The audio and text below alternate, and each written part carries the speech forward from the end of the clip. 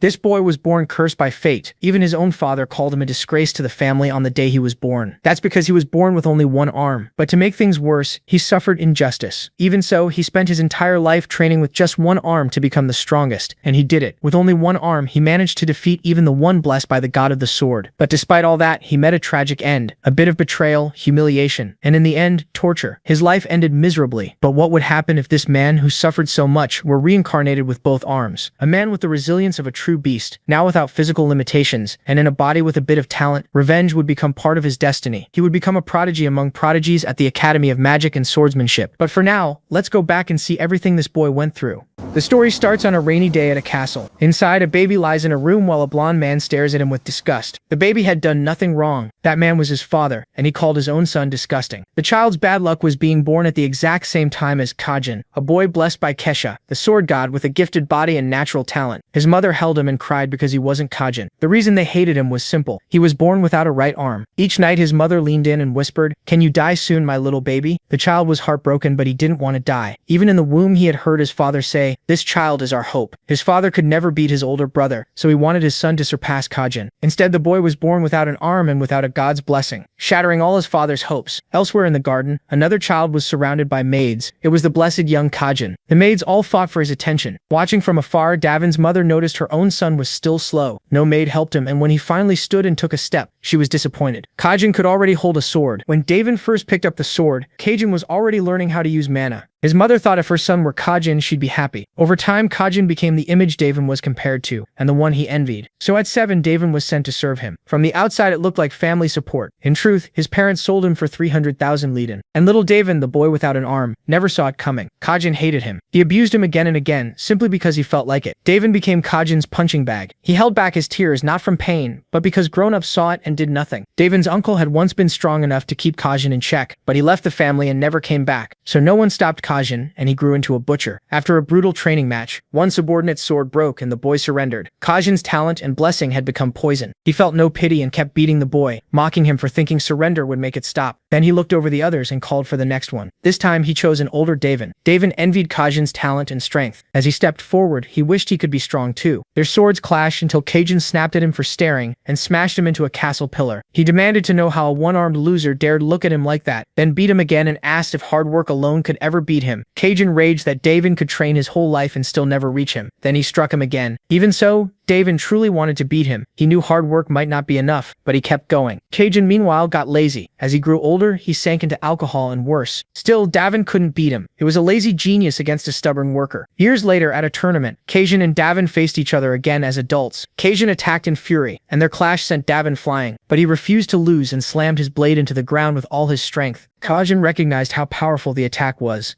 but that was only a setup, letting Kajin move in for a surprise strike. Davin answered with everything he had, and when their swords met again, a huge blast erupted. Soon after, the crowd panicked, unable to believe what they were seeing. Davin, the one-armed man, had defeated Kajin of the Storm Sword. Until then, his record against Kajin was 21 draws, 21 losses, and no wins. Now at 29, he had finally beaten Kajin. People had mocked him for years and called him talentless, but he still showed up and won. The crowd exploded over the one-armed man's victory. Davin asked Kajin how long he planned to keep acting like the strongest, but Kajin could only think that he had lost to trash like Davin. That made Davin remember the words he'd heard all his life, "If only my son were Kajin." Davin said that if he were Kajin, he wouldn't have lived like this. He said he would have used that talent for something better, instead of wasting life on alcohol and crushing the weak. Then he turned away, saying he had finally won, until his eyes widened. Kajin stabbed him through the chest from behind. The whole crowd fell into shock. Kajin had really stabbed Davin in the back. Davin could only think Kajin was a bastard to the very end.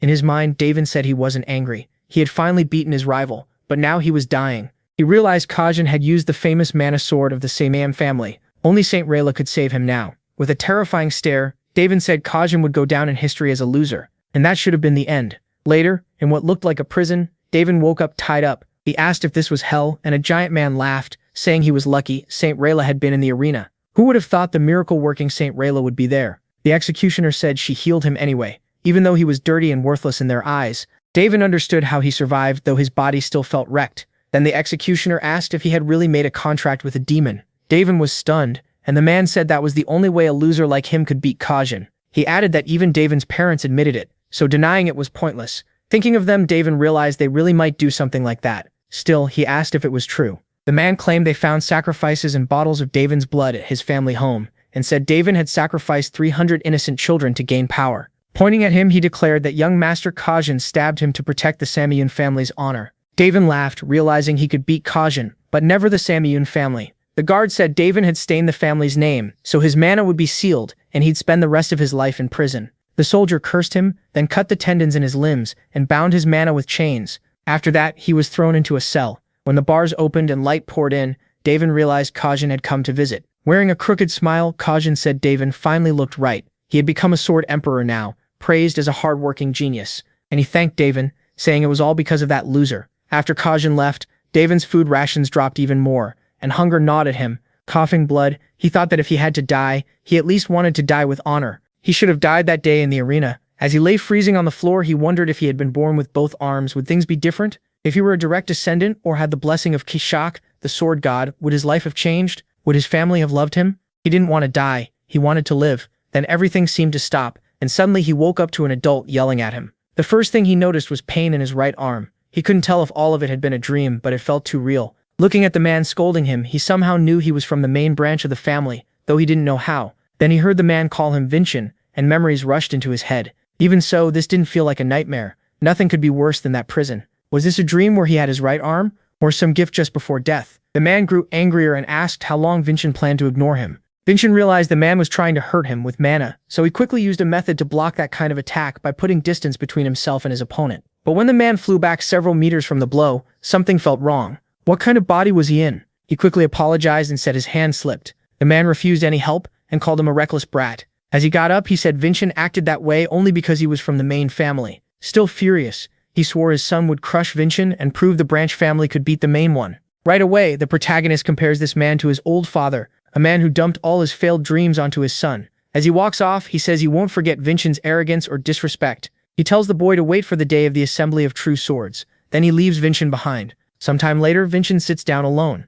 He keeps wondering if this really isn't a dream. Then more memories start flooding in. He learns his mother died right after giving birth to him, and his father never cared about him either. The other children all treated him like a punching bag. Out of the 8 children in the famous Idinka sword family, he was Vinchin, ranked 7th. He was such a coward that even after getting beaten by the youngest girl in the family, he would just hide in his room and cry. On top of that, the branch family kept targeting him because they wanted to beat the main house. The one-armed Davin of the Simeon family had become the useless Vinchin of the Idinka family. He starts wondering if this is reincarnation, but he can't make sense of it. Then he searches the room and finds a diary. Inside, the old owner of this body had written page after page putting himself down. His self-worth was so low that he had given up on everything. That makes the protagonist think maybe God answered both their prayers. In his final moments, he desperately wanted to live, while Vinchin had always wanted to die. So the one who wanted death disappeared, and the one who wanted life took over, until a voice suddenly asks if he really believes something that ridiculous. He spins around, looking for whoever spoke and wondering who's in the room. The voice calls him naive or just stupid. It asks why he's overthinking, and says it's the original owner of this body. Panicked, he asks if that means he really is the real Vinchin. Then he sees a purple-eyed figure, and the stranger says he's right. He explains his original name was Vinchin, but after giving his body away, he no longer has a name. He asks to be called only Julian. Still confused, the protagonist asks if Julian didn't die and how any of this is possible. Julian says it was a revelation. That's something the gods give humans who are blessed at birth. Realizing this, he points at Julian and asks if he's a god now. Julian says yes, but only a lesser god. He explains he meant to call a spirit god, but brought the protagonist here instead. And if he wants to become a true god instead of a lesser one, he has to complete countless accomplishments, what they call calls. Finish those calls and he can become a true god. The protagonist says he gets the situation, but he has no interest in Julian's goals. If all this is true, then he's been given a new life, and he plans to spend it living, not helping with somebody else's wishes. Julian agrees. He gave up his life while the protagonist begged for one, and this is the result. But Julian warns that his spiritual energy is dangerously low. If it runs out completely, this body will die. Caught off guard, the protagonist asks if that's supposed to be a threat. He checks his body and says he feels way too healthy to die that soon. Then the room suddenly shakes. A cold sweat runs down his face as he realizes he just insulted the god in front of him. When he collapses, Julian asks if he understands now. He says the protagonist is very naive. Then Julian says he'll show him his real memories. A bolt of lightning shoots into Vinchin's chest, and Julian's memories flood in. He finally understands what really happened. Everyone called Vinchin trash and an idiot, and told him to get stepped on even more. But that look on his face wasn't from someone who had simply been broken. He wasn't drowning in despair. he was pretending to be weak while preparing revenge. Shocked, the protagonist asks if those are really the thoughts of a 13-year-old. He even wonders what kind of world he ended up in. With a sarcastic smile, Julian asks how his perfect acting was. He says he had to escape his family's watch, and the things he wanted to study were considered apostle-level secrets. Even after hearing all that, the protagonist barely reacts. So Julian says, if that's the case, does he know about the great demon Davin and the hero King Kajin?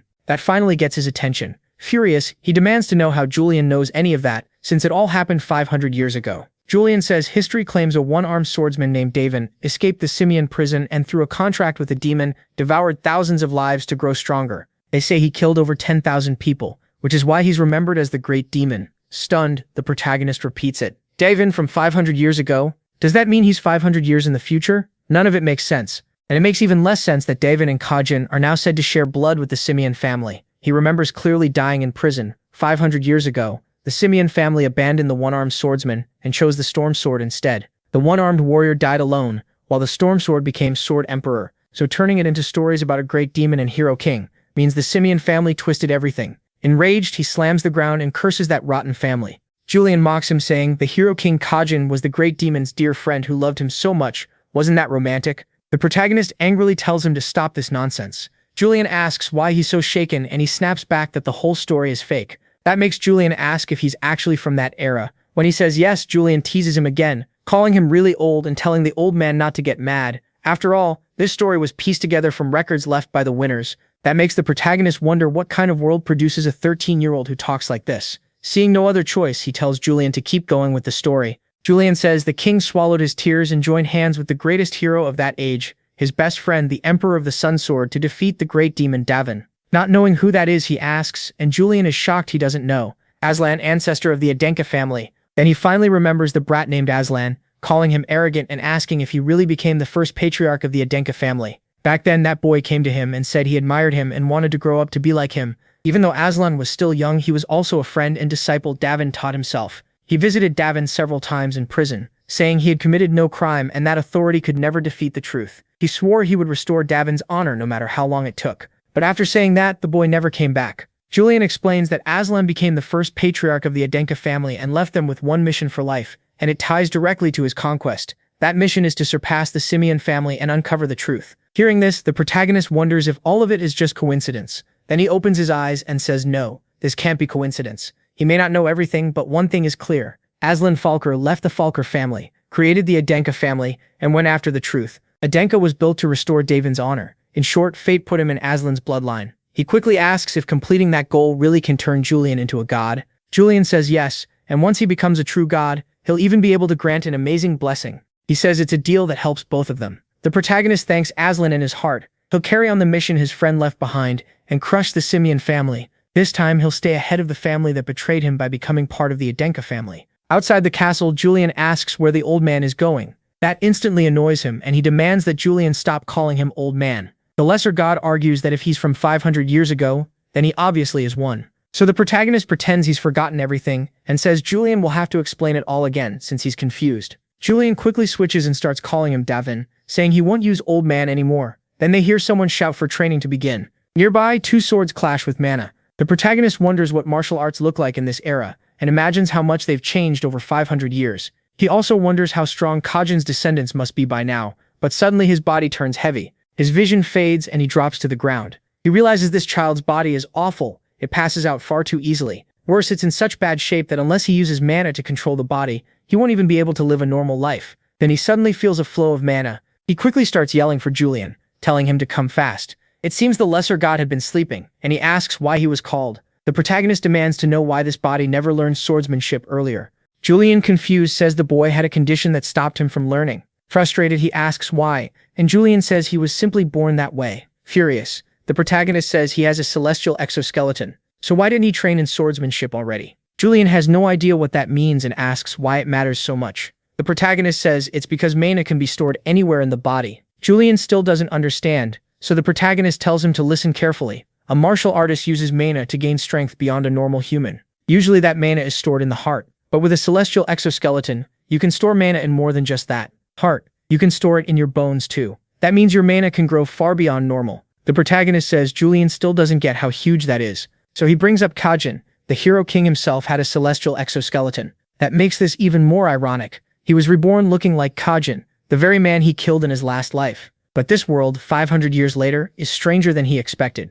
Julian starts teaching him how to link imagery to the heart and imagine storage space for mana. The protagonist is stunned and asks if people don't use meditation to store mana in their actual hearts anymore. Julian has no clue what he's talking about. So he explains that Falker, the first Adenka, used a powerful meditation method to store mana in his own heart. Julian says people now store mana in imagery instead, calling each one a star. The number of stars shows a fighter's level, and storing mana in the body was abandoned long ago. He even thinks that old method may be completely lost. Hearing that, the protagonist realizes this new system was made to avoid the danger of storing mana in the heart. Back then, over half of martial artists died doing it. Their bodies exploded, but that doesn't matter to him. He starts filling his heart with mana right away. Julian panics, asking if he's seriously doing that now. The protagonist tells him to relax, his heart is strong. If he wants to be a real martial artist, he has to take that risk. Then Julian suddenly notices the mana is flowing in the wrong order, and asks if he doesn't know the circuit formula. The protagonist calls him noisy and asks if there really is such a formula.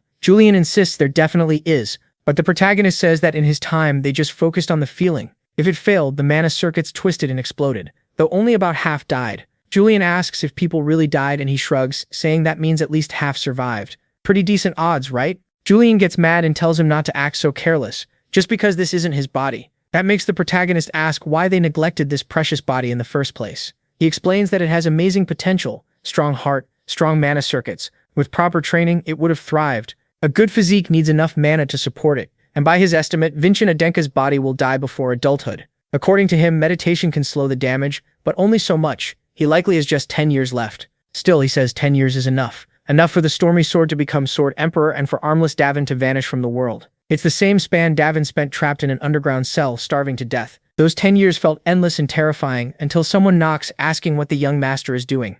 A voice calls through the door asking what the young master is up to. The protagonist doesn't know who's out there, but the servant barges in anyway and sees the room is a mess. He asks why the young master trashed the whole room. Getting up, the protagonist asks if he's his servant. The boy says, of course, who else would he be? The protagonist remembers him, Wilson, the one Julian will cut down in 3 years. He feels a little sorry for him, then drops the thought. He tosses his clothes to Wilson, says the timing is good, and orders him to clean both the clothes and the room. Wilson is confused. Vincent seems bolder than usual. He asks how the room got like this and even wonders if something weird happened. The protagonist says nothing strange happened. Wilson snaps back that he must have learned black magic or something like that, and says he should report it to the butler and the patriarch right away. The protagonist notes how formal the words sound even while the servant is being blatantly rude. Then he points out that he only gave him extra work. Isn't that a servant's job? Wilson loses it, saying he already said he hates doing this and asks if he's really here just to clean up after him. The protagonist answers yes because he's a servant. Isn't that obvious? Then he suddenly takes the clothes back and says if Wilson won't do it, he'll handle it himself.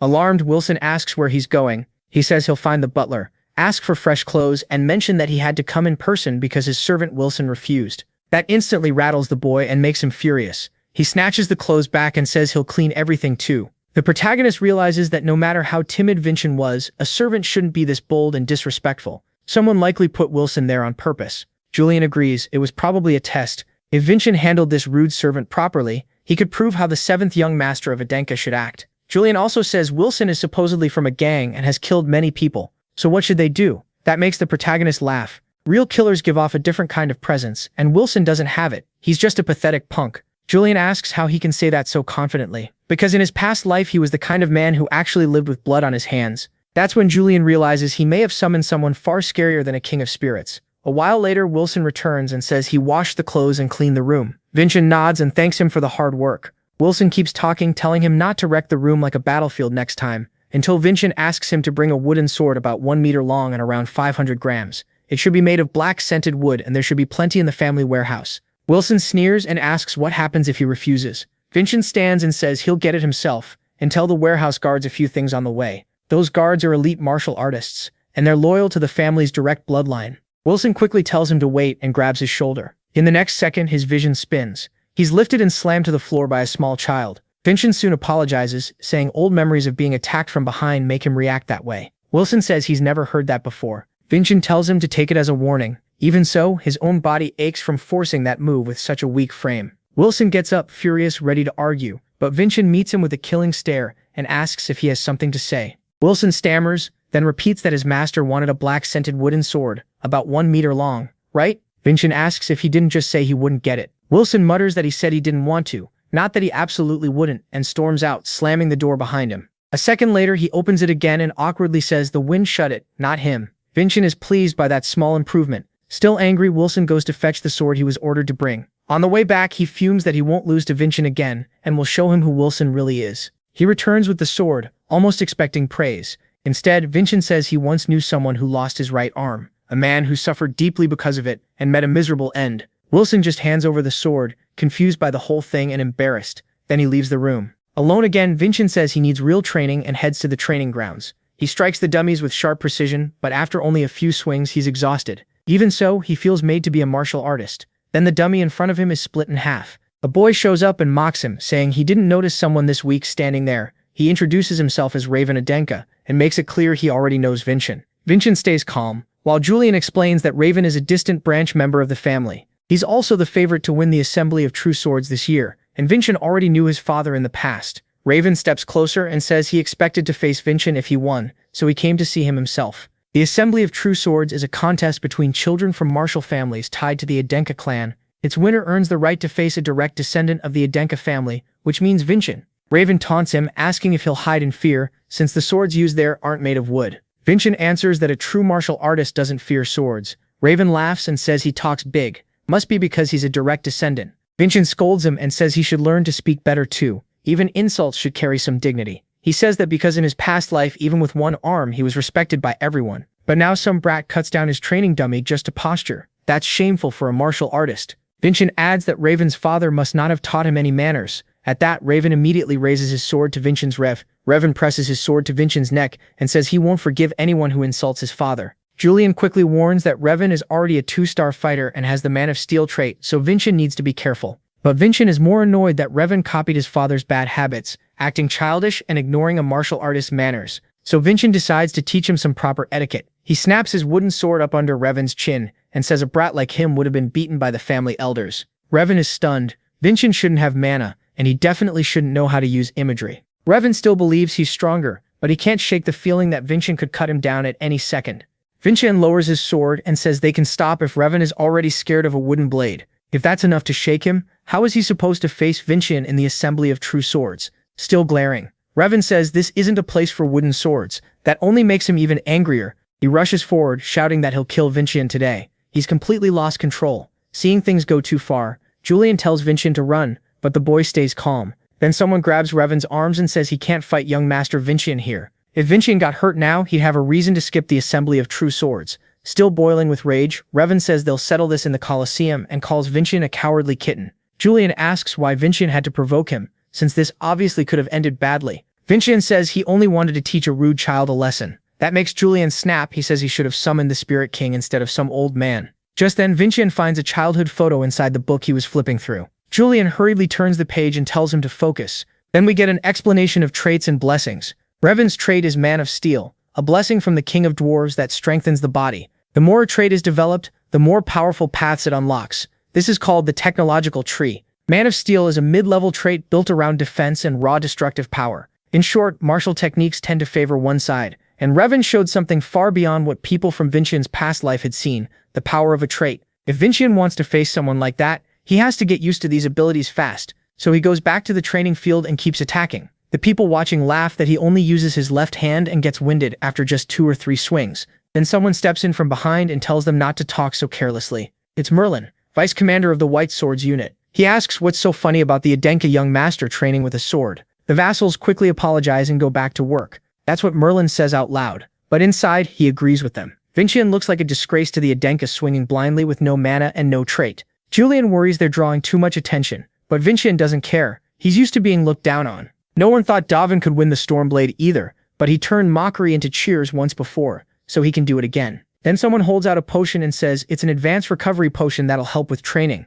The man introduces himself as Merlin, vice commander of the White Swords. Vincent asks why he's helping now if he was laughing earlier. Merlin admits that honestly he was, but then he saw the desperation in the boy's eyes. He says anyone who laughs at a martial artist like that is the real joke. Vincent says he'll remember Merlin's name, then apologizes for taking up his time and says he can manage. As Merlin leaves, he thinks the young master has changed a lot, and maybe things will finally improve. Vincian spends the whole day training. He keeps striking the dummy, then sits down to drink the potion Merlin gave him. That night, he studies mana and traits. He also works on balance and his cutting form. Then he starts to feel the mana in his heart and understand how it works. It feels similar to his past life. The sword's path is built from points and lines that shape its abilities. Then Vincian swings with all his strength and finally splits the dummy in two. He actually did it. His grip is now complete. Later, Wilson grumbles that his master must be a rooster for wanting food at 5 in the morning, then eyes the meal and decides it's time for a little humiliation. He enters and says breakfast is ready. But Wilson is left speechless when Vincian notices the tray is messy and some food is missing.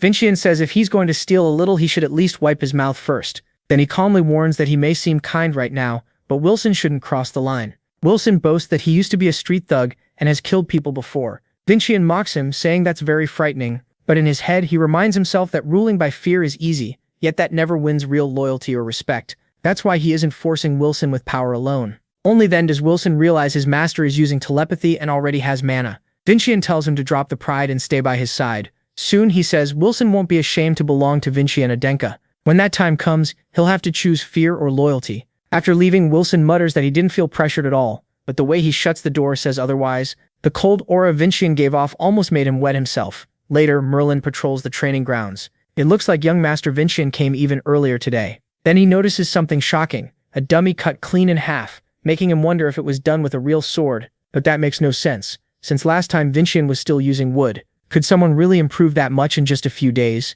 Merlin even starts wondering what kind of martial art the boy is learning. In his past life, the protagonist complained about having only one arm, but now that he has two, he still uses just one. Or maybe he's doing it on purpose. At that moment, Vincian is dressing in his room. Wilson folds clothes while waiting for more orders. Julian jokes that the boy has become annoyingly polite. Then Vincian asks about his clothes. He says the fabric is made from Levi-dyed cotton, which may be cheap but isn't proper for a noble. The food served to him is also far below what the family budget should allow. In other words, someone is stealing money. But that suspicion quickly clears when Wilson asks what Levi-dyed is and what embezzlement means. It's obvious Wilson isn't the one behind it. It has to be someone higher up. Meanwhile, Revan is in his room training hard. In his mind, Vincian's words keep haunting him, afraid of a little wooden sword that only makes him madder. He swings with all his strength, yelling, "Who's afraid?" Then someone knocks and comes in, his father, who says the training looks good. He reminds Revan there isn't much time left before the assembly of true swords. If they want to escape poverty and the suffering of being a branch family, his son has to beat Vincian. He grips the boy's arm and says Revan must become the one branch family member who surpasses the main family, no matter what. Revan can only answer, "Yes, sir," to the father, who put all his hopes on him. If he beats Vincian, his family might return to what they had before. Back in Vincian's room, Julian gives him information on everyone entering the event.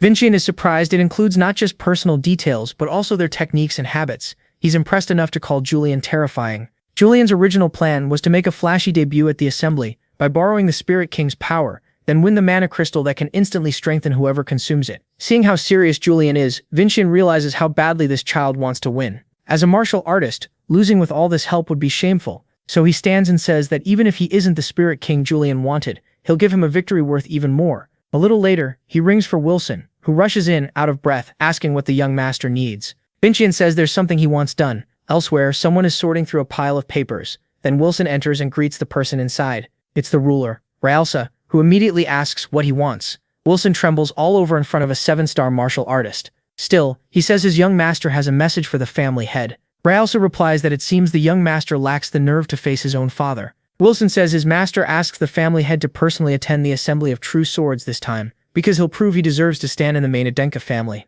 Raelsa is about to say the family head never attends, but Wilson adds that diverted budgets can make the impossible possible. She asks what he just said, and Wilson, shaking, says he only repeated his young master's words. With her permission, he quickly leaves. Raelsa understands that Vincian could have come himself, and it might have worked better, but he sent Wilson on purpose to show authority. Pleased, she says the boy finally gets what she meant. Meanwhile, in the Patriarch's room, the man was giving off a terrifying aura. Then he suddenly calls for Raelsa, showing he already knew she was there. She gets right to it and says young Master Vincian has invited the Patriarch to the assembly of the true swords. He coldly says she should stop this nonsense. He tells her to quit the pointless act, but Raelsa insists the boy plans to prove he deserves his place in the main Hedwig's family. The Patriarch repeats the words, "prove his worth," then asks if she truly believes the boy has enough skill to talk like that. She says not at all. That's exactly why he promised to prove it. Now, she begs him to attend and even offers herself as security. He asks if she understands what that means. Ralsa says she does. If young Master Vincent fails, she will give up her head to the patriarch.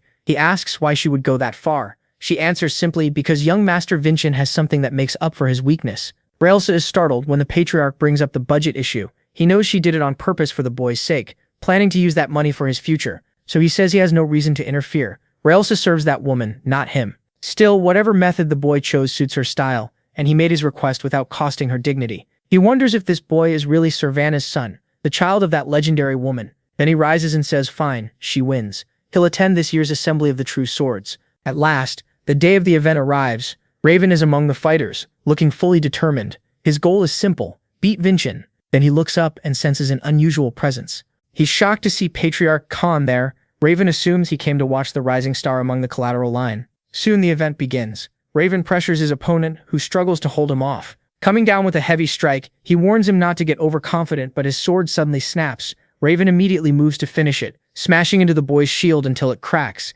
His father cheers wildly from the stands. The crowd whispers about the boy, the rising star of the collateral branch. Vincent thinks these kids are talented compared to those from his past life, but their martial arts are shallow. Most of their strength comes from their attributes, and Raven's movements show little real combat experience. That's probably why he leans on his attribute and attacks so recklessly. Raven bows to the crowd, giving Vincent some credit for not running away. Vincent, meanwhile, has been waiting for this fight. The patriarch watches closely. Before long, another broken sword flies through the air, and a boy is sent flying. Once again, the winner is Raven Adenka. Looking at the patriarch, he says he's beaten every other challenger, and by the elder's law, he now has to face a close relative, Vincent Adenka. In other words, he must fight a direct descendant of the family. Of course, Vincent accepts. Now standing across from each other, Judge Zarin asks if they're ready, but the protagonist tells him to wait. He has one condition. Just then, Wilson steps up behind him carrying his wooden sword. As if using a wooden blade wasn't insulting enough, Vincent says he won't use his right arm and will let Raven attack 3 times first. Raven's father explodes in the stands, while everyone else thinks Vincent is insane. Vincent adds that he won't even move from where he's standing during those attacks. That makes Raven furious, asking if he's going to mock him to the very end. The crowd murmurs that Vincent knows no martial arts and is acting arrogant. Raven's furious father yells that the boy is only setting up an excuse for when he loses, but the patriarch allows it, saying Vincent must back up those words with action. Vincent says he will. Then the judge starts the match. Raven tells Vincent to come at him seriously, but Vincent asks if he's deaf. He already said. Raven gets 3 free attacks. The duel begins. Raven rushes in with everything he has. Vincent is ready for it all. The day before, he and Julian had gone over Raven's likely opening. First, a short thrust and a feint. The second attack would probably be his trump card. To Vincent, though, Raven is too predictable. Even with his great endurance, he still ignores the basics of swordsmanship. Channeling mana into his hand, Vincent says, first of all, broadswords aren't made for thrusting. Raven can't believe Vincent actually knocked his sword aside. Vincent calmly says that was already the second attack. Raven can only curse. Enraged, he swings into a powerful horizontal slash, but his hand is caught. Vincent trips him with ease and drops him to the ground. That alone leaves the boy in serious pain. Vincent reminds him that was the third attack. At that moment, he thinks of the promise he made to Julian and the promise he made to his father and the patriarch. Now it's his turn. The crowd is stunned. Even Judge Zarin can't believe what he just saw. The patriarch is fully focused on the fight while Raven's father keeps raging. He shouts, asking why his son is still down and not getting up, why he's struggling against someone who supposedly can't even use mana. Even Julian doesn't understand, because he can't see what Vincent is doing. Of course, it all comes from his past life, when he trained one-armed and often without a weapon. Raven starts getting up, saying he gets it now. He guesses Vincent must have some special trait, probably from a lesser god he's too ashamed to show. Julian gets angry at that, but Vincent says it doesn't matter what Raven thinks. Raven charges in, trying to end the fight. Julian warns that attack is dangerous, and Vincent dodges it. Now he has an opening, and he plans to hit with a lot of force. Raven notices the gap but has no time, and takes a blow from the wooden sword to the neck. But he's shocked because he feels no pain from the hit. His father yells that of course it didn't work. A practiced sword could never break the defense of the man of steel. In truth, that was because Vincent's body is still weak and untrained. Raven steps forward with contempt, saying he'll show the gap that talent alone can't cover. Vincent answers with a strong thrust straight into Raven's chest, sending him flying several meters. Furiously, Vincent shouts to Judge Zarin to step in and stop this before it turns into tragedy, catching the moderator off guard. Putting great power into his leg, Vincent dashes after him, thinking that if he uses this technique even once, his body may collapse, so he has to finish it while Raven is still in the air. Even then, Raven tries to strike back, but now Vincent can see it all. He sees the paths of the swords linking together. Charging in, he tells Julian to watch the sword art he mastered. After putting all the pieces together, he drops with all his force in one blow and severs Raven's arm. Raven's father can't believe it, and even the patriarch is impressed. Vincent cut through space itself and twisted the flow of mana, slicing through Raven's ability too, a technique from his past life. Raven screams in agony, crying that he can't feel his arm anymore. Vincent angrily asks the judge if he needs to cut off a leg too before being declared the winner. Only then does the moderator announce Vincent Idenke as the winner. People rush to stop the bleeding, but say only a priest can help now. Vincent meanwhile scolds Zarin, saying he warned him to stop a tragedy, and the man can only apologize. Julian asks how he's staying so calm when his body is about to collapse. Looking at the patriarch, Vincent says he kept his promise. At first, the man says nothing. Then he admits the boy promised to prove his worth and show the difference of the direct bloodline, and he truly did, with great skill. He personally declares Vincent Idenka the winner of the Assembly of the True Swords. He orders everyone to follow him, because the awards ceremony will begin soon. By nightfall, Vincent stands before the patriarch. Inside a box rests a beautiful stone. The patriarch says only one who overcame hardship can receive this miraculous stone, and he is about to hand it to the boy when someone bursts in, shouting that this makes no sense. It's Raven's father, claiming the whole thing is a fraud. He accuses Vincent of borrowing power from some apostle. Then someone hurries in behind him and says there's a problem. The patriarch quickly asks what happened. The answer: young master Raven's arm can no longer be reattached. It really is another severed arm. His father asks if that means his son will stay one-armed forever. Furious, he demands to know why the priest can't simply restore it. But the priest explains this is a kind of wound they've never seen before. Not even Julian knows what Vincent did. It looks like the cut was made by something even divine power can't endure. The priest adds that if they don't act fast, not even a high priest may heal the wound. The furious father tells the patriarch to look closely, if even a third-rank priest can't treat it. Was this really done fairly? Murmurs spread through the room. To settle it, Vincent asks the patriarch for permission to speak, and gets it. Vincent says the Assembly of the True Swords was held before the patriarch himself, the patriarch present. Every method was allowed, and the patriarch had already named him the winner, so Charles was openly challenging his authority in front of important guests. Vincent asks if Charles Denka really thinks his judgment is better than the patriarch's, leaving the man speechless. Then he tells Darren to arrest him. Vincent was seriously ordering Charles Denka's arrest. Charles tried to defend himself, but Vincent cuts him off. He had questioned the patriarch in public, so Darren says he'll carry out the order. A moment later, Charles was on his knees and tied up. Then the patriarch called out to Charles and asked if he still didn't understand that he owed Vincent. By Zdenka law, no one is judged twice for the same crime, and if Vincent hadn't stepped in, Charles would already be dead. The patriarch adds that, as both a father and a family head, he'll let this pass, but warns him not to speak again. After that, he praises Vincent for handling it well. Julian laughed, clearly pleased by the praise, but Revan's condition still looked bad. At this rate, his arm would stay like that forever. Then Julian quietly whispered something to Vincent. He had a way to turn this around. So Vincent asks the Reverend if even a miracle stone couldn't heal Revan's right arm. The man hesitates, and Vincent takes that as a yes. He tells the patriarch that since he caused the injury, he should be allowed to settle it himself. The patriarch agrees and leaves it to him. Vincent says Revan had insulted him as a martial artist, and Revan's father quickly apologizes for failing to raise him better. Taking a sword from a guard, Vincent says words mean nothing without action. He cuts Charles free and tells him to show the resolve of a true martial artist. If he does, Vincent will use the miracle stone to save his son. In short, it was payback.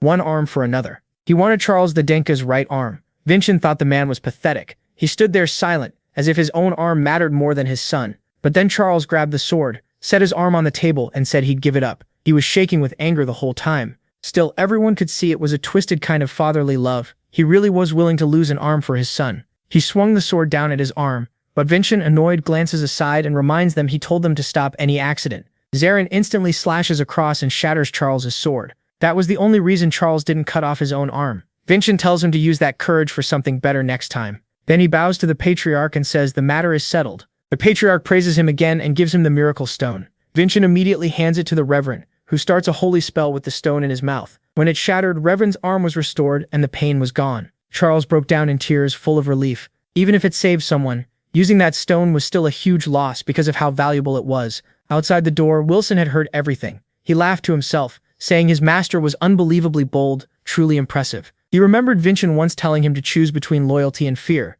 Now he had his answer. Serving this prodigy sounded far more interesting. The next day, Wilson was smiling as he stood by the door, saying he'd hurry and prepare his master's meal. Julian couldn't believe the change. Then someone knocked at the door. Vincent told them to come in, expecting Wilson with food. But it wasn't his vassal. It was Dullan, a pontiff of Gaia. He had come to thank Vincent for what happened earlier. Julian was stunned when the man offered Vincent a miracle stone. Dolan explains that this was the stone meant for young Master Revan, but Vincent says it makes no sense to give it to him now. Dolan says he became a pontiff to lift up the suffering, but earlier he lost his way and weighed a human life against the value of the stone. Vincent, on the other hand, gave up his own stone without hesitation. That made them reflect on themselves, so Dolan asks him to accept this one. Vincent says he doesn't deserve that much praise, but accepts it to honor the man's choice. Then Dolan gives him one more thing, a card from the sacred temple, saying that if he ever needs help, he should just show it. He adds that this isn't public yet, but he's already become a second-class pontiff. Julian is shocked. In other words, with that card, Vincent could get treatment and temple services freely.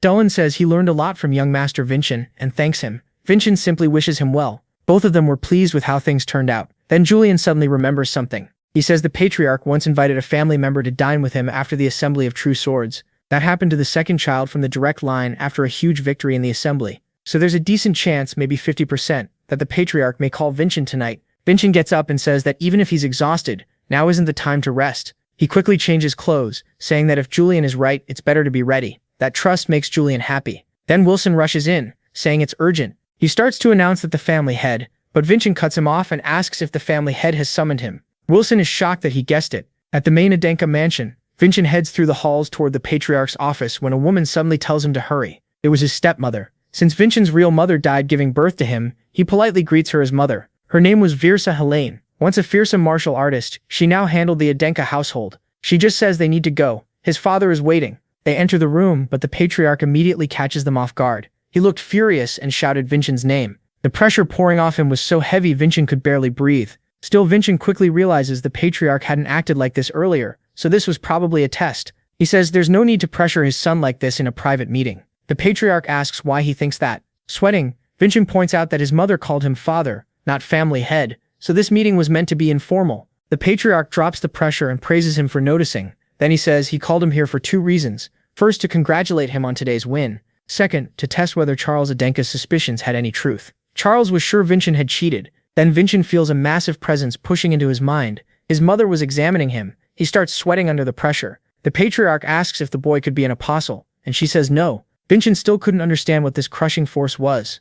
Julian realizes it must be his mother's special skill, eyes that can see through the truth. The Patriarch goes on, asking what sword art Vincent used because it made no sense for him to sever a 2-star martial artist's arm without linking mana to his heart. His mother says the style resembles that of the great hero Cajun. Legend says Cajun used the sword in a strange way and could swallow any skill that came at him. He was so strong that he even defeated the great demon Davin with ease. Hearing that twisted version again makes Vincent angry. Then his mother steps closer and demands that he explain how he learned swordsmanship like the hero of Samayan. She keeps pressing him, asking why he won't answer. At that moment, Vincent realizes it wasn't really his father who called him here. His mother was leading this talk and interrogating him about his martial art. Panicked, Julian begs him not to say anything. This woman could tell truth from lies, so making up excuses wouldn't work. The pressure was crushing and they had no idea what to do. Julian tries to think of a way out, but his mother presses him again, telling him to speak. Julian is so scared he can't think straight. Then Vincent tells himself it's just one step past fear, and the rest will follow. So he takes that step for Julian and tells his mother that he received a revelation. She immediately asks if he's claiming he got a revelation without a blessing. Angrily, she says that almost no one receives revelations without blessings unless they're evil. Vincent hadn't known that. Seeing how suspicious he looked, she asks whether he wants to be judged by the sacred court or stand before the judges of Jeremiel. Then Julian urgently tells him what to say next. If she thinks he's suspicious, then she should confirm it with the temple. That answer catches her off guard. Vincent argues that if he were truly evil, a third-rank priest would never have given him a miracle stone and acknowledged him. The woman asks if the miraculous stone is the same one she gave to Dylan, and he says yes. She checks with her eyes and sees he's telling the truth. Then she asks if a revelation taught him swordsmanship. He says revelations taught him many things, but not that. He explains he's always been able to read the strange flow of a sword, and after thinking for a few days, he chose to learn it. He wanted to change, and even if that made people suspicious, doing nothing would have been cowardly. Mixing both their truths together, he says he felt he had to show something had changed. He wanted to prove to their many relatives how much he had grown stronger, and also show his worth to his father. He trusted his father to judge fairly, and since the temple approved him too, the only thing left was his father's decision. The man rubs his chin and his wife notices that's what he does when he's pleased. Then he gives his final answer. The boy can keep training in martial arts. He thanks him overjoyed, but the woman reminds the Patriarch that Hirokujin's sword style looks like that of the great demon king Dav Yang. He says he already knows. She goes on, if Vincent uses Hiro's style, the Samayan family could accuse them of stealing it, but if it's the demon king style instead, they can't say much. So she asks if he made his decision with all that in mind. He firmly says he considered everything that mattered, and the matter is closed. She lets out a sigh and tells the boy that since the patriarch approved this, he will bear the responsibility. So Vincent must improve and not bring trouble to his father. It isn't just a warning, she's accepting the decision too. The patriarch stands and says the boy has shown great results and proved himself worthy as a direct Edenka descendant. Because of that, he'll grant him something he wants and asks what it is. Vincent answers that he wants to become stronger. The patriarch says that's a good reply, but that's something he must achieve himself. So he tells the boy to ask for something the patriarch can actually give him. Julian tells Vincent to ask for access to the library. The man says only 3-star martial artists can enter and asks if he's linked imagery to his heart yet. He says not yet, and that's why he'd like to use this chance to act a little spoiled. Laughing, the patriarch agrees and lets him into the lower library used by 3-star martial artists. He also tells his wife to give Vincent the Crimson Lotus. The patriarch tells him to take it as the reward for keeping his promise. The Crimson Lotus was the sword his father used in his youth, the blade that helped build his name across the world. It's practically part of the Edenka family's history. Julian can barely hide his joy, but Vincent tells him not to be satisfied with only this. They'll achieve far more later. The lesser deity is so happy, he wonders if he could have done any better by summoning the Spirit King instead of the old man, now inside his body. At that moment, he feels he can truly trust the man with his body. Outside, Vincent tells Wilson they should go, but then his mother appears on the stairs and asks if he has a moment. She says it's clear he's been working hard, and she's proud of her son. Since he won the Assembly of True Swords, custom says he must enter the Crimson Fortress, and she asks how he plans to subdue the Crimson Demon. The Crimson Fortress is one of the Edenka family's training grounds.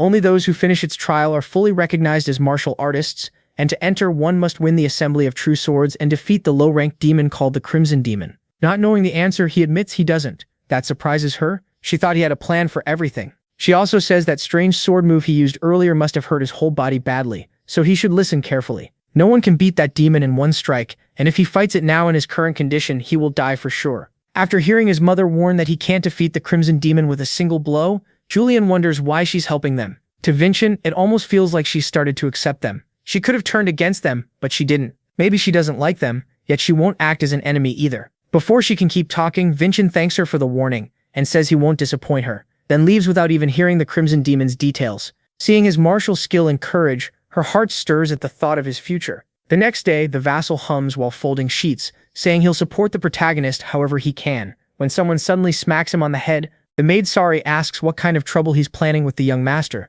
since she still doesn't trust him. He answers that he's only doing laundry, which surprises her. He's actually working.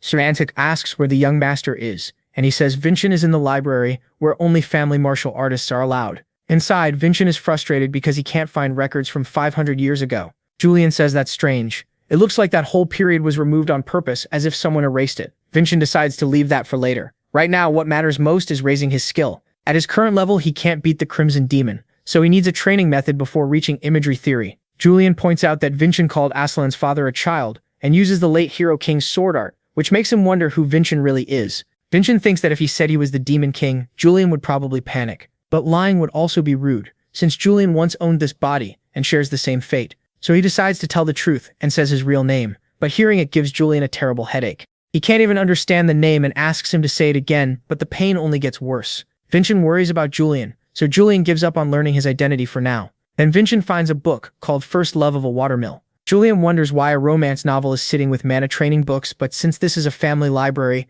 it's probably not just romance. As they read it, they realize someone hid a secret historical record inside a love story. Vincent thinks this could be a useful clue, and as he reads more, he finds that the main character doesn't use imagery, but uses the power of love as a trait instead. Vincent thinks it might work, but Julian says that's impossible and dangerous. Vincent argues that whoever did it survived long enough to write this book. Even if it's risky, this is the first real shortcut they've found to grow stronger fast, and they need to test it right away. On his way out of the library, Vincent runs into Saray, who asks if it's true that he beat Raven. Vincent asks Julian who she is, and from his memories he realizes she's someone who truly cared about the old pathetic him. When she learns he really did defeat Raven, she drops to the floor in relief. She thought the assembly would only make people ignore him more. Vincent asks Julian if he knows how to comfort a woman, but Julian says they never taught that in magic and spirits class. Since neither of them knows what to do, Vincent simply apologizes for keeping secrets and says he's trying hard to become a leader she can be proud of. While he's trying to comfort her, Raven shows up and ruins the moment. He says he's been looking for Vincent and has something to say. The two move to a room and face each other in silence. Sarantic asks if anyone wants a sandwich, but Raven, ashamed of his loss, pulls out his sword and says he'll repay what happened at the assembly. Vincent doesn't expect an attack, so he draws his own sword. He knows he can't use the same trick as last time. He tells Suri to leave, but before anything happens, Raven says he owes Vincent a great debt. Vincent forgave his disrespect and gave him the miraculous stone. He even spared his father from losing an arm. Powerless and ashamed of his own cowardice, Raven decided to offer the most important thing he has, his loyalty. He sets his sword down, kneels before Vincent, and swears himself to him. Vincent is glad to see not every young martial artist is hopeless. Julian asks if Raven could be lying, but Vincent says he turned the sword toward himself, a warrior's sign of offering his life. He's serious. Julian says he'll trust Raven too, but before that he proposes a deal to Vincent. Vincent accepts the oath and rests the sword on Raven's shoulder. He says Raven may stand by his side until the day he betrays him. Raven then notices the sword in Vincent's hand is the Crimson Lotus, which means the Patriarch has already chosen him. That only makes Raven more certain he made the right choice in pledging loyalty. Seeing this, Siri realizes Vincent really has changed. The days when everyone called him a loser already feel far away. Julian uses the moment to suggest using Raven to gain the blessing of the Dwarf King. Later, in the Patriarch's hall, Vincent's mother says he seems to be planning to enter the Crimson Fortress next year. The Patriarch asks about defeating the Crimson Demon, and she says she even tried to explain what resources he has, but he refused with total confidence. The Crimson Demon can use third star mana and has no physical body. That's why beating it is seen as proof you've surpassed the third star. She also adds that in recent days, Raven Idenka has been staying in his quarters, so now Raven is helping the protagonist with his plans. They explain they want the Dwarf King's blessing by using the method from the book. To do that, Vincent has to meditate beside Raven while he guides the flow. That means Vincent is basically trusting him with his life. Vincent has no issue with it, since Raven already swore loyalty. Raven feels ashamed again. If their positions were reversed, he doesn't think he could trust someone the way Vincent does. He's also amazed by this reckless training method. He never thought someone from the main family would risk his life just to get stronger. Julian scolds Vincent, saying he's acting like he's on a tightrope over a cliff. Even Raven says he's moving too fast and shouldn't rush. But Vincent says this is how he's always lived. No one ever handed him anything, so he had to risk his life to move ahead. Julian is nervous he could actually die, but Vincent nearly finishes the flow. Only the final link is missing. He forces the two parts together, but they break apart right after. The clash causes a huge explosion. Raven gets blasted back and crashes onto the bed, badly hurt. Elsewhere, his father says the next Crimson Fortress enrollment is in half a year. Since Vincent already beat a second-star martial artist, subduing a Crimson Demon should be just another test for him. Back in the room, Raven asks if he's okay. Even with 2 stars, it took Raven half a year to absorb the Dwarf King's trait, and despite being a genius, he still needs 2 more months. But Vincent doesn't have that kind of time. His father gave him only 1 month to defeat the Crimson Demon. The butler comes to deliver the order. She's clearly worried he barely has time to get ready, and when she opens the door, what she sees shocks her. The room is wrecked and Vincent and Raven are being treated by Sari. She immediately demands to know what happened. Raven gets nervous around her because she's a 7-star butler. Vincent tells her not to worry, and claims he was just meditating. Sari calls that a lie. Nobody ends up like this from simple meditation. The butler notices everything about him feels different, from his presence to the way he talks. Still, when he asks her not to worry, she lets it go. She just tells him to hurry with this meditation, because his father ordered him to finish the rite within a month. Julian notes he's never set a deadline before. Vincent is pleased, taking it as proof his father now expects something from him. She adds that in 1 month she'll personally serve as his protector, and hopes he'll be ready by then. Raven worries because getting the Dwarf King's blessing should take at least 2 months, while Sari is more worried about Vincent's condition and tells him not to push too hard. He promises he won't, but then notices a lot of mana moving around her body, like she's hiding something. Still, he asks her to leave because he has more to discuss with Raven. Raven tells Vincent 1 month isn't enough to get the Dwarf King's trait, and suggests another way to grow stronger. Then Vincent reveals something that shocks both of them. When he forced the flow, he actually completed the magic circuit. That means he can skip ahead to the final step. Julian is thrilled and says the truly worthy can do anything. Vincent says instead of just meeting the 1 month limit, he's going to surpass his father's expectations. 2 weeks later, the 3 meet in a forest. Vincent is going to manifest the trait again. They get ready, and Vincent tells Raven to stand back in case it explodes, like last time. But Raven refuses. He wants to see Vincent succeed with his own eyes. Vincent starts moving the flow, forming a full spiral. The pattern links up and spreads into several circles. Julian says it feels completely different. Then, when he looks up, he sees the Dwarf King. He's probably the only one who can see him, since he's a god too. The Dwarf King moves to strike and slams right into Vincent, finishing the trait. Raven says Vincent gained a first defense trait, body strengthening, which is already a little ahead of his own. He's stunned by how fast Vincent is growing. In less than a month, he got the Dwarf King's blessing. As the Dwarf King slowly fades, Julian tells him to head home. Vincent is glad he's finally built the base he needs to subdue the Crimson Demon. He thanks Raven, who says to save that thanks until after the demon is beaten. Then Vincent asks him for one more favor. 2 days later, Vincent heads for the Crimson Demon's lair in a brand new outfit, apologizing to the butler for the sudden request. He just wants to go beyond his father's expectations.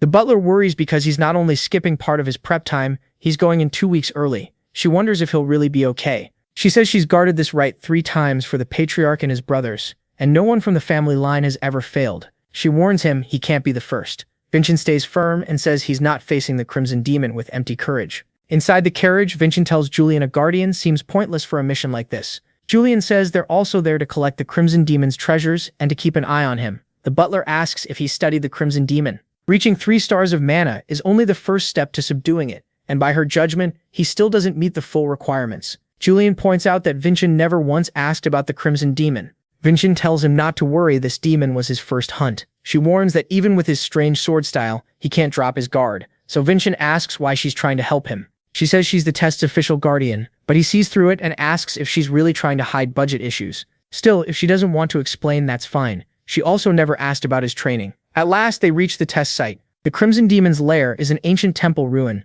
a memorial to Father Aslan after he defeated one of the remnants of the great demon Davin. Then she draws her sword and says she'll prepare the area, raising it upward. A huge beam of light bursts out, and a mana barrier covers the whole temple, so monsters can't pass through it. Vincent begins the test, and the Crimson Demon appears. He tells her to watch closely and report exactly what she sees, how he surpasses his father's expectations. The Crimson Demon attacks first with a scythe. Julian tells him to dodge, but making distance would only help this enemy, so Vincent does the opposite and closes in. The Crimson Demon, which had been attacking, is forced to defend against Vincent's assault and can't counter properly with its scythe as he keeps pressuring it. Watching from afar, the butler says closing the gap on a long-range fighter is obvious, but this is still his first real battle, and he's only 14. The way he fights makes it look like he's beaten the Crimson Demon hundreds of times. Vincent is pleased with the Dwarf King's marks. They let him move freely, even without a trained body. Still, he knows this is only support for his true strength, swordsmanship. He uses the demon's scythe as a step and jumps back, creating perfect distance.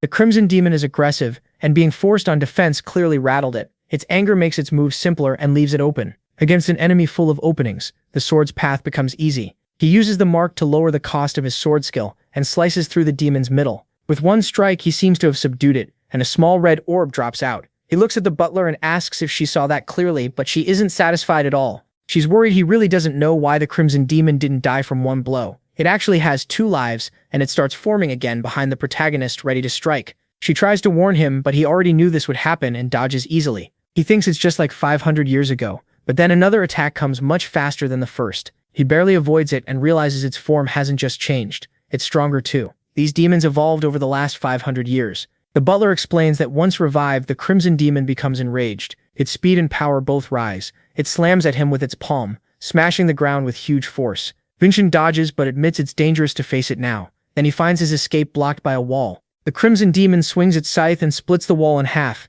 Julian says this is going badly and tells him to use the plan. But Vincent says he first has to force the demon to lower its guard. He's likely trying to corner it before the finishing blow. Once that final opening appears, he can use the plan. Watching from afar, the butler says that if she steps in, Vincent automatically fails. She doesn't want to ruin his future because he's Sylvana's son. She came from a ruined family and survived by doing illegal work, but meeting Sylvana was like facing a monster. What shocked her even more was Sylvana reaching out and asking her to join them. Back then, Sylvana was traveling to become a martial artist, and she wasn't alone. Her companions were Vincent's father and his current stepmother. At first, the butler didn't even know why she agreed to join them, but she became part of the adventure that later turned into legend in Edenka. Sometime later, she fought a red ogre with that group. She says she wasn't the main fighter that time, while Sylvana took the chance to cut off its head. Sylvana was strong, beautiful, and had a way of making people smile. She became the hope of her life. So when Sylvana gave birth and died, the butler chose to use her own life to protect that child until he became a respected martial artist. But after 14 years, all she had seen were the endless times he was mocked by his brothers. She had stopped expecting anything from him and even thought about leaving Edenska. One day, when she saw Wilson sneaking around, she found out Vincent had finally been recognized by the family. Meanwhile, the Crimson Demon charges at Vincent. Without changing his expression, he calls for Revan, who appears at once and blocks the demon's strike. The butler is shocked by Revan's sudden help. Vincent says he's counting on him, then sits down and starts to meditate. She's stunned. Doing that now seems insane, because one hit or even a shove could kill him. Even with the Crimson Demon still locked on Vincent, Revan fights hard to buy time, even managing to push it back a little. The Crimson Demon turns to him and attacks, but Revan blocks it. He thinks it's weaker than expected, but then a storm of attacks catches him off guard. His Steelman trait doesn't protect the sword, and under the demon's blows it starts to split apart. After one heavy hit, the blade finally shatters. The Crimson Demon goes for the last strike, but even unarmed, Revan stops the scythe with his bare hands and calls to Vincent. Vincent says he's done enough, then uses his sword skill to cut the demon down, ending the Crimson Demon for good. The butler asks if this was his plan all along. She praises him, then adds his father won't like that he got help. Vincent tells her not to worry. She made this mana barrier so no monsters could enter, but now that one demon is dead, more will come. This fight was just Revan's way of proving his resolve to him. Now Vincent has to prove his own. He bites down on the magic crystal he got, restoring his mana. Even with body enhancement, he can only use that power twice a day, and because he still couldn't judge the Miracle Stone's limit, he had to meditate. When the Crimson Demon attacks, he answers with a huge slash from his sword skill. The blow forces the demon's core open, exposing several weak points. In that instant, Vincent finds the path of the sword again and kills the Crimson Demon in 1 second, leaving the butler speechless. She realizes she never needed to worry. He's become someone truly incredible. Vincent spits out a little blood, but he doesn't fall. Julian is amazed and curious about that technique, since just a few uses left Vincent's body in terrible shape. She tells him to rest and says she'll carry him home if he passes out, but Vincent says it's like the assembly. The last one standing is the real winner. Then something bizarre happens. A huge magic circle appears overhead. Everyone panics when they realize it's a summoning circle. The butler says nothing like this was ever recorded in the rite of passage, as stones begin stacking together. What appears is a giant stone serpent, a guardian of the artifact. A guardian this massive staying, hidden until now, likely means it was made with the temple itself. She tries to speak to it and ask its purpose, but gets no answer, probably because it's too ancient. She tells Revan to get Vincent out of there, since he can barely stand, and gets ready to fight it herself. As she prepares her 7th grade sword skill, the guardian attacks first, making the children think she's dead, but the stone beast suddenly freezes solid from the inside out. Seeing that, Revan is stunned by the power of a 7-star fighter, but Vincent says it's not over yet and strikes a pillar nearby. No one understands why except the butler, who realizes he's trying to tell her something. When she looks closer, she spots a tiny insect-shaped jewel on the pillar, the guardian's real body. It flies straight toward the children. She rushes over and slices it in half. She couldn't sense its true form, likely because of its age, but Vincent found it right away and warned her. He's lying on the ground, clearly spent, but still points to a box in the frozen rubble. It was probably what the guardian had been protecting. When she opens the box, she finds the bones of a dead dragon. It looks like this relic was left by the founder of Aslan. Julian says a dragon skeleton is an incredibly rare material worth a fortune. Vincent figures that's why he created a rite of passage there. She tells the young master to keep the bone. Usually spoils like this belong to the family, and letting him keep it could bring her trouble, but she says he earned it and she'll face the result. Vincent decides to split the bone and give half to her, because he couldn't have done it alone. The patriarch stands at the graveyard of the old patriarchs. The butler reports that Vincent passed the rite of passage, but he says that should be sent to the presbytery. She says what she saw was too amazing not to tell him herself. She explains that the hostile Revan Adenka was moved by Vincent and risked his life against the Crimson Demon, letting the young master bring it down. As expected, the patriarch complains that he didn't do it alone, but she goes on saying that after that, Vincent killed another Crimson Demon by himself and found a dragon skeleton left by the founder of Aslan. She shows the bone cut in half, and the patriarch asks if Vincent split it himself. She says yes. The patriarch says she's forgetting something, then tells her to break the bone. She strikes it, but nothing happens. Then she uses her technique and puts in all her strength, but the bone still won't break. The patriarch says it takes at least a first-class smith to break a dragon skeleton. It seems his son has a rare talent, and he asks her to keep watching over him. Back in the room, Wilson is nervously worrying about something, but Ciri tells him to keep quiet because Vincent needs rest after the subjugation. He's scared because he'll have to go with Vincent to the Crimson Fortress, a place full of terrifying monsters and martial artists. Ciri teases him, asking if a back-alley thug is really scared of a few little monsters. Vincent asks Julian if he still hasn't noticed the mana flowing through Ciri's body. Julian says he's never felt anything like it, even though he's known her longer. Vincent says he saw a similar flow 500 years ago and asks her full name. She says she's Sarvanna Heasley from the ruined Heasley family. That makes Vincent realize at once that she has a magical body. Julian has no idea what that means, or why the Heasley family matters. Vincent explains that her family studied mana and the body. They discovered the celestial exoskeleton and created a skill called magical body. Like the celestial exoskeleton, she can pour mana into the body. If that power stays stable, she might stop the celestial exoskeleton from dying. Vincent asks if any elder from her family is still alive, but Wilson snaps, asking if he knows why she had to leave. She says her grandmother died, and that was the only family she ever knew. Julian can't understand how a family with powers like that could be ruined, but Vincent says if someone wanted to hide the truth about the celestial exoskeleton, the first thing they'd do is silence the ones who made it. There was one more person, but she's dead now. His mother Sarvanna was also a Heasley. Julian's face shows he never knew that. Her name had been banned in the house because the patriarch always looked sad whenever he heard it. In fact, they're only here because of her, especially the butler, who she once helped. While they talk, the butler enters to say young Revan is leaving. Outside, he says his reason for coming is finished. He helped Vincent get the Crimson Demon, and he can't stay forever. Before he goes, Vincent asks one last favor. He wants Revan to investigate the Heasley family from 500 years ago. Someone seems to have tampered with the records, but the truth might still be found through side sources, like the book First Love of a Watermill. They say goodbye, and Revan promises that next time they meet, he'll be stronger. Vincent then turns to the butler and says he heard about his mother. He has a request, not as Sarvana's son, but as Vincent Adenka. He wants her to train him until the day he leaves for the Crimson Fortress. She wonders if it's time to give her loyalty to the next generation, then quickly apologizes for her wavering heart. She warns him she won't go easy in training, and he says that's exactly what he wants. So training begins. She confirms he can learn a trait without imagery, but since he asked to be trained as a martial artist, she wants to focus on real combat. Vincent notices she isn't using the same sword from the rite of passage. She says he'll only face Black Moon when he's worthy. He has 5 months before Crimson Fortress, and if he can wound her even once in that time, she'll give him her trait. She tells him to try hitting her with his sword technique, but he hesitates and asks if she knows what happened to Revan. She suddenly closes the distance, presses her sword near his eye, and asks if she looks as weak as Revan. Vincent attacks, but she dodges with ease. She knows how dangerous his sword skill is and won't give him a clean opening. She notices how sharp his eyes are, like he could kill at any second, not the eyes of a normal 14-year-old. Then she mentions he became friends with Father Dolan, so if something happens they can rely on his help. A week later the training continues, but Vincent is still far too weak to match her speed and gets dropped in one hit. Even so, she says he's improved a lot in just a week. She also notices his sword is about to break again. She's already lost count of how many swords he's gone through this week and starts thinking about complaining to the blacksmith. When she reaches the forge, she says he's already lost the title of master. Now even his weapon quality is falling. She says it'll be a problem if he keeps filling Idinka's armory with junk. The dwarf glares at her offended. He asks why she came in so irritated this late at night. In response, she shows him the pile of swords broken during training. After checking the damage, he asks if she fought some beast with razor teeth, a martial artist from Nova Estrelis, or even a greatsword user. She says it was just training with Vincent, who carries the Crimson Lotus. That shocks the dwarf, and he blurts out why such a weak-looking kid has the Crimson Lotus. In the middle of the night, Ralsa and the dwarf call for Vincent.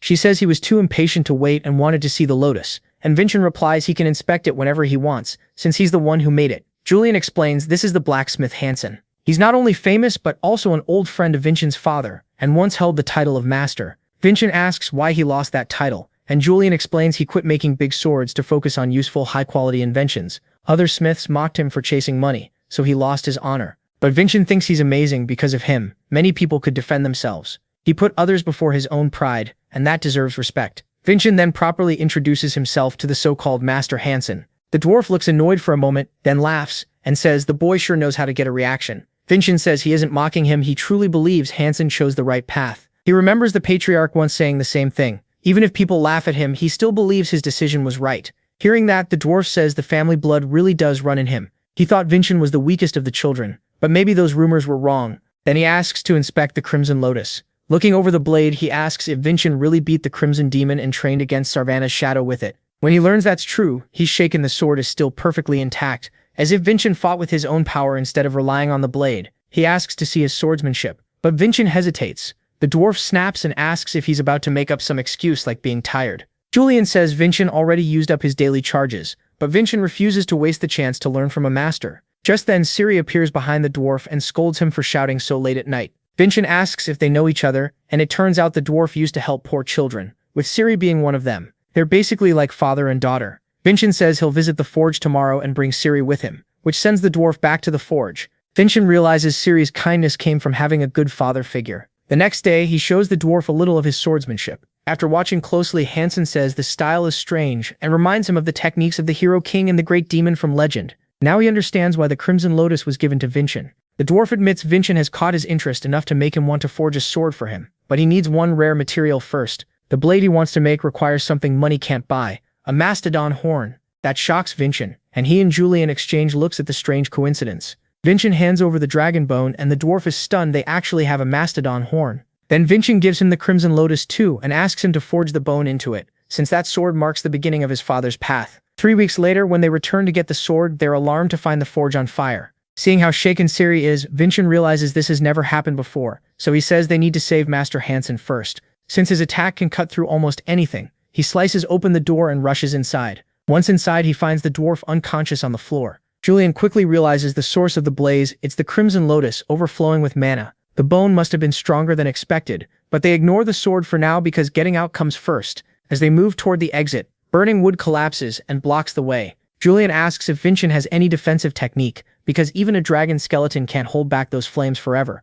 If he can withstand them long enough, the fire should burn out. Vincent uses a skill from his past life. The gentle blade that breaks steel is a mana technique driven by will. He carefully cuts into the flow of fire, keeping the flames from reaching them. Julian is stunned, wondering who Vincent really is and how he can be this skilled. After hours, the flames finally die out. When the dwarf wakes up, he asks how Vincent was using Sanian swordsmanship. That makes Vincent glad. If Hansen recognized it, then maybe he isn't as rusty as he thought. More importantly, the sword is finished. Hansen says he'd never forged with dragon skeleton before, so he didn't know the flames would overflow that badly. The moment Vincent takes the sword, it starts to glow, like the blade is resonating with him. A small steel master symbol appears on it. Julian finds that odd. If Patriarch Arslan left all this behind, he should have known what dragon skeleton would do. He probably planned this, using the first bone as practice before making the next weapon. So Vincent asks Hansen to forge him another sword, because if this one is already this good, the next should be even better. The dwarf says that's impossible. There's no dragon skeleton left. But the very next day, Sarvana's shadow appears with the second half of the skeleton.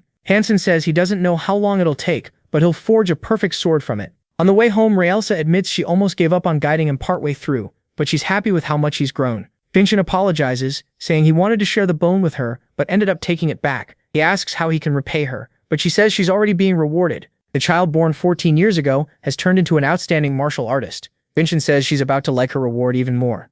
Ever since he beat the Crimson Demon, he's been thinking of a way to defeat her, even though she's a 7-star martial artist. And today he plans not just to fight her but to win and claim her characteristic. The duel between Vincent and Raelsa begins, and he struggles to endure her ice attacks while she mocks him, saying he's nowhere close to beating her. She attacks from above, but he barely blocks with his sword. The clash creates a huge blast, yet both swords stay intact. Raelsa is impressed. She used power equal to 4 stars in that strike, and normally that much mana would have shattered the blade. But she has no time to think about it because a sword line is suddenly aiming for her neck. Vincent follows with his sword technique, but Raelsa dodges at once. She realizes his power is completely different now and wonders what the Crimson Lotus has become. Thanks to the Dwarf King's trait, the sword no longer breaks, it absorbs the shock of attacks. Its new power is simple. The Crimson Lotus can absorb its wielder's traits. Once Raelsa sees how much stronger that makes him, she decides to stop holding back. She vanishes with incredible speed and appears behind Vincent. By circling him over and over, she scrambles his vision and creates a false image, but Vincent doesn't fall for it. Instead of chasing her movement, he reads the mana she uses to move. He deliberately misses, so Raelsa appears behind him, thinking the fight is over. That was his trap. He catches her sword with his bare hand and, seeing the sword path that runs through her neck, uses double sword strike to hit her. The attack erupts in a huge explosion. Even after using both of his daily strikes, he still hasn't landed a clean hit on Raelsa, and she's impressed by how badly he wants to take her sword. Still, he gives it back because he doesn't want a cheap win over someone who's disarmed. Raelsa calls that arrogant. In a real battle against martial artists or monsters, no one would be kind to him. As she prepares her mark, she warns him his enemies won't care about fairness. Then she fully activates it, releasing a freezing aura so strong even Julian is impressed. Telling Vincent to be careful with his own attack, she charges in, but for some reason her mark suddenly shuts off. That opening lets Vincent grab her and flick her forehead. Even with 4 months still left before the Crimson Fortress, he's already managed to beat her. Raelsa asks how, and Vincent explains he knew even double sword strike wouldn't hit her, so he cut the mana around her and stopped her bind. Since he kept his promise, Raelsa now agrees to teach him about his blessing, the mana flow of the Galactic Wanderers. After just 2 days of meditation, Vincent completes the blessing flow. As he guides mana along the path, it starts to change, taking the form of a cloud. Julian worries about how huge the blast will be if Vincent fails, but that fear fades when he sees the goddess approach him. At the Crimson Fortress, Dean Vargan asks why Director Herka isn't working. She says she's a martial artist, not someone meant to sit around pushing a pen, but Vargan tells her to stop acting childish and do her job. While checking the list of students coming to the fortress, she spots Vincent's name and asks if he's from the Min family. When Vargan confirms it, she says another troublesome person is on the way. Vargan, meanwhile, wonders if the rumors about Vincent being a loser are actually true. If that happens, the Crimson Fortress could lose face, so he plans to stop the problem early and keep Vincent from enrolling. Back in the young master's room, Julian sees the same thing the Dwarf King saw. The Ice Goddess is about to bless the protagonist, and Raelsa says the Galactic Wanderer's blessing has only one step, the Frozen Walk. That night, Vincent studies the Crimson Fortress, and Julian says it's closer to a fortress than a school. It stands in the middle of the Samian border mountains. Long ago, when the Archdemon's followers invaded Samian, Arslan and the other heroes defended it. and later took charge of the academy. Vincent is sure Arslan's will is there, and if they're lucky they may even find another dragon skeleton. Julian adds that there really is a legend about hidden treasure. It's called the celestial fruit, a medicine stronger than any other, said to even revive the dead. Julian once doubted it, but with everything happening now, a fruit like that doesn't seem impossible. If they find it, they can heal his rotten celestial skeleton and save him from death, but they have only 9 years left. Vincent says with how fast he's growing and training, they may have even less time. Julian still gets fired up, saying they'll uncover the celestial fruit's secret and claim it. Another issue is that inside the fortress, Vincent can't rely on his family's money. Julian says that's meant to stop rich families from crushing everyone else with wealth. He tells Vincent not to stress, since he put money into the 6th magic tower. The Edenka and Samian families are known for swordsmanship, while the 6th magic tower is famous for top mage training. They have a sponsor system: invest in a mage and if they succeed you earn money back. The mage Julian back just became a co-owner of the tower. The only catch is that if she dies, his investment is gone. Then a hooded man approaches her. He kills her inside the magic tower. When Julian reads that in the newspaper, the only thing he worries about is his money. Vincent tells him to show some respect for the dead, but Julian is too focused on the loss. Vincent keeps reading and learns that in her will, she left everything to her younger brother Vargan Pagoda. Back at the fortress, Vargan appears to be grieving for his sister. He was never close to her talent, and was seen as the family's shame, so even he doesn't know what to feel about her death. Vincent spends the next 4 months gathering all the information he can before entering the fortress. Then the day comes, and he reaches the mountain of the Crimson Fortress. Raelsa tells him that for security, he has to continue on foot. The fortress director will appear soon to lead him inside. Vincent thanks her for everything and says his mother would feel the same. That leaves Raelsa deeply moved. Inside the fortress, Vargan tells the director that young Vincent will arrive soon, but she hates work and says formalities aren't her thing. Just then, a voice from the magic stone warns of a recent monster attack nearby. The director instantly takes the chance and says she has to go protect the people of the fortress. The magic stone points out they're only weak monsters and reinforcements would be enough. She acts like she didn't hear that and heads off anyway, telling the dean to handle the direct descendant. Out of options, he heads to the watchtower and greets the soldiers. Using binoculars, he spots Vincent talking with Grand Steward Raelsa. Vargan had already judged him as useless from the rumors, so he's shocked that someone so weak would need a guard that strong. The dean decides to carry out the exam himself. As he casts a spell, he thinks he must get rid of Vincent before he can enroll. While climbing the mountain, Vincent, Julian, and the 2 servants admire the Crimson Fortress. Then a bright light flashes from it, and soon after the 4 hear a roar from the forest. The servants shake in fear, but Vincent gets ready, knowing the test has already started. As he draws the Crimson Lotus, he decides this is the perfect time to test the results of the last 4 months, and accepts the fortress's greeting with a smile. His first opponent is the strongest monster in the snowy mountains, the white tiger with blue eyes. Vincent orders the 2 servants to run straight to the fortress, while he dashes the other way to draw the tiger's attention. If this really is a white tiger with blue eyes, it will chase the fastest target. The plan works, but while it's chasing him, Vincent notices something off. It doesn't seem alive. Still, strange or not, he's going to defeat it. Just as he gets ready to strike with the sword's path, another white tiger appears. Using body strengthening, he dodges both attacks, leaps up and lands on a tree. Then Julian warns him and points to several more white tigers on the hill. Vincent realizes something is wrong. White tigers don't move in packs. They're top predators, so they don't need to. And even though they're meat eaters, he can't smell blood from them. Julian suggests they may be illusions made with magic. From the tower, Vargan is impressed that Vincent figured that out so quickly. Still, these illusions are made with high-level magic, so they're basically as dangerous as real tigers. He waits to see what the useless 7th son will do. Vincent considers running until the caster runs out of mana, but Julian says the mage is likely using a copying element instead of controlling many spells at once. He casts one spell and copies it, which makes it easier and uses less mana. That element has one big weakness. If Vincent beats the original, the copies vanish. Julian asks how he'll spot it. Vincent says that if a person is controlling this, they'll protect the real one with the fakes. The tiger at the top of the hill that's staying still must be the original. Using the Galactic Wanderer's blessing, he rushes to the top of the hill, leaving Vargan stunned because he just used Raelsa's trait. But the mage won't just stand there and hand him the win.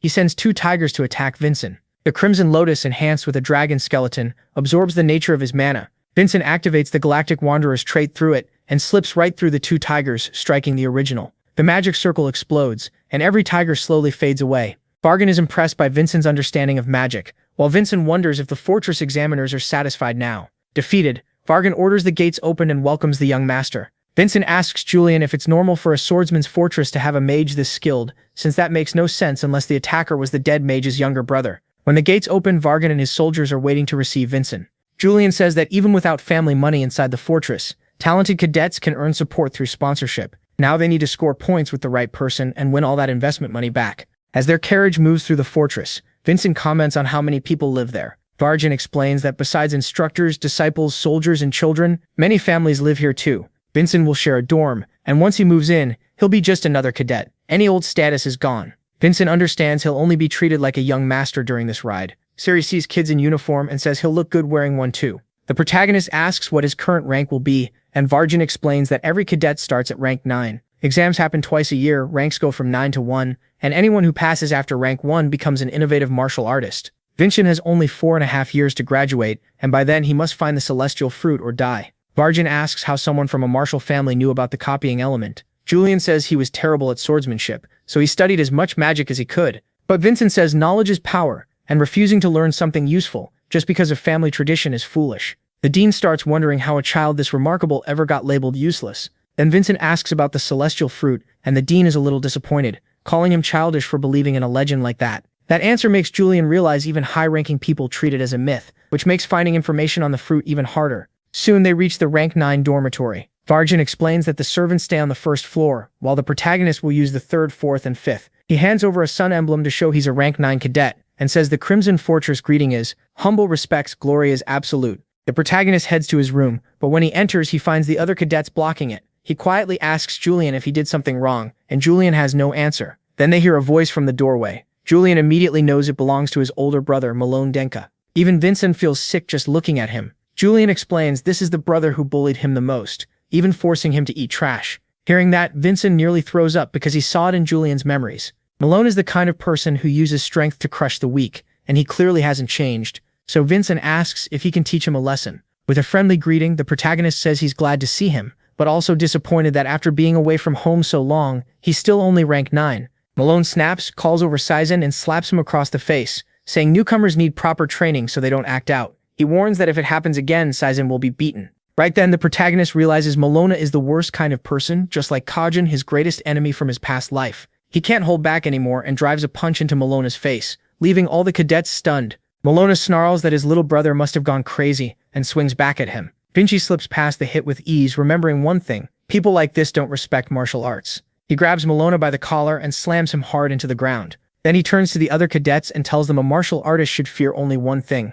respect. Malona rises, burning with hate, and draws his sword, but Vinci avoids the strike without trouble. Julian says this could be the perfect chance for them. Near the Crimson Fortress, the dean has just finished hunting the monsters. The village chief thanks her, says everyone can finally sleep peacefully, and invites her out for a drink. Just as she considers it, Varjin shows up behind her and says he could use a drink too because his superior has been driving him crazy. At the tavern, Varjin explains how Vinci passed the entrance exam. The dean barely understands the magic side of it since she isn't a mage, but that only makes it more impressive. Vinci beats something even a 7-star martial artist had never heard of. Still, she says he looked timid compared to the other direct descendant who destroyed an entire mountain. Then jokes with Varjin, saying she can't wait to meet someone as cowardly as him. Then a magic crystal calls the dean back to the fortress. When he asks what happened, the crystal reports that Malone and Vincian, both rank 9, have requested a mediator for their duel. When he arrives, the official apologizes, saying he had no choice because both boys are direct descendants and Cadet Vincian requested it. The dean tells him it's fine, and says anything involving Vincian must be reported to him from now on.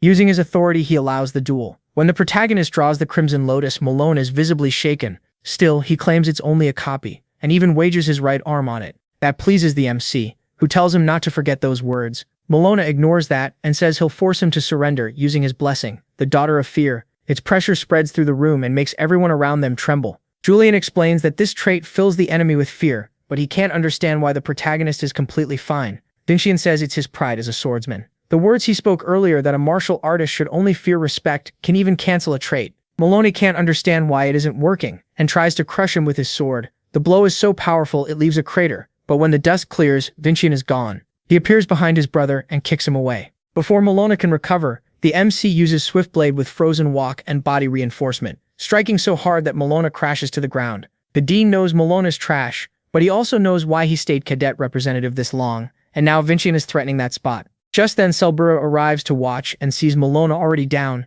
She says it still isn't over. His coercion is only a side trait. His real blessing is something else. Julian is happy to watch the protagonist crush his brother, but it is strange the dean hasn't stopped the match after Malone lost his sword. Yellow lightning starts pouring from Malone's body, and Selbura reveals his true blessing as the Brain Giant, the god of electricity. A burst of lightning catches the protagonist's right arm and chars it completely. Julian is stunned because the only trait he ever saw his brother use was Daughter of Fear. He says there's no way he wouldn't know, since he was bullied over it. Malone answers that of course his brother didn't know, even if he was born with it, he only learned to control it after joining the fortress. The protagonist asks how many years he hid it, but that was never really the point. Malone was just being cruel. Since coercion alone was enough to beat kids his age, he never bothered to train. Those words hit the protagonist hard. He was born with no talent at all, so seeing someone waste talent like this is unbearable. Malone attacks again with lightning, but Vincent dodges and says he'll take his right arm. He has already used one of his 2 strikes on the illusion monster, so he plans to finish this with the Dwarf King's absolute sword strike.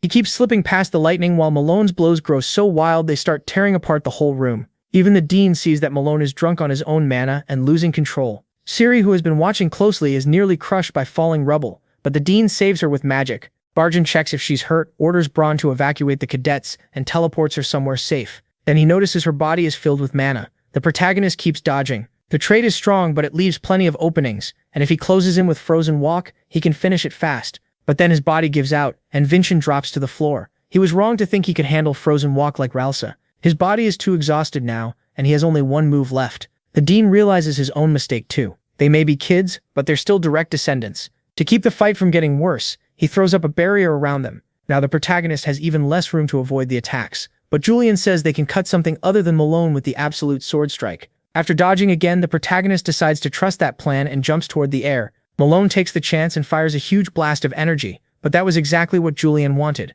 Vincent cuts through the barrier, freeing the attack so it slams into the ceiling. As the roof comes down, Malone can't escape and gets buried under the rubble. The protagonist lands over him and says a martial artist's vow weighs more than anything else. Then, with the sword his father gave him, he rips off his older brother's arm. Vargan is shocked that Vincent destroyed his barrier. It was far beyond what any normal martial artist should be able to break, yet one strike shattered it. Malone screams from the pain of losing his arm, and the Dean finally ends the duel. Right then, Wilson arrives with a 5th-class priestess. Chevin asks who carries the mark of a 2nd-class priest and why the protagonist has something so valuable. Still, anyone holding that symbol is treated as if the priest himself were present, so a 5th-class priestess has no place questioning him. Chevin heals the burns on his arm. Seeing that, Malone screams for his own arm to be healed too, but Arvin asks if he's really sure. He wagered his right hand in an official duel, so letting the same person who took it restore it would ruin whatever honor he had left. Malone gives up that honor and begs to have it healed. Julian acts like he didn't hear him and tells him to say it louder so everyone can hear. Malone shouts that he has no honor left and begs them to fix his arm. Satisfied with the humiliation, Julian allows the priestess to heal Malone's arm. Even after restoring it, she tells him to rest and avoid hard training. The cadets who watch the duel are stunned that Malone lost so easily. One asks if they could ever become like Vincent. He tells them to overcome their fear first, then they'll reach far more of their potential. Malone is still boiling with hate and tries to catch the protagonist off guard. He charges a stone and gets ready to throw it at his head, but the Dean stops him. He says the only reason he's overlooking Malone's behavior is because in a month, that hand must be healthy enough to hold a sword. A week later, in Dean Vargan's office, the protagonist learns from Julian how to properly offer condolences at a time like this. Vargan says he's 4 months late and the whole thing feels awkward. Once Vincent leaves the academy, he'll go back to being a direct descendant, while Vargan is only a dean and former mercenary, which makes their relationship strange. The Dean also notes that the protagonist knew his name from the start and asks why he approached him on purpose. Vincent admits he first invested in his sister and planned to ask him to repay that debt, but after learning his story and seeing himself in it, he simply wanted to talk. Vargan ran from his family and the Samian Magic Tower, survived as a mercenary, and now works on Denka's front line. Unlike young Master Vincent, he says he feels no attachment to his sister or family. The MC asks why he still kept the pagoda name if he hated them that much. Vargan snaps that a brat with no stars doesn't know what he's talking about. If the Samian and Denka families ever went to war, he says the first thing he'd do is destroy the Magic Tower. The MC believes him because in his past life he was the same. But in the end, what he really wanted wasn't revenge, it was love and acceptance. The real reason the Dean never let go of the name is simple. He still cares about his family. His sister was brilliant and gifted. He admired her deeply, and that admiration helped him endure the bullying. But her brilliance also made his own weakness hurt even more, because he couldn't do even half of what Varnelli could. Unable to handle that pressure, he ran away. Vargan feels ashamed. He thought he understood Vincent, but it was the other way around. Those condolences truly reached him, and even though his sister is gone, he can finally be honest with himself. So the Dean decides to sponsor him, which means Vincent no longer has to worry about fortress expenses. Julian is genuinely happy. Riven, Ralelsa, Master Hansen, and now Dean Vargan, they all fell for the protagonist's sincerity. He says all he did was speak honestly. Then he notices Sizen and Selbura walking over. Since they haven't properly met before, Selbura introduces herself as the second representative of the rank 9 cadets. When they greet each other, The MC feels the same strange sensation he once felt from his mother. Her trait, discernment, lets her read an opponent's strength and potential. But when she checks Vincent, she sees no image at all. His crimson aura blocks any red on his hidden potential, so he quickly pulls his hand back and says he didn't like her using that trait as a greeting. She's shocked since not even the instructors can pick up what they're doing, while Vincent clearly can. She explains that cadets aren't allowed to walk alone at night. They could freeze, get lost, or run into the evil spirit of Davin. The moment he hears that old name, Vincent asks what she means. That leaves her a little embarrassed. Cizan says that after the demon arch was defeated, parts of his spirit spread across the world. People say those spirits grant power in return for a martial artist's life. Sabira adds that there are reports of contractors now and then, though she doesn't really believe the story. At the dorm, the archdemon spirit speaks to Malone and offers him a contract. He's frightened at first, realizing the legend about Davin's spirit might be real, but decides that doesn't matter if it helps him reach his goal. When Vincent gets back to the room, everyone is asleep except Malone, who isn't in bed. Meanwhile, Cizan is on night patrol. When he hears something in the dark, the second he calls out, his arm is ripped off. Then, out of swirling black magic, Malone steps forward and asks where Vincent is. Even with one arm gone, Cizan draws his sword and asks if he made a contract with an evil spirit. Malone mocks him for trying to act like his brother, grabs him by the neck and slams him down. Just before he can finish him, Instructor Brondich rushes in and attacks Malone. He tells Malone to surrender, then realizes his strike did nothing. Bronda immediately orders Cizan to sound the emergency trumpet. Back in the room, Vincent is still awake, waiting for his brother. He hears the blast and asks what's going on. The others say it's the emergency trumpet, so something may have happened to Cizan. Everyone runs outside and meets the girls from the other dorm. Vincent asks what's happening, but they don't know either. Then he smells blood and tells Sabira to call Deputy Commander Pagoda right away. He tells everyone to follow him quietly. As they get closer, the trumpet suddenly stops. Before the cadets panic, Vincent asks if they have any defense they can use. The first clash is over and no message came saying the enemy was beaten, so the adults are probably dead. Sabira says there is one defense, a Denka, but it needs at least one 5-star fighter at the center, or the formula breaks. Instructor Brondi was that 5-star, but when they arrive, they find him dead. At once, dark magic lashes out at Vincent. He blocks it, but still can't tell who's hiding in that magic. Then his brother appears and says all the traitors gathered in one place to die. Sabira recognizes the dark energy from the legend. It's a sign of a warrior possessed by Davin's spirit. Vincent is shaken. As Davin himself, he feels like he's about to face his own darkness. Malone declares he'll show them the king's true power, then activates his mark, terrifying all the cadets. Only Vincent stays calm, pushing back the mark's pressure and steadying the others. With Bronde dead, he doubts he can beat Malone alone. Still, he has help now, and the real goal is to stall until the Dean arrives. With no better choice, Vincent tells Sabira to activate the shield. She hesitates because they need a 5-star user, but he says he'll stand at the center and hold it. She warns the seal may collapse the moment it forms, but Vincent reminds her she's the cadets' representative. She has to choose what saves everyone. Out of options, Sabira orders the cadets into the triangle defense, with Vincent at the center. Even Malone can't believe Vincent can bear the shield's weight. Vincent admits maybe he can't, but if the seal still blocks Malone after he sold himself to an evil spirit, that would be humiliating. Amused and provoked, Malone lets them finish the seal. Julian urges Vincent to use Frozen Walker and run, but if he leaves, everyone behind him dies. The formation activates. Vincent feels his mana bursting apart, but he forces himself to endure. Malone thinks he's already breaking and attacks, only to be thrown back by the barrier. Vincent asks if that's all he's got, but Malone keeps attacking and raising his power. His aura is so monstrous, the children feel like the archdemon himself is standing before them. Vincent calms them, reminding them that a martial artist should fear only respect. Seeing a 14-year-old bear the seal and still encourage everyone, Sabira refuses to just watch. She orders all the cadets to pour in mana on her signal. The surge blasts Malone backward, and Vincent tells him to give up. The martial artist will be here soon. Malone is almost ready to stop, but the evil spirit feeds his bloodlust and makes him stronger. Vincent instantly sees a huge attack coming, and a bolt of black lightning slams into the barrier. The impact shakes the ground and lifts stones into the air. One cadet gets hit and passes out, and the triangle seal slowly begins to break apart. Malone presses the opening and unleashes a massive lightning strike at everyone, but when the dust clears, the barrier stands again. Cizan, still alive, uses the last of his mana to restore it. He's finally overcome his fear and now faces Malone head-on. At that moment, the evil spirit seems to take Malone over completely. The seal is at its limit, and so is Cizan. In that desperate moment, Vincent suddenly sees a path for his sword to reach Malone. It catches him off guard, since he wasn't planning to attack yet. That path leads to Malone's right hand, the one already cut before. Vincent hesitates, but with the seal about to fail, he has no choice. He moves in and prepares the absolute sword strike. With a single step, he's already behind Malone, but the cut is too shallow to do real damage. Malone turns and prepares another attack. A huge bolt of black lightning strikes Vincent head-on, and everyone panics. He manages to block, but his left hand is hit and can no longer hold the sword right. Even hurt, he can't fall back, so he charges again, but Malone stops him easily. Then things get worse. Another black lightning bolt tears straight through his arm, ripping it apart. In his past life, that would have been the end, but not in this life. He still has his right arm. He raises the sword with it and strikes. Malone's arm is cut off, and the hit sets off a huge explosion. For a second, Vincent thinks he won, but Malone rises again, this time without the evil aura. That sword path had severed his link to the spirit. Even so, Malone's rage is still there, and he attacks again, though weaker now. Vincent knows he has to strike once more, but he's already pushed far past his body's limit and can barely move. Just when everything seems over, Malone is yanked into the air by ropes, and Varjan appears with a sealing spell. Malone slowly begins to freeze. The Dean says no martial artist can escape this spell. Before he fully goes down, Malone tells Vincent it isn't over yet. Even the director is impressed by Vincent, but his injuries are so bad he can't even speak. He still refuses to collapse, using his sword to stay upright. The director tells him he can rest now, and his mind fades. He wakes in a white space filled with windows. He has no idea where he is. Then he hears Julian's voice, but when he turns, he sees his own body slowly disappearing.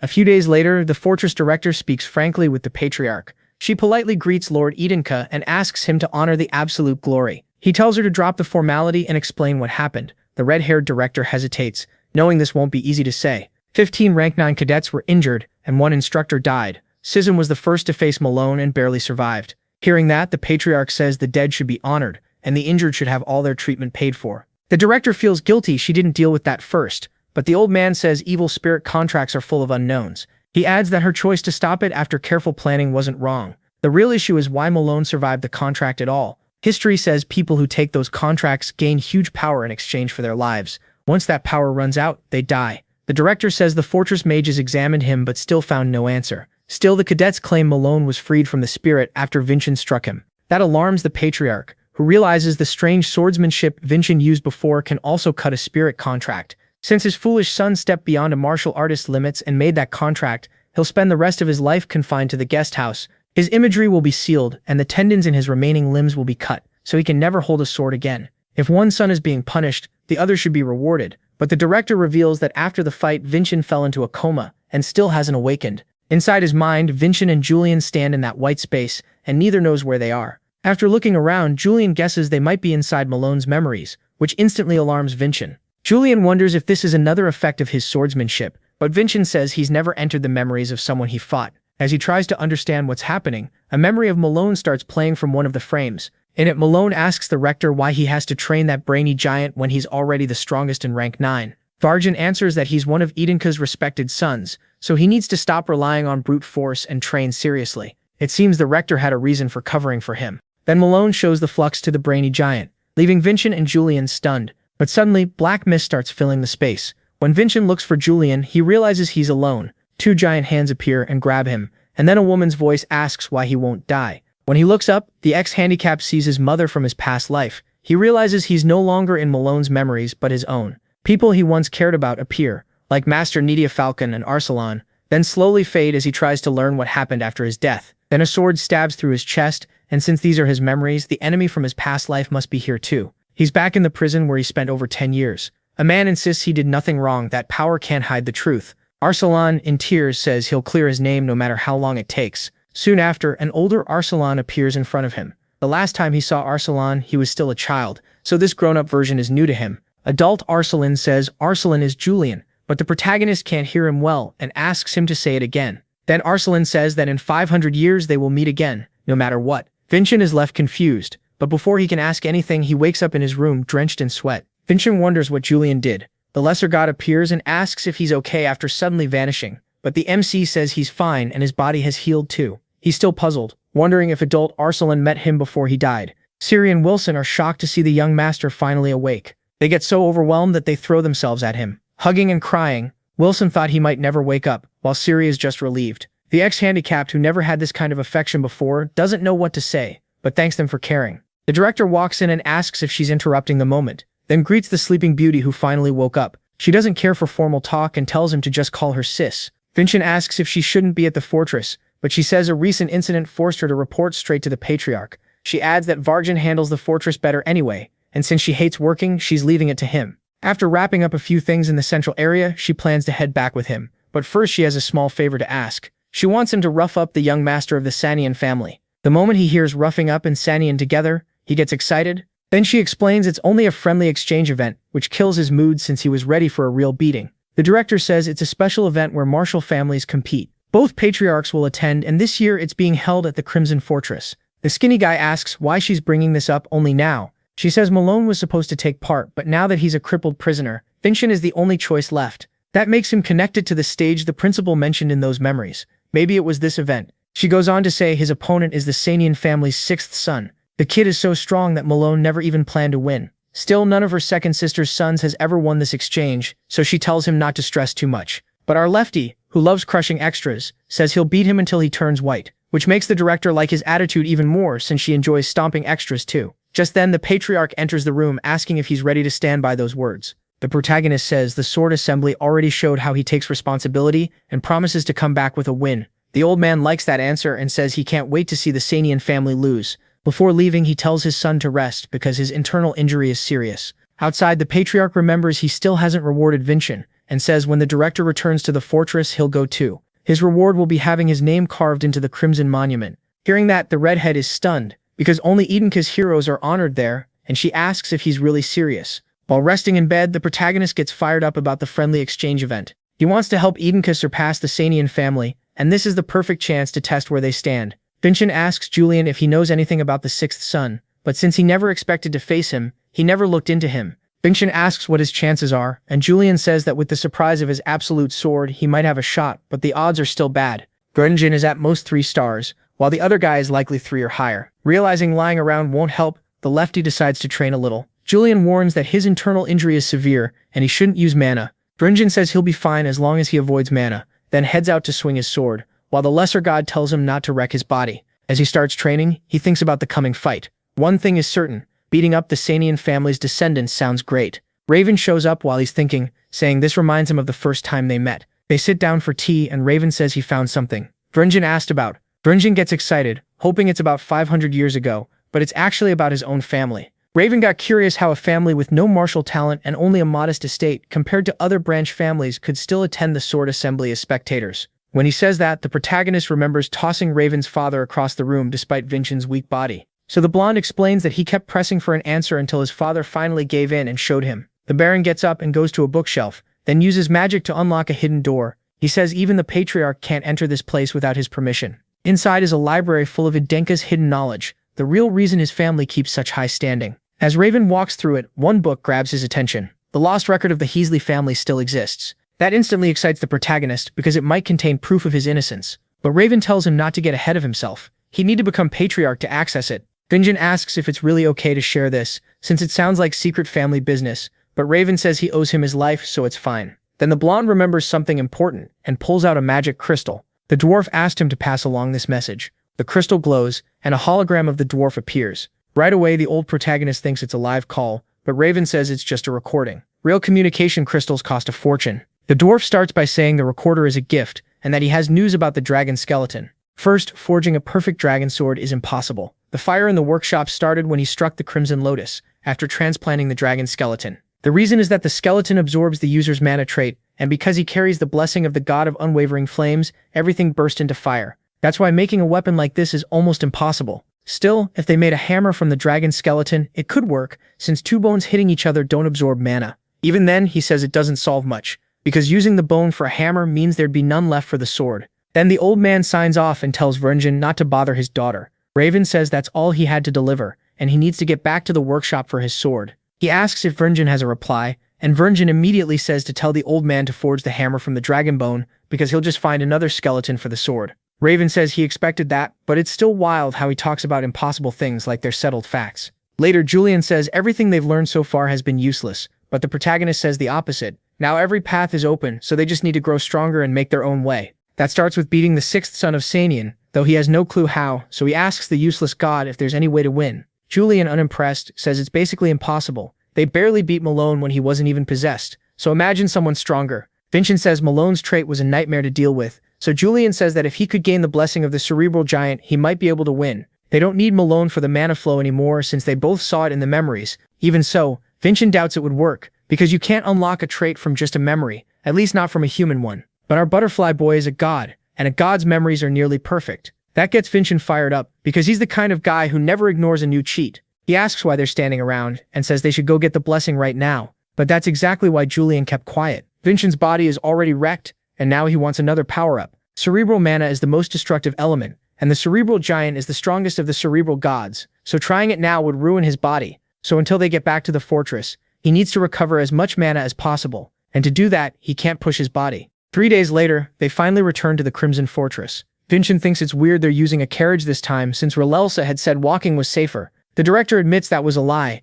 It was only to make his rite of passage easier. She also says they forgot to tell him he'll be part of the recording ceremony. Once inside the fortress, cadets gather before a huge stone carved with heroes' names. In front stand the rank 1 cadets, led by Hannah Adenka. Behind them, cadets from every rank line up to watch. It seems the rank representatives are always direct Adenka descendants. Well, except Malone, who got folded pretty easily. The rest of the descendants are the real deal, and rank 1's Hannah Adenka is on another level. Just looking at her is intimidating. While everyone waits to see who will engrave the name, the Adenka patriarch arrives. He immediately calls Vincent forward. Vincent jokes that he didn't know he was getting such an amazing gift, but Khan tells him this isn't a gift. He earned it. The old man takes the Crimson Lotus and announces he's carving Vincent Adenka's name into the stone. You'd think he'd carefully write it, but one swing nearly tears the place apart. Vincent is stunned. The patriarch used just a little mana and did what rank 9 cadets can barely endure. The other direct descendants are left staring, finally seeing the true power of the Adenka. When he's done, the letters are still burning. On the way back to the dorms, the cadets are still hyped over what they saw.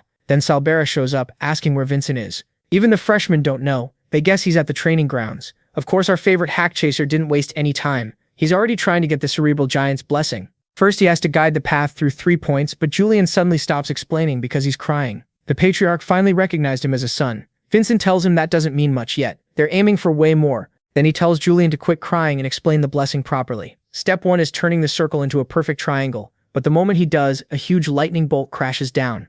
Julian stares at the figure before him like he's the true god of lightning. He's thrilled they actually got another blessing. But when he looks at Vincent, he's on the ground shaking in pain. Lightning is bursting from his body and Julian panics. When he asks what's going on, Vincent screams that the lightning energy is overflowing. The cerebral god is amused that a human gained divinity on his own, saying freaks like him appear once in a while. Julian demands to know what he did, but Thor says he only gave the blessing they asked for. Julian argues Vincent shouldn't be like this since his body was restored earlier, then realizes the problem is the skeleton. The celestial skeleton absorbs mana like a sponge, so it took in far more power than it should have. The fix is simple, stop the mana flow. But if Vincent does that, Thor won't grant the blessing again. So the choice is clear, live or risk death to keep the blessing. Seeing Vincent's body breaking apart under the lightning, Julian says this makes no sense, but Thor snaps back that Vincent activated the blessing and summoned him himself. The real problem is this body taking in too much energy. He even tells Julian to remember his place as an incomplete god. Even so, Vincent has earned the lightning god's attention, and though he knows he could die, he still struggles to control the power and keep the blessing.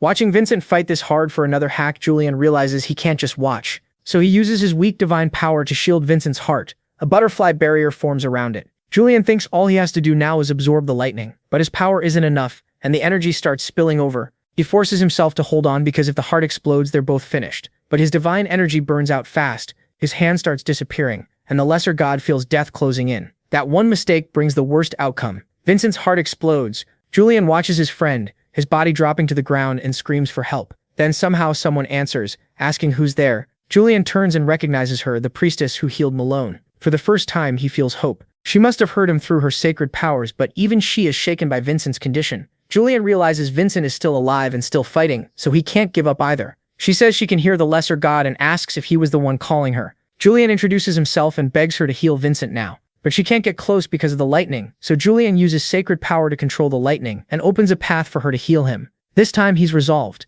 Even if he disappears, he'll hold on to the end. The healer gives off a green light that slowly brings life back to Vincent's empty eyes. Then the scene shifts to Vargan's office. He asks Siri if she's truly ready for training. He says that during Vincent's fight with Malone, he felt unbelievable mana inside her. Like Vincent, her mana goes beyond what modern magic understands. Vargan warns her the training won't be easy, and he's never been gentle. Even so, she still wants to learn. Her young master keeps growing stronger, and she wants to do more than patch him up when he returns hurt. Cedric wants the strength to stand beside him. That loyalty even makes Vargan smile. Still, she's a maid, so she needs her master's permission to begin training. Just then, lights start pouring in from every direction.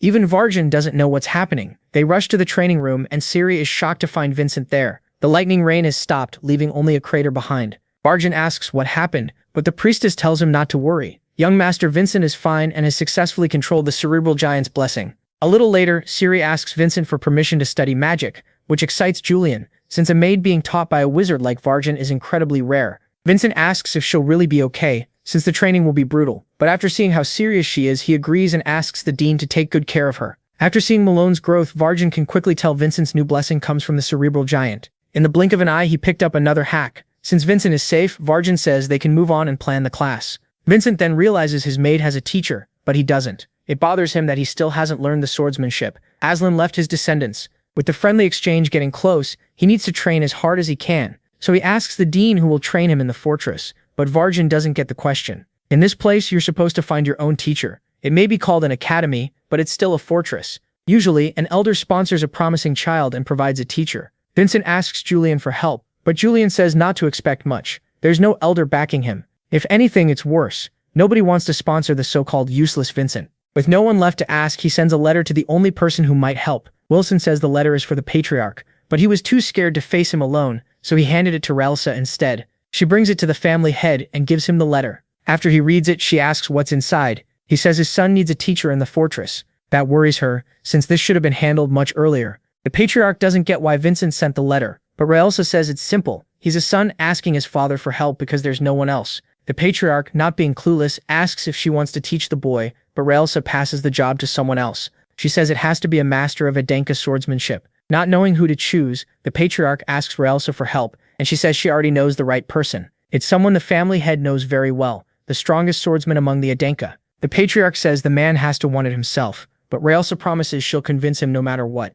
He's the only one who can properly train Vincent. That swordsman is Merlin. As he walks through the training grounds, he realizes it's been months since he first met Vincent, and wonders how the boy is doing. Then Relsa suddenly appears and asks if he still takes these night walks. She says she has a new offer for him, a private tutor job at the fortress. The second he hears teacher, Merlin shuts it down. Relsa presses on, and says she wants him to teach the useless young master Vincent Adenka. That gets his attention a little, but not enough to make him care about working as a teacher, so he refuses again. As her last move, Relsa reveals that Vincent just gained the blessing of the lightning giant, the same blessing Merlin has. Now he's interested, and she offers a bet.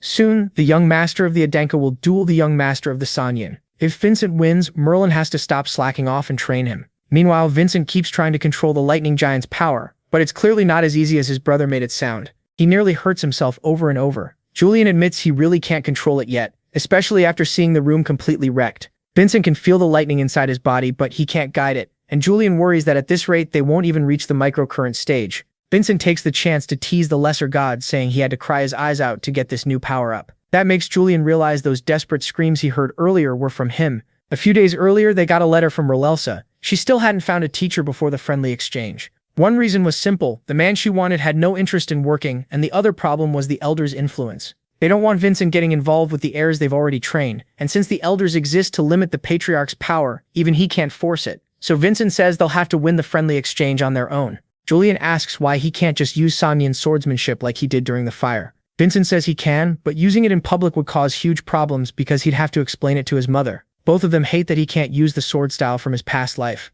Then Vincent remembers someone else's technique and wonders if he can use it now. At the Samian estate, a blonde boy quietly studies a white tiger with blue eyes. He knows it's the beast Adenka heirs must kill to enter the Crimson Fortress. Then a bald man walks in. He tells the boy his opponent is the useless seventh son, Vincent Adenka. But lately he's been getting strange results and climbing fast. He adds that the friendly exchange hurts the Sanyan more than it helps. Winning gains them nothing, but losing would be humiliating. While they talk, the white tiger breaks its chains and lunges at the boy, but he cuts it down in one move and says he'll never let the Adenka have anything. Back at the fortress, Selbura brings Vincent a gift and wonders if he'll like it. She heads over with the present, hoping he'll be happy. But when she reaches the training room, the mana from his sword nearly blasts her away. Once she can see clearly, she realizes Vincent has created a new sword form from Crimson Lotus. He quickly asks if she's alright, and Selbura shows him the gift she brought. Inside the crystal is footage of the Sanyan sixth son's training. She's so flustered that even touching Vincent's hand makes her blush, but she still warns him the end of the recording gets pretty cruel. When he activates it, holograms appear and this 500-year-old man is amazed by modern technology.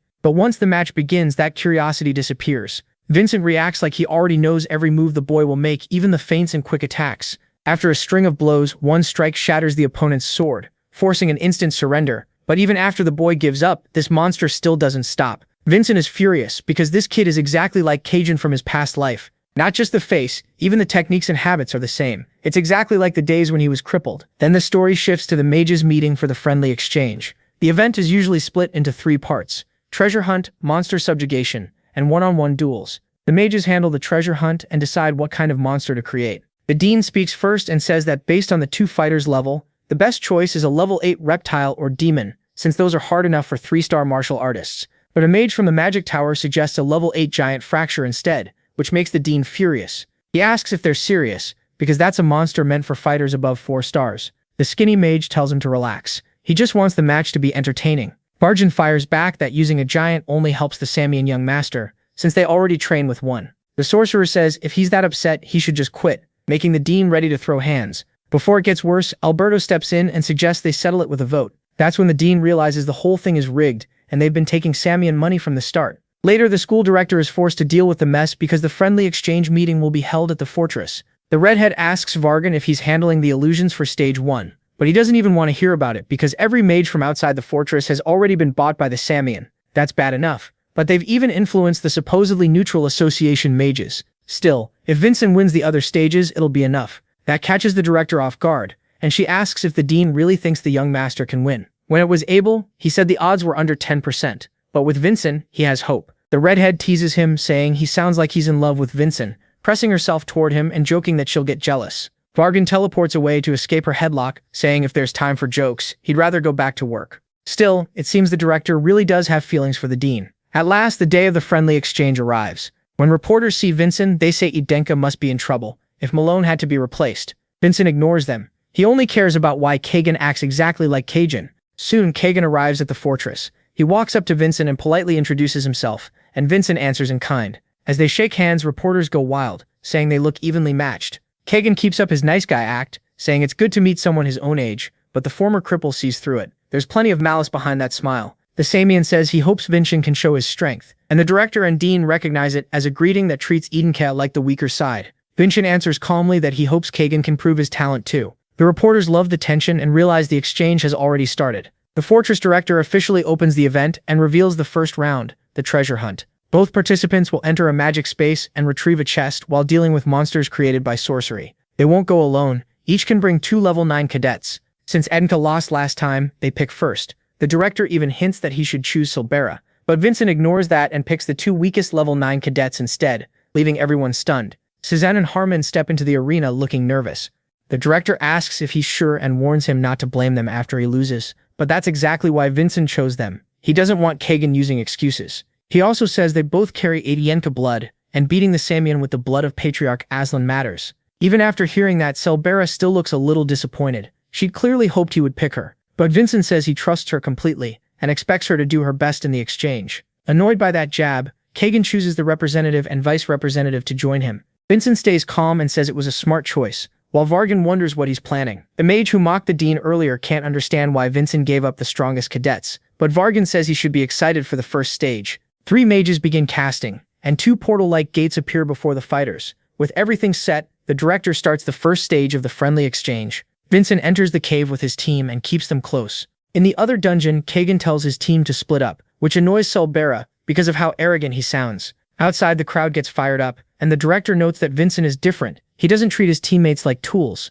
Inside the cave, Harmon asks if Vincent really thinks they can help, and Vincent says yes. They faced their fears and became martial artists. Then a huge explosion throws them all back. When Sazan opens his eyes, he sees a giant monster, and fears the plan is ruined. For a second, they think Vincent was crushed by the giant, but he used ice steps to strike from above and nearly cuts off its arm. As the giant crashes down, Vincent tells the others to start the distraction plan. Sazan and Harmon pull drums from their bags and begin drawing the giant's attention. Fractures have bad eyesight and react to loud sounds, so they try to lure it toward the entrance while Vincent goes for the chest. The plan looks solid, but the director says they're doing it wrong. Even if it's called a treasure hunt, the real point is to show off martial skill. Vincent keeps moving and finally spots the chest, but before he can grab it, a second stronger giant slams into him. He avoids its blows, but now the plan is in danger. He needs to save at least one absolute sword strike, and fighting 2 giants makes that much harder. Outside, Vargan is puzzled by the second giant, but soon learns it was an intentional mistake by the tower mages. The dean gets furious and tries to go after the skinny mage, but the director stops him, saying too many people are watching and it could look bad. The tower mage says the dean is calmer than the rumors claimed, and the director instantly threatens to kill him. In the other dungeon, Selbura watches Kagan in total fear. The giant is getting overwhelmed by the young Samian's skill, and one strike to its eye brings it crashing down. Kagan says he expected more from a giant, but while he's showing off, the second one attacks from behind, making Selbura panic and try to warn him. But Kagan had already seen it. Using Samian swordsmanship, he slices the giant's hand clean off. Then, with a few quick steps, he runs up its arm and strikes straight at its eye. The two cadets are stunned. Even if they hate to admit it, he's incredibly strong. Even with more people, this slaughter wouldn't change. Meanwhile, Vincent sprints from the giants, and Julian starts panicking because nothing is going to plan. He asks if Vincent can use one sword slash to cut both giants at once, but that's not so simple. They're huge, and he can't clearly see the full path his blade needs to pull it off. He needs a point between them for the slash to pass through without cutting it. Saizen and Harmon finally reach the tunnel entrance and face the giant, but Vincent is nowhere in sight.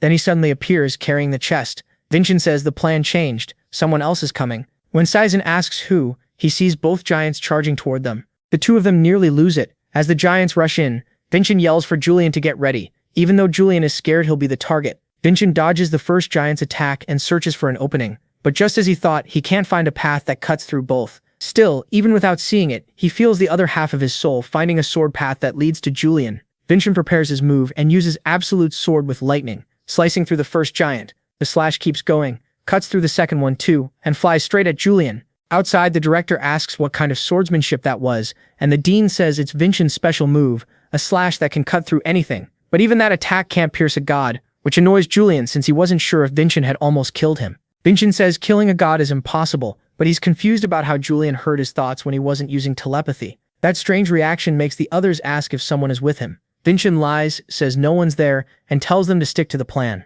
The reason he saved one last absolute sword strike was to cut one more thing. He stabs his sword into the portal and starts slicing through the whole dungeon. The tower mage is stunned and tells the others to check the spell, but the dean says there's no need. This is Vincent's cutting magic. Even Varjan didn't expect him to slice apart the entire dungeon. The association mage gets upset too, and says the young master should be disqualified for destroying an exam stage. The director answers that there's no rule against it, then asks why a neutral mage seems so personally offended. The two students bring the chest to the director and ask if they won, but the tower mage says stage 1 is about showing strength, not arriving first. If young Kagon keeps displaying his swordsmanship, the Saiyans will win. Then Vincent walks up and says Kagon's about to finish the stage 2, which leaves the mage confused. Vincent asks the dean if the dungeon used a copy element, and Varjan says yes, an element was used to make both dungeons identical. So now the real question is, after Vincent destroyed his copy, where did all that mana go? He compares it to water split into two streams. If one gets blocked, the other overflows. So the mana from one side would pour into the other.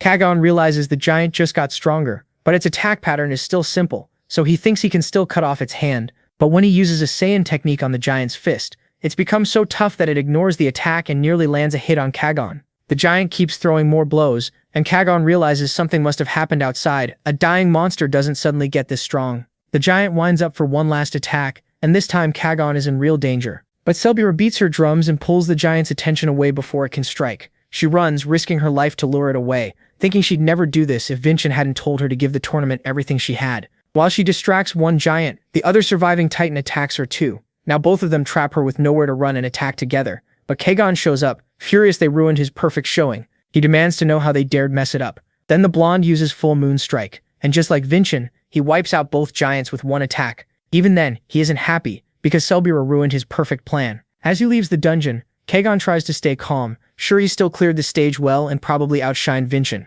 But then Vincent appears and asks if he liked the little present. Kagon asks how Vincent finished before him, and what present he's talking about. Vincent says he has a gifted sorcerer friend, and with that help he made the mana from his dungeon overflow. That's when the young Samian realizes he was tricked from the start. Even so, the blonde stays calm and admits he lost, but from now on, he'll treat Vincent as a true friend. That's exactly what Vincent wanted, so he says they're best friends now. The first round goes to Cadet Vincent, and the next stage will be in 3 days. Back in the fortress, Selbura has relieved her crush won, but then Kagon walks up and thanks her for saving him. He offers her a handshake, but for some reason she feels like she shouldn't take it. Still, he keeps insisting, so she finally shakes his hand, and it's clear that wasn't an ordinary handshake. Since he's a complete jerk, that can't mean anything good. The story then moves to the forest, where Carrie keeps training her spirit magic. She's interrupted by Wilson, who brings her things. Siri asks what happened at the friendly exchange, and he says the young master won, thanks to having such a capable servant with him, which makes her feel better. Wilson asks if training alone in the forest is too hard,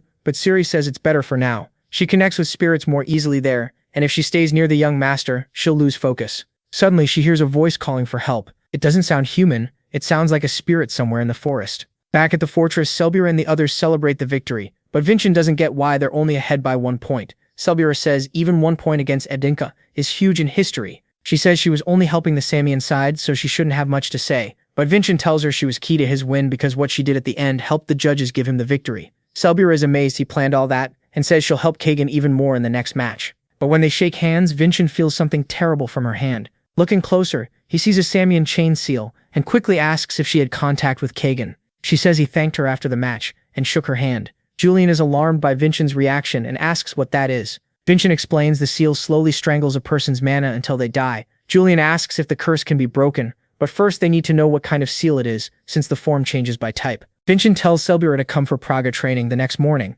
making the poor girl think he's inviting her on a date. The next day, Vincent explains to Julian that if Kagan used a curse this openly, it's because he's sure no one will notice. This seal was probably erased from history long ago, which only makes Vincent want to rip that jerk's arm off even more. When Selbira arrives, she's dressed way too nicely because she thought it was a date. Vincent asks why she's dressed like that for training, and Julian wonders if he was infertile in his past life because he somehow can't tell she obviously likes him. But this armless 30-year-old from 500 years ago has no interest in a 14-year-old girl. They begin with meditation and he tells her to keep moving her mana and report anything strange. Selbira feels nothing unusual, but Vincent is worried because her mana flow is completely broken. It looks like swordsmanship has fallen a lot since the imagery era. Julian asks if he can remove the chain, but Vincent says it's far stronger than he expected, and he can't break it alone. Now the plan changes. He has to find the offering used for the seal. Usually that's an animal heart or a forest spirit. The problem is, if he doesn't find it fast, Selbira will die in 3 days. Julian points out the tournament starts again in 3 days,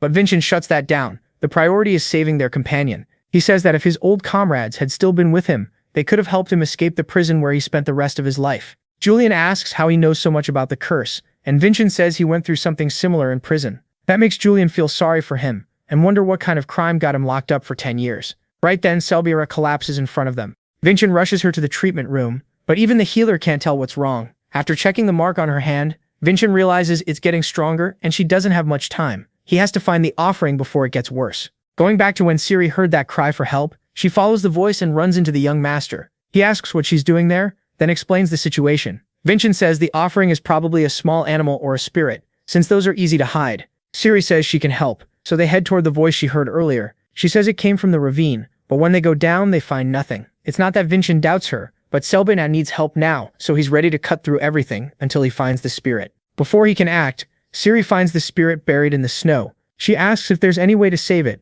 but Vincent says sadly no. The only way to undo the seal is to kill the spirit fast, but Vincent can't bring himself to do that, so Siri starts forming a spirit contract instead. Julian says that kind of contract is stronger than normal seals, and can actually break the curse. Siri's thrilled to gain a new companion, but they don't get a moment to rest because a hidden attacker suddenly strikes. Vincent shields his maid and demands to know who attacked. A young master named Samian steps out and says Vincent ruined a traditional ceremony, so he'd better explain himself. Then Kagan keeps going on about that so-called ritual and orders Siri to hand over the spirit. Vincent asks how he can call it tradition when it was meant to kill Selbura.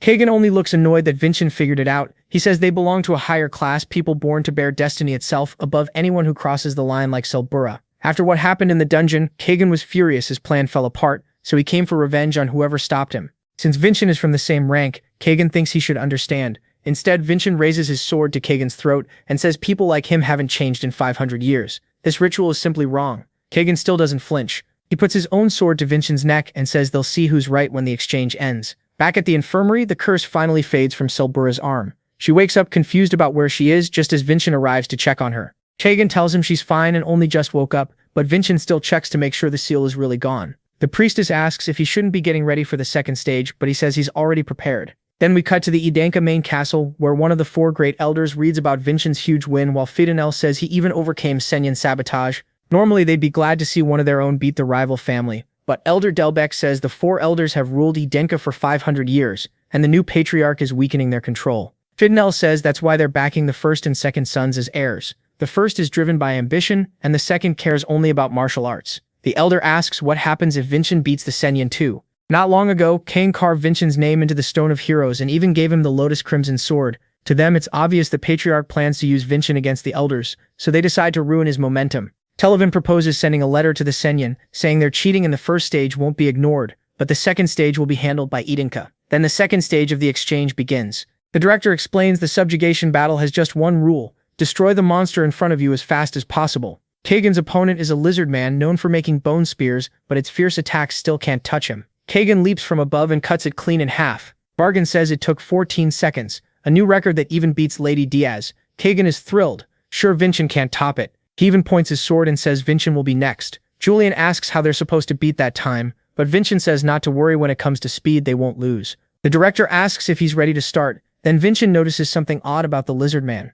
The view shifts to the elders' table, where we learn Televin tampered with the second stage. He kept the lizard man from mating for 2 months, something most fighters don't know matters. A monster denied that long becomes wildly stronger. When the cage opens, the crazed lizard man charges at Vincent. He knows dodging the first strike is safer, but then he won't beat Kagan's record. So without any fear, he opens his arms and lets the monster thrust its weapon into him, using that instant to stab through its hide and trigger the mark of the god of lightning, frying the lizard man on the spot. The dean asks what's going on because he can't see, and the director tells him to look at Vincent's time. Even she didn't expect him to go this far just to beat the Senayan.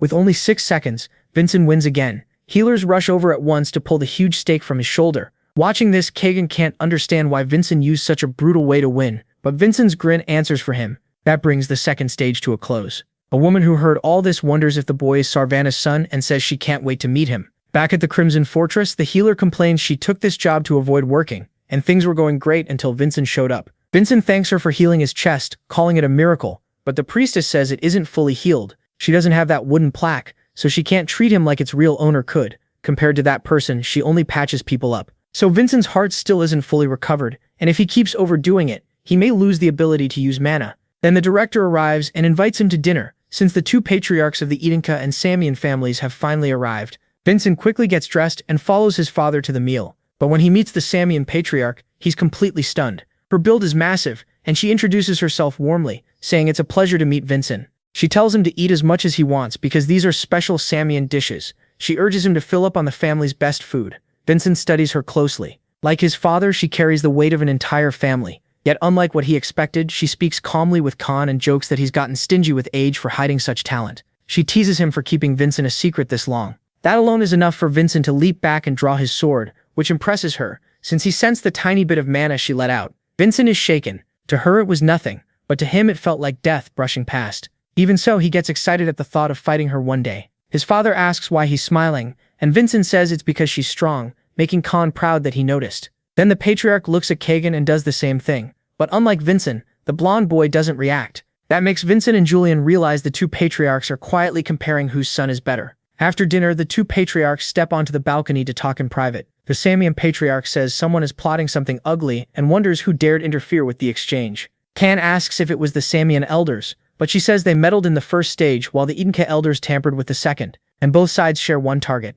Vincent Idinka. She asks if he really thinks Sarvana's son will win, and the patriarch says yes. He believes Idinka will fully surpass Samian. The blonde boy asks if that's because of the testament, and what Khan plans to do about the elders' interference. Khan says anyone who betrays his trust never stays alive, and nothing will stop Vincent from winning. When she asks why he's so sure, he says it's simple. His son promised he'd win, so he will. The next day, the final battle begins. On one side sits Velka Samian, and on the other is Khan Idinka, both watching the match. The 2 young fighters cross swords as the director announces the long-awaited duel. Julian warns Vincent not to forget his condition. With his damaged heart, he can only use one absolute sword strike, so he starts by testing Kagan with the electric giant's power. Kagan blocks it with one hand and says if that was only a test, then he'll have to burn Vincent to ashes to be satisfied. Crimson mana starts pouring from his body. It's the same hidden art that beat Vincent in the past. Mana fueled by life force, the Crimson Emperor's power. Kagan sees that Vincent recognizes it and asks if there's anything he doesn't know before rushing in. Vincent tries to block, but the strike still lands. He's stunned, then realizes this boy has already surpassed the Kagan he knew in the past. The fight goes on, and Vincent is pushed back by non-stop attacks. Kagan wants to cripple him again, but Vincent keeps fighting back. Their blows collide and explode across the arena. Vincent knows the Emperor's power weakens in long battles, but Kagan gives him no break and keeps attacking. Kagan starts to believe victory is his, but that confidence falls apart when Vincent uses Kajan's sword style. In his past life, Kajan was a madman who kept beating opponents even after he had already won. He would even mock them for losing to a one-armed man. Vincent had watched all of it, and when Emo appeared he asked why Kajin kept striking after victory was already certain. Emo was a friend Vincent met on the battlefield. They were all just tools used to test Kajin's strength, but Vincent was the only one who still tried to bring that monster down. He knew that wish was probably foolish, yet his friend always respected him for fighting with everything he had. Emo wasn't just an amazing swordsman, he was also a true friend who never mocked that dream. But he grew too strong too fast, and was thrown away by the Saiyan. All he left behind was his swordsmanship, and now Vincent will use that very style against the Saiyan. Even knowing this technique was made by someone his family destroyed, Kagan calls it useless and charges in fast with the Kagan lunges, but the Dragon Slayer blocks it with ease. Even so, Kagan keeps pushing, and Vincent is shocked. It feels like fighting Kajin from 500 years ago. That resemblance is exactly why Kagan is about to lose. He vanishes from sight, confusing everyone. But Vincent slips past the surprise attack without trouble. He can't lose to this kid because he already knows this style too well. He fought Kajin hundreds of times in his past life. Kagan starts getting annoyed and rushes in recklessly. Vincent is almost thankful he inherited Kajin's bad habits too. He enlarges his sword and brings it down with a savage blow that snaps Kagan's sword in half. Vincent thinks it's over. But then Kagan's mana suddenly rises again. He admits he's still a beginner, so this is risky, but he's ready to burn everything he has to form his soul blade. Kagan is impressed by him. Not even his own mother knew he had this gift. The blessing of the sword gives insane talent, and at its final stage, the user can turn a sword into an imagined element. Vincent points out that Kagan already burned through his strength with the Crimson Emperor, but the madman doesn't care and charges anyway. Kagan says he risked his life in the second stage, so now he'll go all out even if his body breaks. Vincent refuses to lose to someone like that, and he's ready to risk himself too. Both of them are terrifyingly strong, but Vincent's technique starts to give out and shatters, making Kagan think victory is his. But Vincent doesn't depend only on sword skills. He slams a punch right into Kagan's face. Now both Vincent and Kagan are at their limit and put everything into one last clash. Vincent's absolute sword strike, backed by the electric giant, crashes into the Crimson Aura, but that huge attack is only a fake. His real strike comes from above. He cuts off Kagan's arm and wins the third round of the friendly exchange. The crowd instantly erupts, chanting his name. Seeing that, the former cripple thinks back to his past life. After 500 years, he finally beat the Saiyan. The elders don't look happy about it, and neither does Merlin, who knows it's time for him to step in. Still, one young man is thrilled by the result. He was clearly pleased with Vincent's win. He asks his subordinate if he could beat Vincent one-on-one. The man confidently says yes. He's from a great family line. That only makes the young man more eager to face Vincent. He says he'll enter the Crimson Fortress. After the fight, Vincent gets dragged back into his memories. This time, demonic soldiers swarm him. Vincent cuts them down, but the feeling is just like when he fought Malone. Then Kagan appears with pitch-black eyes and comes at him, saying he finally found him. Before Kagan can land a hit, one slash cuts him in half. Aslan appears and Vincent demands to know what is going on. Then the real archdemon rises in the sky, ready to strike. Aslan says he sensed it and warns Vincent to recover fast. Now Vincent has to move past the Saiyan and face the truth he left behind, as he gets ready to fight the demon. Vincent wakes up in his room with everyone gathered around him. He still doesn't understand Aslan's last words. Even after beating the Saiyan, he still wasn't worthy of seeing the truth. Then the Edinka Patriarch walks in, and all the cadets immediately stand straight. He tells them to relax, he won't stay long. Ken says he's proud his son kept his promise and wants to reward him. Vincent says he still isn't a true Edinka and needs a master to teach him the family's swordsmanship. The Patriarch asks if he realizes the elders still dislike him, but Vincent says that after beating the Sanjin they can't stop him anymore. His father gives a faint smile and tells him to come along. At the end of the hall stand Realsa and Merlin is surprised Vincent remembered his name. Realsa introduces him as Vincent's new teacher. He's an 8-star martial artist and the holder of the electric giant. His full name is Merlin Falker. The moment Vincent hears Falker, he freezes,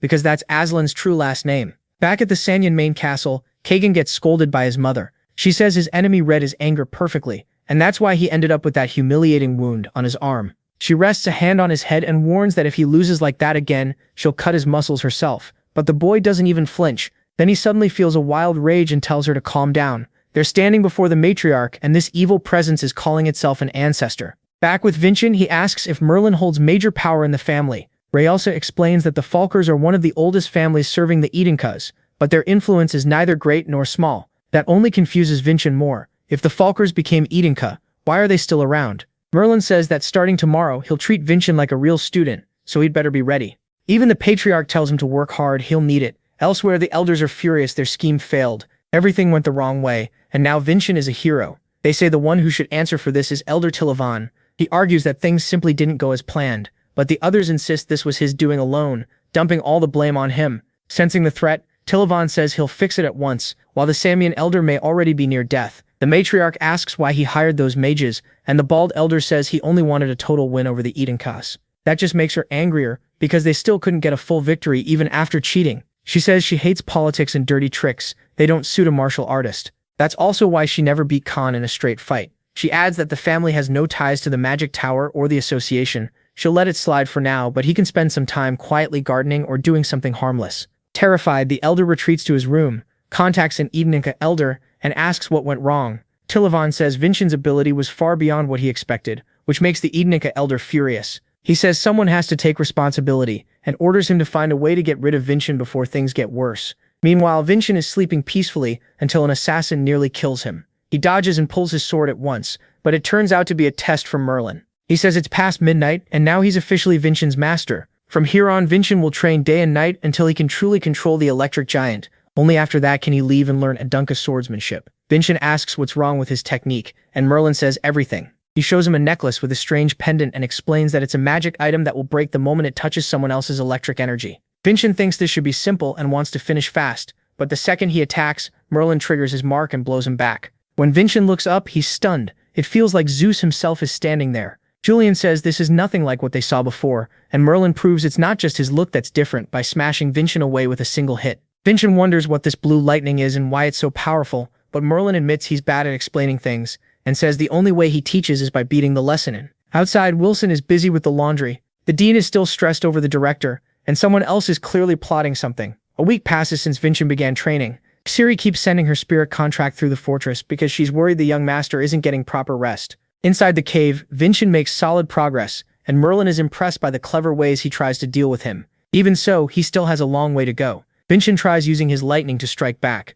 but it can't match Merlin's blue lightning and gets shoved back by the pressure. Merlin immediately comes at him from behind, but Vin dodges and gets right in front of the pendant. Naturally, he reaches for it, but that's exactly what the redhead wanted. A moment later, Merlin smacks him with the butt of his weapon. Merlin says Vincent's movements are getting better, but his electric giant still hasn't improved enough. Julian tells him to drink plenty of water. They don't know when the next break will come. Vincent has tried everything, but his lightning still can't beat Merlin's. It's like they aren't even using the same electric giant. Then Julian complains that barely any water is coming out of the bottle, and that gives Vincent an idea. He finally understands why his electric giant is weak. He always thought he had to hold back the lightning before releasing it, but it's actually the opposite. He has to let it all burst out at once. Merlin is glad he finally figured it out, but the training still isn't done. Before learning the true Edenka swordsmanship, Vincent has to destroy the pendant. The two clash again in a storm of lightning. Merlin thrusts forward, but Vincent leaps up and readies a strike, only for Merlin to stop it, setting off a lightning blast that quickly condenses into a ball and knocks Vincent back. Merlin notices that Vincent is using Rasadores. The moment Vincent spots an opening, he grips his sword and swings hard. Merlin blocks it and startles him by saying he knows Ressa and understands her power. He crushes Vincent's attack, putting him on guard. Then Vincent notices a deep old scar on Merlin. It looks like the kind no healing could erase. Pain, fear, shame, defeat. Those are deadly weaknesses for a martial artist. Vincent fires lightning through his blade, and when Merlin dodges, he uses that instant to grab the exposed pendant. He pours his energy into it and shatters it. Both drop to the ground slightly hurt. Realizing Vincent aimed at his scar, Merlin admits the boy has shocking experience for a 14-year-old. He says Vincent passed and has earned the right to learn Edenka swordsmanship. Vincent asks if he's serious. Merlin says he is. Vincent needs this training for even bigger trials ahead. A few days later, his friends praise him for surviving a whole week training in that closed space, but then Ciri calls out to him. Ciri hands him a mission. His friends think it's odd because it's addressed straight to Vincent. When he asks why, Salbura says jobs like this usually go to rank 7 cadets. Julian points at the signature. He's shocked to see it came from the elders of Edenka. Salbura laughs and offers help, saying they all got stronger training with him, but Vincent chooses to go alone, and Merlin asks why. The rector reminds him this is his first mission, and going solo is risky. Vincent says that's exactly why he has to do it alone. The elders were bold enough to hand him this mission, clearly treating it like a test or a trap. Merlin says they may be trying to get rid of him. The rector agrees and warns how dangerous it is to send him by himself. Vincent cuts in. This is his war, and winning means walking out of their trap unharmed. He knows there's a truth hidden here, and he has to get stronger to uncover it, even if he gets dragged into a power struggle. With a cold smile, he says he has to accept because he's Enika too. Bargain sighs, realizing Vincent has already made up his mind, so he permits the mission and tells him not to forget himself as a cadet. Vincent then heads out for his mission in Tornik. Later, while the rector is resting, Vargan shows up and asks if she's dodging work. She says she's only taking a break, then asks about Vincent's mission and the one behind it. Even though it carries the elder's name, They suspect Elder Tilavan is the real culprit.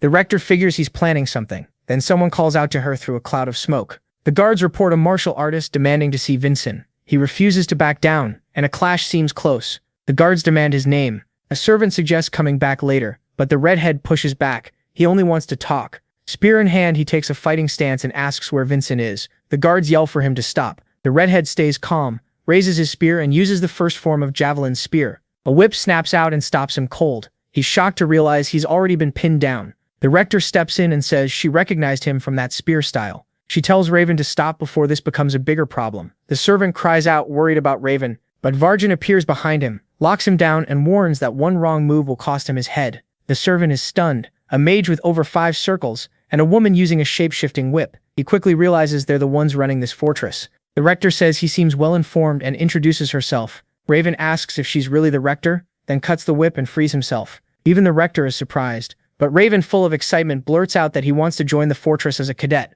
Once they enter Tornik, Julian says the mission seems too simple for the elders to be involved, but Vincent says that's the trick. The target is a single goblin. Julian immediately suspects a trap. Vincent explains that goblins are weak alone but dangerous in groups because they overwhelm their prey. This one, though, is wandering by itself. He says it was either cast out or got so strong it no longer needed its group and may have eaten them. That thought scares Julian, who quickly starts planning for the worst. Vincent thanks him. According to the plan, the creature should be nearby. He climbs onto the carriage roof and tosses some money to the driver. The coachman says they still have a long way to go, but Vincent insists on getting off here and tells him to leave the forest fast. The driver has no idea why, and then Vincent vanishes, leaving only traces of ice behind. He stops in the forest and with a sly grin starts the hunt. He activates the blessing of the electric giant and appears behind the target, unleashing giant lightning storm. The blue lightning isn't especially strong, but it blankets the whole area. Vincent senses it and finds a gray monster overflowing with purple aura. He's stunned by its huge body and the strange marks covering it. Julian guesses it might be a chimera.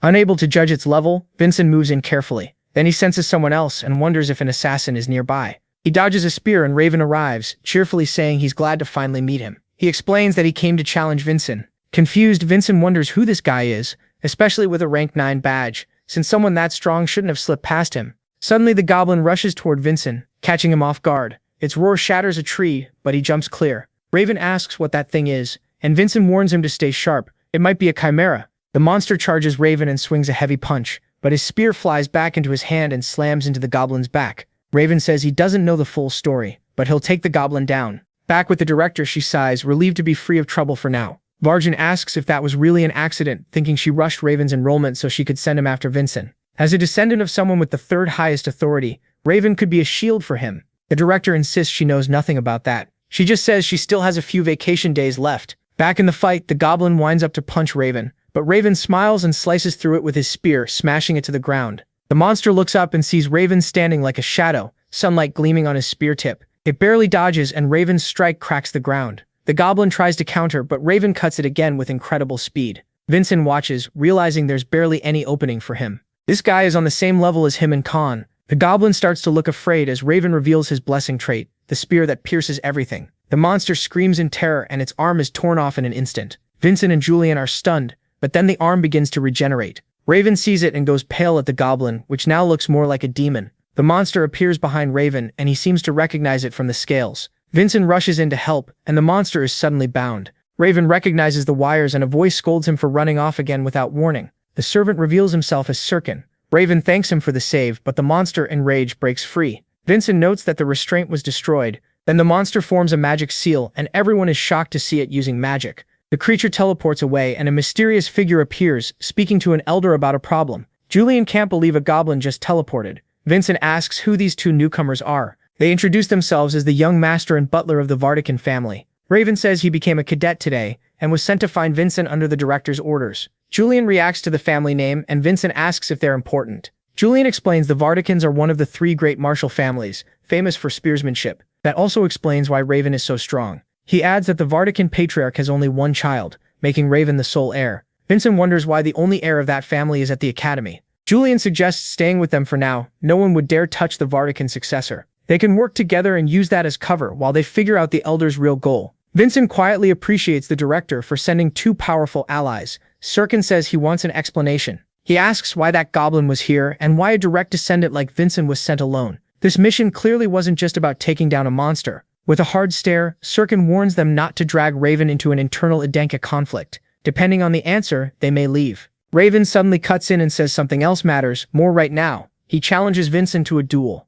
Vincent is baffled, and Julian remembers Raven already talking about this. Raven says watching Vincent fight Khan lit a fire in him. He had planned to beat Khan first, but now his real target is Vincent. He wants to grow stronger with him and then surpass him. Julian thinks the guy is intense, while Vincent sees someone blunt and competitive, and figures they might get along. Still, he refuses, leaving Raven staring in confusion and asking why. Vincent says his priority is the mission. Raven begs for just one fight but gets turned down again, so he calls Vincent a coward and a chicken. Vincent doesn't budge. He says no duel happens until the goblin is dealt with. Sirkin realizes Vincent is basically forcing them to help. Raven asks if they can fight once the goblin is dead, and Vincent says maybe. That's all Raven needs to hear. He gets fired up to hunt the goblin. Sirkin can only think his young master is hopelessly obsessed, and that this time Vincent caught them. After reaching Tornik's main street, they eat at an inn and decide to stay the night. As they talk, they bring up the danger of being pulled into the Elder's schemes, and Vincent says the goblin looked like a chimera. Sirkin agrees, while Raven adds that its scales and horns were especially strange, so they decide to investigate more. Then Vincent senses a presence and a smell like the Sanyan prison. A man comes down the stairs. He freezes in shock and blurts out Vincent's name. Vincent is surprised the man knows him. The stranger suddenly stumbles down the stairs and Vincent catches him, demanding to know who sent him. Then red mana starts pouring from the man's chest, and panic takes over. Vincent sees the man's mana flow spiraling out of control and asks what's happening. A moment later, he turns and shouts that the man is about to explode, but the others say they can't feel anything. Only Vincent can sense that mana as the man's skin cracks and his eyes glow from the overload. The body starts to burst, and Vincent yells that it's dangerous. The man explodes. Raven shouts because Vincent is right next to the blast. People scream and run, while Sirkin wonders why he didn't sense the explosion and throws up a wire barrier around Raven. Raven says they have to save Vincent. He's still inside it. As the explosion swells, Vincent cuts through it, shocking them both. He drops to the ground, worn out, and Raven rushes over. Sirkin is stunned. He thought Vincent had been swallowed by the blast, but he actually sliced it apart. Raven carries him away while Sirkin checks the body. Vincent realizes he almost died. Julian says he's lucky his heart didn't burst from using the absolute sword again. Once they reach the room, Vincent says he needs to meditate and asks them to guard him. Sirkin wonders why Vincent trusts them with that. Vincent says Sirkin is at least a 7-circle mage, so whether he meditates or not wouldn't matter if Sirkin wanted to beat him. Sirkin wraps him in a wire cocoon. Vincent starts meditating. Raven asks how Vincent survived that blast. Sirkin figures Vin somehow sliced the explosion apart. Raven can't believe it and asks if he could do the same. Sirkin says maybe about 50-50. Even though the man exploded, the body is still mostly intact. Then it starts evaporating, and even Sirkin is shocked. Raven says he gets it now, and Sirkin asks what exactly he means. Raven calls Vince an insane bastard and says he really wants to duel him. By night, Vincent finally comes out of the cocoon. It took longer than he expected. He notices Raven passed out without a care after everything that happened. Julian brings up the dead man's mana. Vincent says he's sure it came from the Crimson Emperor. Julian wonders if the man stored mana in his heart like they do, but he wasn't a martial artist. Raven guesses he may have been a prisoner, injected with mana before being sent out. Vincent thinks this points to something bigger involving the elders in the Sanyan. Sirkin walks in and asks if Vin knew the man would explode, why didn't he run? Vin says there were too many people nearby, including a woman holding a baby. Sirkin asks if that mattered more than Vin's safety and goals. Vin asks what Raven would have done and whether Sirkin really thinks he would have left him. Sirkin gets the point, though he admits not everyone would act like that. Then he says Vin carries the finest sword among the Idenka. Vincent thanks him. Sirkin says that out of respect, he'll step back from the subjugation mission. Elsewhere, a shadowy figure appears with the goblin on a leash and tells it to be quiet. Soon enough, it'll get to eat Vincent Idenka, and maybe Raven too. In the forest, Raven walks along humming, excited to hunt the goblin and head back after killing it. Vincent can't sense Sirkin nearby and realizes he really kept his word. He remembers asking earlier why Sirkin was leaving the subjugation, and Sirkin answered that Raven comes first. If things got bad, he would have killed the goblin himself, but that would have gotten in the way of Vincent's growth. He wants to see how far Vin can go with an honest sword, so he promises not to interfere. Vin finds it funny having someone that strong cheering for him. Julian says he should have healed fully and returned a few days later. Vincent disagrees. Someone dangerous is involved, and waiting could make things worse. Raven asks where they're headed. Vin says back to the place where they fought the goblin. He still can't sense it, so its real base must be farther away. Raven asks how they'll find it now, so Vin rolls up his sleeves and says they'll do it the old-fashioned way. Raven says that without a special trait, tracking it should be impossible. Vin explains the goblin is much bigger than the other beasts here, so it had to leave tracks behind. He mastered this method while hunting monsters, and starts by following the smell of blood. Before long, they find claw marks, bones, and footprints. Raven is impressed, saying he's learning a lot from Vin, but Vincent finds it too easy. The signs are laid out too neatly, almost like a straight trail, as if someone wants them to follow it. And right then, he triggers a trap. A huge blast goes off, but they barely avoid the magic mine. Julian says the field itself is strange. Wheat shouldn't be growing there. Vincent drives his sword into the ground, sending lightning through the area. It reaches a hidden man, who cancels his spell, setting off a massive electric burst. Vincent says he's the one who lured them here. The man praises them for figuring it out and introduces himself as Carvel, thanking them for accepting his invitation. Vin asks if the elders hired him. Carvel says Vin's head is worth 100 million. Vincent thinks he's talking way too openly. Carvel says one thing clearly, he has no plan to let Vin live. Then the goblin appears behind them. They immediately draw and strike at it, making the creature shriek. Vincent realizes it reflected their attacks. Carvel tells them not to forget about him, and fires magic projectiles. They dodge, but Vincent feels pain in his chest. His body still hasn't fully recovered. Carvel mocks them, asking if they really think they can beat both him and his chimera at the same time. Vincent says he'll handle the gauntlet. Then wires suddenly bind Kargan and explode around him. Sirkin says he's surprised Vincent noticed he was there. Vincent knew he'd never leave Raven alone. Raven shouts that Kargan's body vanished, leaving only bits of clothing. A moment later, Kargan teleports back. He remembers Sirkin's name, the famous Vardican assassin, and calls him the King of Assassins. Raven is lost, while Sirkin is surprised his name still carries that much weight.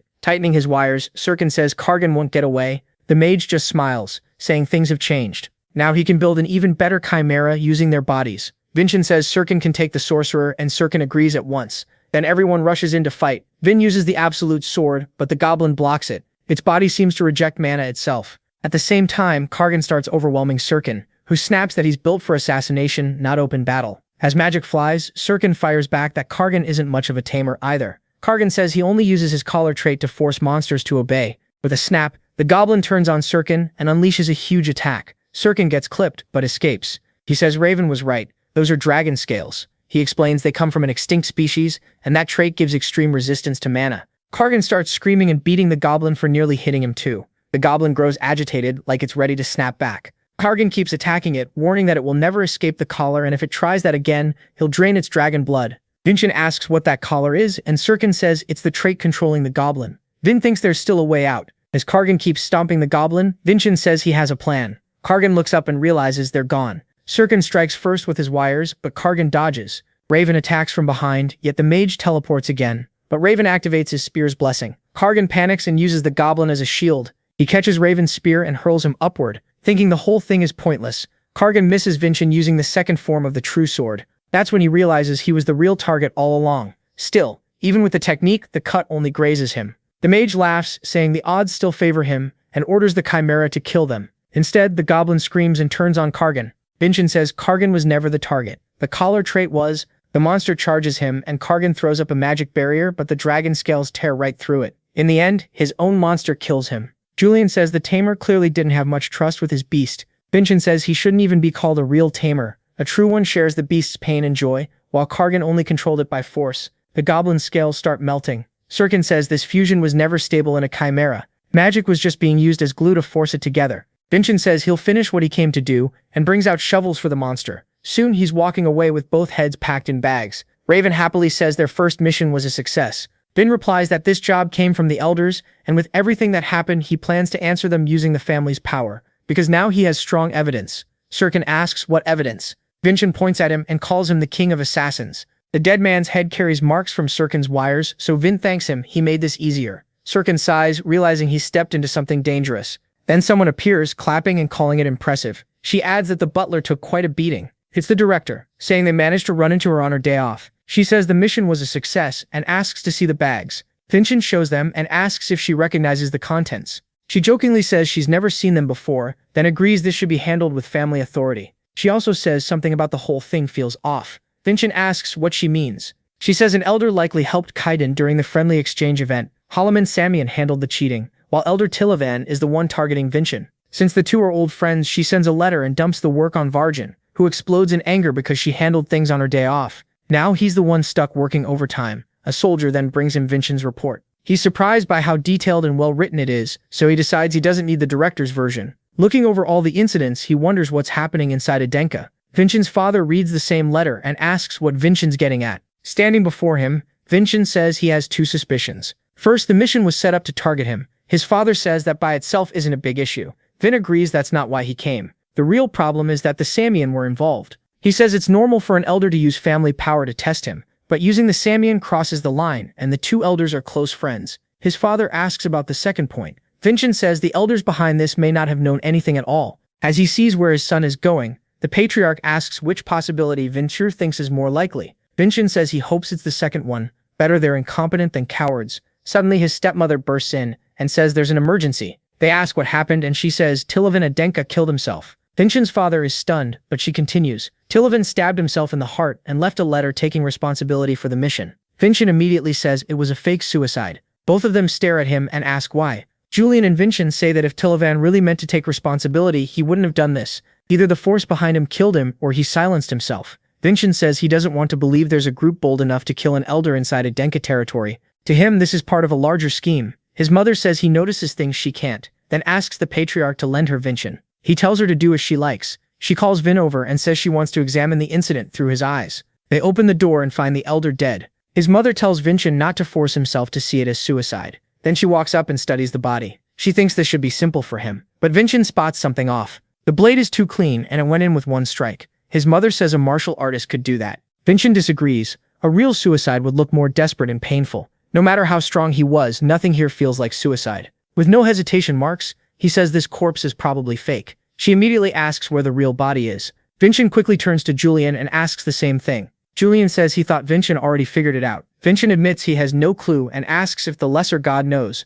Julian guesses it's dark art corpse ventriloquism. Vincent repeats that to his mother. She asks what he's basing that on. Vincent asks if she can't tell with her eyes, but she says her blessing barely lets her tell truth from lies, and this kind of trick is beyond it. Then she grabs him with a chilling pressure and asks how he knows dark arts. Julian and Vincent both tense up. She says she doesn't care about the corpse. She wants to know where that knowledge came from. Elsewhere, a man is startled when the patriarch arrives. The patriarch calmly says it's been a while and asks for some tea. At the elders' meeting, he sips it and praises the flavor, asking if it was Tilovan's favorite. The room instantly grows uneasy. A woman, sweating, says that corpse has already been removed from the council. The patriarch thinks they must have cleared themselves already. She tells him to get to the point and asks if he came to complain about Vincent's mission. He says the outcome was unfortunate, and she mocks him, saying Vincent must be his favorite because he's Sarvanna Heasley's son. One elder jokes that his wife might get jealous, while another says the Helling family may object. The woman presses harder, calling it shameless, and asks why he cares about that woman's son now,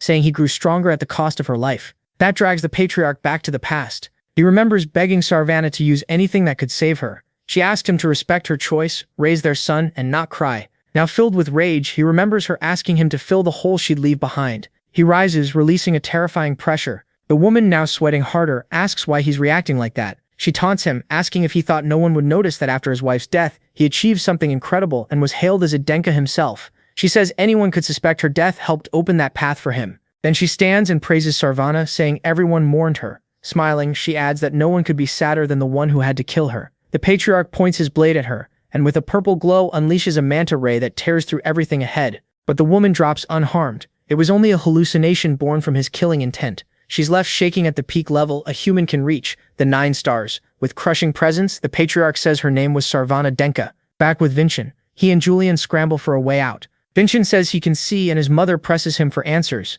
Julian mutters that they're doomed while she doubts he can even see the name of the dark spell. Vincent says he actually can't, trying to slip past her eye of truth, so he says he received a revelation. His mother is surprised and asks if it's like what happened at the sword assembly. Vincent says when he observes with his feelings, revelations come to him. That's how he found it. He notices her eye doesn't react. She warns him never to tell anyone. He agrees, and Julian is shocked that it actually worked. She asks what the god said and whether he revealed Tilovan's location. Vincent asks Julian to help him out. Julian says if even his mother can't sense it, then a huge amount of dark magic was used. Tilovan has burned away most of his life force. Vincent relays that, and she asks if a third party is involved.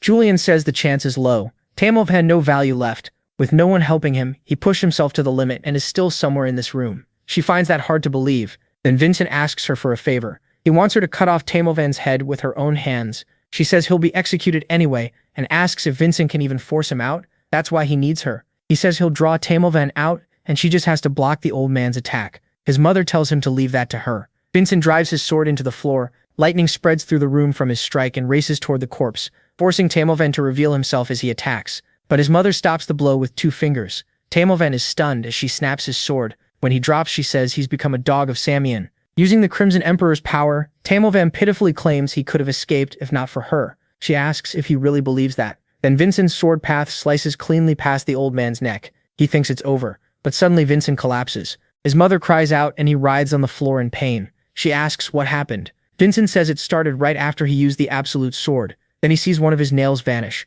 Julian is shocked while Vincent says he didn't expect it this soon. The destruction of the celestial exoskeleton. His mother runs to call a priest. While Vincent says this wasn't supposed to happen for years, Julian isn't surprised. Vincent pushed his body to beat enemies far stronger than him. After using power beyond his level again and again, this backlash was bound to come. Vincent asks Julian if he failed again in this life, but Julian says no. Purple butterflies gather around him as he admits Vincent's methods were reckless, but worth it. Without Vincent, none of this would have been possible, and no one would have seen his worth. Julian says he'll use his divine power to hold the celestial exoskeleton together. Vincent yells at him not to, but Julian cuts him off. He already knows he'll disappear. Smiling, he tells Vincent to find a way to contain the exoskeleton before he fades away. Vincent screams Julian's name, and Julian says goodbye in a storm of butterflies. Vincent catches one mana butterfly and vows to find a way. Then Father Dulene opens the door. Elsewhere, Ciri is in a meeting. The director and Raven wait for him, and Raven hopes they'll hurry. Merlin suddenly arrives, and she asks if he came all the way from the fortress at this hour.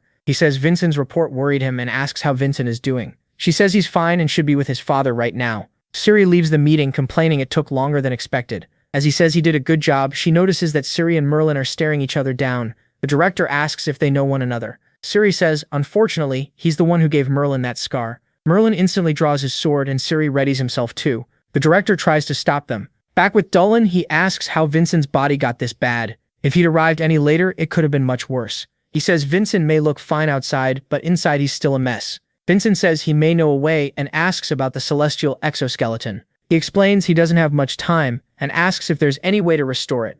Dullen says this is his first time hearing of such a thing. Vincent starts to think there's no hope and that both he and Julian will die anyway. But Dullen says there is a way to protect Julian. Vincent has to learn to use divine power. He dryly asks if that means becoming a priest. Dullen says that's one option, but there's no time. Instead, he tells Vincent to go to the Celestial King's tomb. The king was a legendary disciple who built the temple, and inside is an item with incredible power, the Holy Grail. Vincent asks if he's supposed to hunt down some myth, but Dullen says it's not exactly a myth. A martial artist once gained power that way. And when Vincent asks who, Dullen says it was Aislinn Denka, his ancestor. Back with the director, the two still look ready to kill each other. Merlin says this is his first time seeing him since their battle. Ciri explains he was a mercenary back then, and their paths crossed more than once. Merlin lifts his sword and says this meeting will end like the others. Ciri charges with a grin, and Raven shouts at him. Just before they collide, the director stops them. She reminds them they're now the masters of two cadets, and if they can't wait until Vincent and Raven leave the fortress,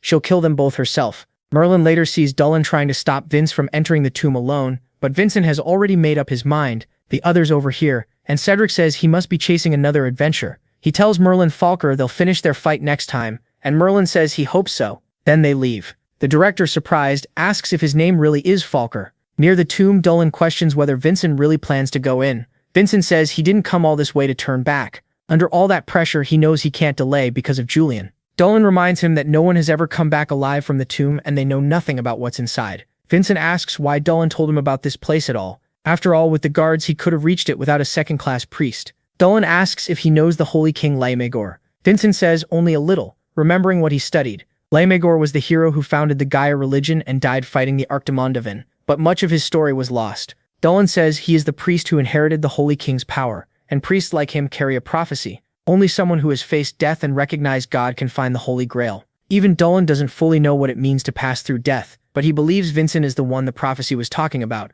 He admits he got scared when he heard Vincent was really going into the tomb. Vincent tells him not to worry. He's the Holy King's chosen one. Then he steps inside. Dullen watches Black Mage swallow the entrance. He clasps his hands and prays for him. As Vincent walks down the stairs into total darkness, he notices he's been descending for a long time with no end in sight. He calls out for Julian, then remembers Julian can't hear him here. Even after 10 years in prison, being alone still gets to him. Unable to find the way, he wonders if he missed something in the dark, when a voice suddenly warns him not to look back. If he does, he'll lose his way and be trapped forever. Vincent pulls his sword and demands the speaker show himself. A light suddenly appears, and shadows rise up. They take the form of Shadow Clan assassins, and one man introduces himself as Melanon. He says he's been waiting for the one seeking the truth. Surrounded, Vincent has no idea what's happening. Melanon tells him to overcome the Samian and face the truth. They were left there by that wish, waiting for 500 years, and now he must prove himself and set them free. Vincent asks how he's supposed to do that. Melanon says only his swordsmanship can free them. So Vincent decides to use Idenka swordsmanship. He cuts through the shadows with the first form, Crescent Slash, declaring that he's Aslan Falker's descendant. But Melanon says that's still not enough proof. The tomb shakes as the fight explodes into a fast clash. The shadows try to break his focus with their words, but he answers with lightning storm, wiping them out only for them to regenerate and surround him again. As he dodges, Vincent realizes his attacks aren't stopping them. Then Melanon strikes from behind. Vincent remembers the warning not to look back, so he takes the hit. Melanon tells him to give up. He isn't the one from the prophecy. Through the pain, Vincent wonders if this is really the place Aslan meant for him. If Julian were here, he'd know what to do. Feeling trapped and outmatched, he faces the swarm of shadows. Outside, while Dullan is praying, someone arrives yelling at the guards to move. Dullan recognizes who it is. Inside, Vincent's blood drips to the floor. Melanon says they are guardians chosen by the Sun King and the Holy King, given absolute power to protect this place. They hoped he would free them, but since he can't beat them, he's just an intruder. He's neither the seeker of truth, nor the one who knew death and found God.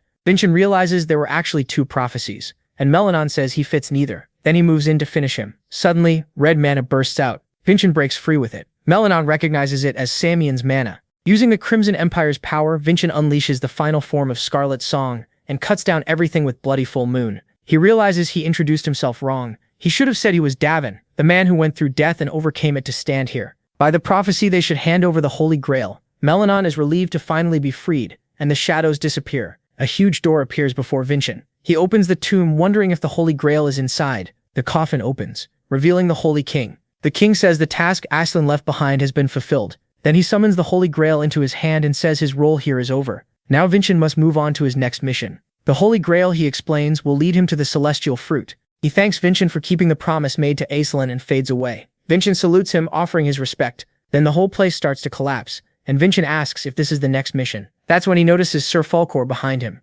Outside, Dullan keeps waiting, while the director says they've been inside too long. She explains the prophecy came from her family, and Merlin's family. It also mentioned a descendant of Koibel. She doesn't know why he's involved, but the prophecy is clearly coming true. So she worries about Merlin because if Vincent is the seeker of truth, Merlin may not come back alive. Vincent notes that Falkor was Aslan's original family name, so it's strange that line still remained after dropping it. He asks what happened to the Falkors, and Merlin explains that some Ajic families carry a prophecy about a mission left by the first patriarch. A Falkor descendant must sacrifice himself in the tomb for the Ajica who remembers that name. Vincent is stunned by that. Then a rock falls toward him, but Merlin slices it apart at once. He says the tomb lasted 500 years, but now it's about to fall. There's only one way out: destroy the pillar holding up the tomb. That collapse will open a small escape path. Vincent rejects the plan and suggests finding another way, but Merlin refuses, summons the lightning giant, and accepts his fate. Vincent warns him he'll die. Merlin says that when they first met, Vincent promised to remember his name.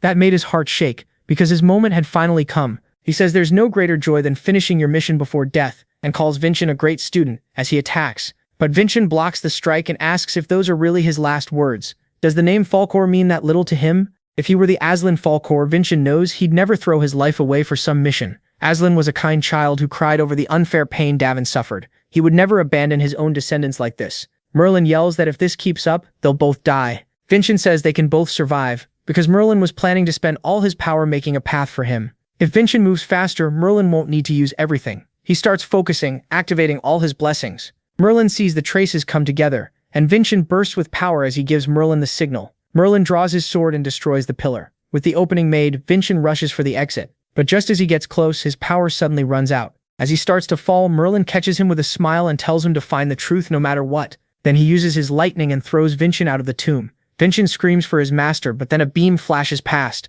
The director cracks her whip, shattering the debris and wrapping it around Merlin's leg. He hangs on, relieved he made it. She says she figured Quebel's name was in the prophecy to save the Falkor. Vincent wakes up shouting for his master and finds him asleep beside him. The director says that for someone who caused so much chaos, he sure slept well, and asks about the item. Vincent says it's the Holy Grail and asks if they want to see it. Dullan can't believe it's real, and when he touches it, he starts absorbing its holy power. The cup fills with water. Vincent wonders if drinking it would give him divine power. The director, disgusted, points out it's been sitting there for 500 years and he still wants to drink from it. But the moment he does, divine power floods his body. A purple butterfly appears and Julian shows up in front of him, asking what happened and whether the exoskeleton was restored. Vincent says he restored Julian's sacred power and now has enough divine power to keep the exoskeleton stable. Julian then asks what happened to the place. Vincent says the tomb collapsed, Julian comments on the mess he's caused again. Later, the news hits the papers and people start talking about it. His mother reads it, thinking he was supposed to be home in bed. Vincent says he recovered fast. She lowers the paper furious and says she can tell, considering the chaos he caused. At the Temple of Gaia, Dulin defends Vincent, saying he had no reason to destroy the tomb. But the man at the table says Dulin is being too soft, and asks if he really thinks they care about the reason. He's a first-class priest named Nelly. What matters, he says, is that Gaia lost a historic treasure. Dulin tries to answer, but the priest slams the table and says they have every right to demand compensation. At the very least, to preserve the 500-year trust between Gaia and Yidenka, they can ask for a fair donation. The other priests agree. Dulin is sure they'll pocket the money themselves. Then an elder enters and says the others are disappointed with Vincent's behavior too, and he must pay for the disaster. He draws his sword and says taking Vincent's left arm would be fitting. Vincent's mother says he has no idea how much trouble he caused. He destroyed a site Gaia protected for 500 years. Gaia and Yidenka have been allies since the war against the Archimean, and if that bond breaks, the damage will be huge. She already knows Gaia will send a protest group demanding outrageous terms to keep the alliance. Vincent says if she already knows all that, he can skip the usual report. His mother asks if there's anything unusual to report. He calls Rolelsa, who brings in a covered cart and pulls off the cloth, revealing the Holy Grail. His mother thinks it's just an ordinary cup. No matter how valuable it is, she says Gaia will still demand whatever benefits them. Vincent tells her not to worry, they'll be thanking him for this. She tells him to go on. Vincent explains they don't actually care about the tomb. Even as a historic site, it sat abandoned with only 2 guards and a priest could let anyone in. They had also stopped researching it. If it truly mattered, they'd still be studying the inside despite the danger. So to them, it had become useless. He asks if that proves enough. His mother says she's disappointed. Even knowing what her eyes can do, he still dares to lie to her face. Raelsa gets nervous when her trait activates. With a frightening aura, his mother tells him to say what he's hiding. Vincent admits he knows he can't lie to her, and asks her to look at something. They're both shocked to see a sphere that seems to have come from the Holy Grail. His mother asks if it could be fake, but Raelsa says it's far too old. With this, they can completely turn things around. A few days later, the priests arrive. Nelly says that boy won't get away with this, and mocks Dulin for believing in the Holy King's power. That's how this ends, just because he believed in him. Dulin says he's making a huge mistake, but the priest insists he's right, already dreaming about becoming high priest. The elder asks if what the matriarch said earlier is true. She says yes and thanks him for letting Vincent take part. If Vincent fails, she'll kill him herself. The elder says she really believes in Vincent. He thinks all this talk is pointless and would rather see what Vin does when the moment comes. The matriarch welcomes them in and says the meeting may take a while. Once everyone is seated, the priest starts mourning the incident and demands an official answer from the elders. The elder smiles, thinking he can pressure the council through the Temple of Gaia, but then he notices Vincent laughing. He points at him and yells, asking what's so funny when all of this is his fault. Vincent rises, still laughing, and says that's exactly it. Neliak left the Lady of Eden out of the discussion. Everyone is stunned, and the priest snaps that if Vincent can't clear his name, he should give up his life. Vincent says in that case, he'll begin properly. He introduces himself and lifts a crystal that holds a message from the Holy King, revealing the king's final words. The priest can't believe it. Vincent says now the real meeting can begin. Elsewhere, a young woman is carrying swords when a man asks if this is Hansen's workshop. She asks if he wants to place an order, but the boy, a reporter, only wants to know if Hansen really made the Red Lotus. Annoyed, she tells him to stop showing up. He's getting in the way of her work. Hansen scolds Millie, asking if she's trying to chase customers away, because they'll have none left if she keeps it up. She quickly tries to defend herself, while the boy gets excited, seeing a muscular dwarf in person, and begs Hansen for an interview. Hansen comes back, blaming all this chaos on Vincent, as the reporter keeps pleading. Still, thanks to Vincent, people are calling him a master again, but Vin never came back. Not a single word since he took the transmission crystal. Back at the trial, everyone is shocked to see the king's message saying the tomb collapsed because the mission was complete. Even Vincent didn't expect the crystal to be used like this. The priest explodes, claiming the message is fake and meant to cover Vincent's crimes. But the other elders say a mana crystal can't be altered. Vincent says there's still more to show and reveals the Holy Grail. The elder is stunned at once, but the priest scoffs, doubting that an old cup could be the real Holy Grail. Vincent says Merlin of the Yellow Dragon unit swore his life on it being real. The priest is shaken by Merlin's involvement, and Dulin adds that he also witnessed it and stakes his life as well. The priest is furious that Dulin, one of theirs, is backing Vincent. Then the matriarch offers Elder Delbeck a serious wager. A mother should answer for her son, so she coldly bets her right arm that Vincent is telling the truth. The elder starts trembling and asks her to put up her left arm instead. He realizes he can't back down now and stakes his own arm.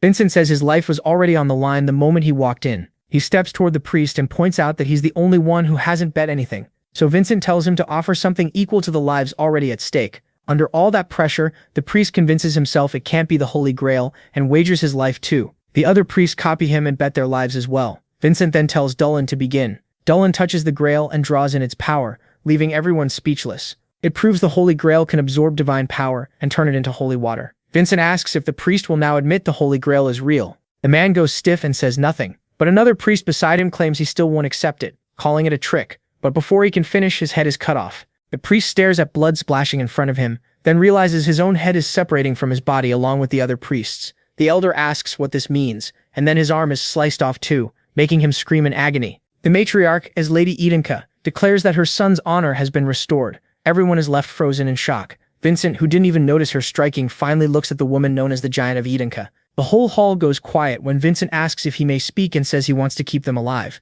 With the Holy Grail and the High Priests, they can still be saved. His mother asks why. Vincent says he doesn't want to stay a child sheltered by her. He wants to prove his own honor. She allows it. Vincent tells Dolan to move, and Dolan immediately orders everyone to help, fast. The priests begin pouring their power into the Holy Grail. Julian says everything has gone just as planned so far and wants to see Vincent's next move. When the priest regains consciousness, he wonders how he was brought back. Dolan sets the Grail on the table and says it's good to see him alive again, then tells the elder to come over so his arm can be restored. But Vincent cuts in and says the elder won't be getting his arm back. The elder demands to know why. Vincent says he's such an honorable martial artist that surely he wouldn't want the arm he bet so boldly returned, otherwise that honor would mean nothing. The elder, furious and groaning, admits the lost arm as proof Vincent spoke the truth. Vincent mocks him, saying he hopes to be that brave someday. Still in pain, the elder mutters that one day he will. The matriarch asks the priest if everything is settled now. Shaking, he admits Vincent is innocent and says they will no longer demand compensation. He quickly tries to leave with the others,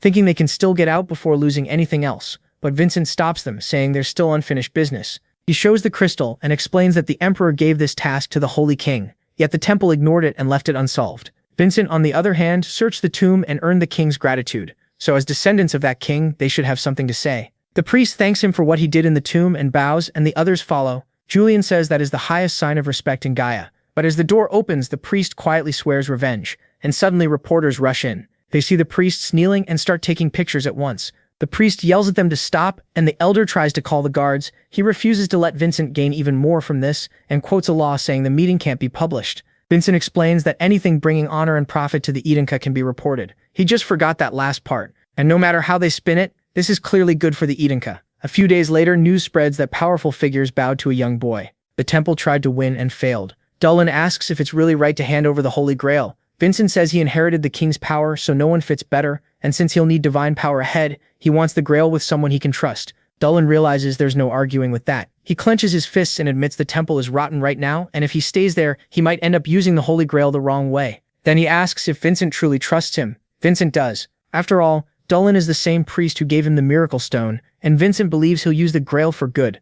Dolan asks him to trust him on this, then tells Vincent not to push himself too hard. Suddenly, Realsa opens the door and says he should get ready. His mother wants dinner with him. Vincent brightens right away. At dinner, the matriarch asks if he's returning to the fortress. He says he's still a cadet, so he has to go back. Julian finds the dinner strange, since his mother never invites anyone to eat with her, and her stare still scares him. Vincent asks if he still gets nervous around her. Julian says he used to be extra careful so she wouldn't realize he was pretending to be useless. Vincent says there's no reason to be nervous after everything they accomplished. His mother says she wants to give him a reward. He brought great benefit to the Edenka, so she acknowledges his achievements and asks what he wants. Vincent asks for a little time to think. The matriarch sees that as payback for not handling everything herself. When he decides, he asks to take the cadet advancement exam. His mother says he's underestimating her power. She could make him a cadet of any rank she wanted. But Vincent is still satisfied with this. She asks why. He says it's the proper way. The exam is very competitive, and it only happens twice a year. If he used her influence, he'd be taking someone else's spot. He wants to rise by his own effort.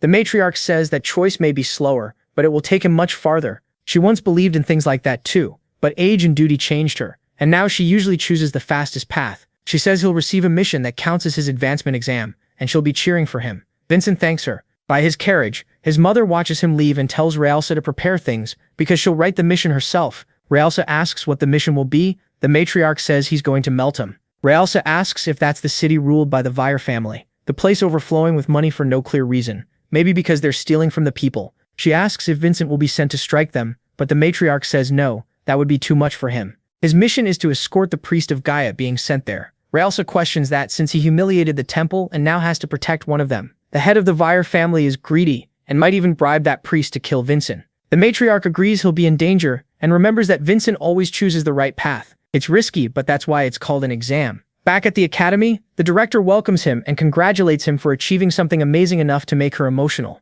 Vincent says she seems really happy. She says that's because he took care of Tilavan, and she's glad to be rid of that scumbag. Vincent figures the director never liked him much. She says Tilavan even tried to make her his concubine. Then she's called away. When she returns, she gives Vincent his mission and says he leaves in 3 days. Vincent asks where he's headed. Vargan tells him it's Maltum, the southernmost city. Vincent recognizes the name right away. Roxa hears that and asks to come along. She says Maltum is known for its barrier, and even though it borders Helheim, there are no wars or tribute records, just lots of guesses about why. In Vincent's memories, those two families were always tied together. Since Helheim is his mother's side, he knows this mission serves her plans too.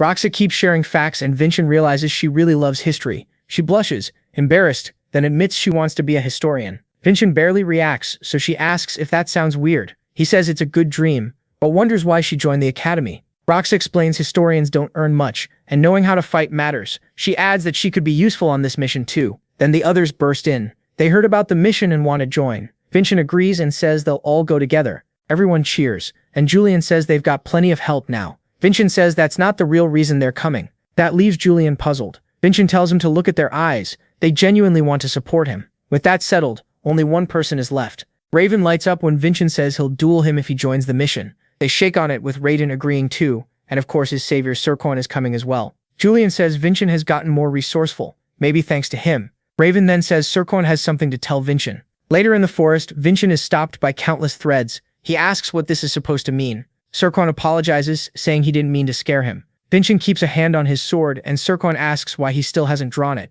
Vincent says he doesn't sense killing intent, so there's no need. That surprises Serkon. He's impressed by Vincent. Vincent asks about the technique. Serkon explains it's a barrier that protects both what's inside and outside. Julian calls it the Bloodthirsty King's territory, and Vincent repeats that to Serkon. Serkon says it's perfect for assassins and for private talks. Vincent asks what he wants to talk about. Serkon takes a moment, then says, very few people have ever escaped this technique. Only one managed it. Merlin Falker, a genius who, despite the age gap, completely crushed his skill. Serkon's face was cut, and the whole thing ended in failure. Later, after studying mana control, he managed to leave only a scar behind. But after he became a butler 15 years ago, he lost contact with Merlin. That shocks both Vincent and Julian, and they ask his age. Serkon says he's around Vincent's father's age. Then he reveals his real face and the scar. Julian is stunned by the reversal technique and says that's how Serkon fooled his enemies. Serkon asks if Vincent knows why he's showing him this. Vincent says no, he doesn't get any of this conversation. Serkon starts with one reason: Vincent saved Raven from the explosion.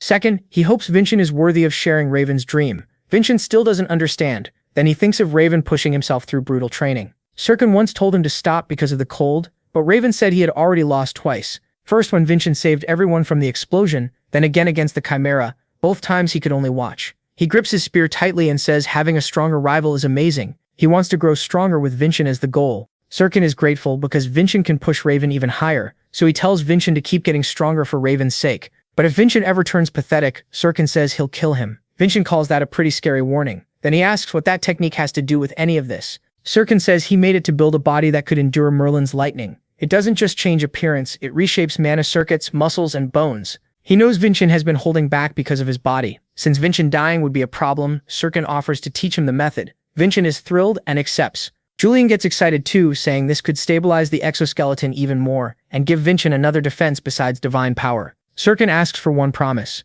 Vincent says he won't promise to stay Raven's goal forever, but he does promise that one day he'll surpass the Saiyans. Serkon decides that's more than enough. As Vincent meditates, Serkon focuses his mana into him. 3 days pass, and Vargan gives a report. With everyone ready, he says the exam is happening at Dolan's request. Lady Edenka approved it as an advancement exam, and he hopes they all do their best. As for the results, Serkon reminds them the director handles that, so they'll find out later. After saluting with absolute glory, they leave in carriages through the snow. Julian says that even with teleport gates, the trip will still take days, and Vincent notes that in his time, journeys like this took years. Julian says that even with teleportation portals, it'll still take a few days, and Vincent says people used to spend years traveling. By the 4th day, they reach the 5th portal. There, a boy starts shouting about the high price. The woman insists that's the normal rate. He yells that they're cadets from the Crimson Tower traveling on duty. The woman asks what that even is, which shocks him. He quickly adds that the young masters of the Edonka and Vargan families are with them. She says if they're so important, they can pay even more.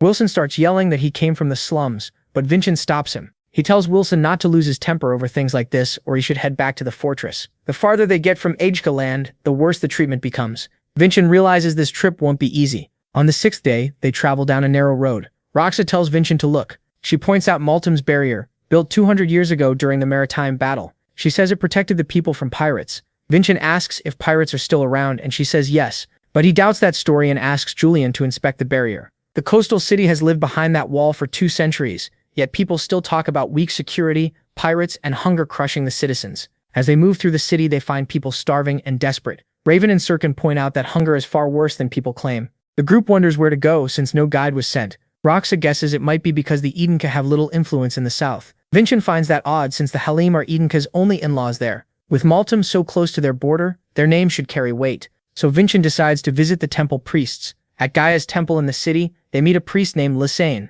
When they bring up the mission, he tells them to leave for everyone's good. With a strange look, he claims the city is peaceful and doesn't need guards. Raven complains about how long they traveled, but the priest shuts the doors on them. Everyone is stunned that he brushed them off. Roxa asks what his problem is, while Vincent asks whether Julian finished checking above. Trembling and worn out, Julian finally returns. The distance weakened his powers, leaving him exhausted. Vincent asks about the barrier's condition. Julian says it has no damage at all. No spell marks, nothing.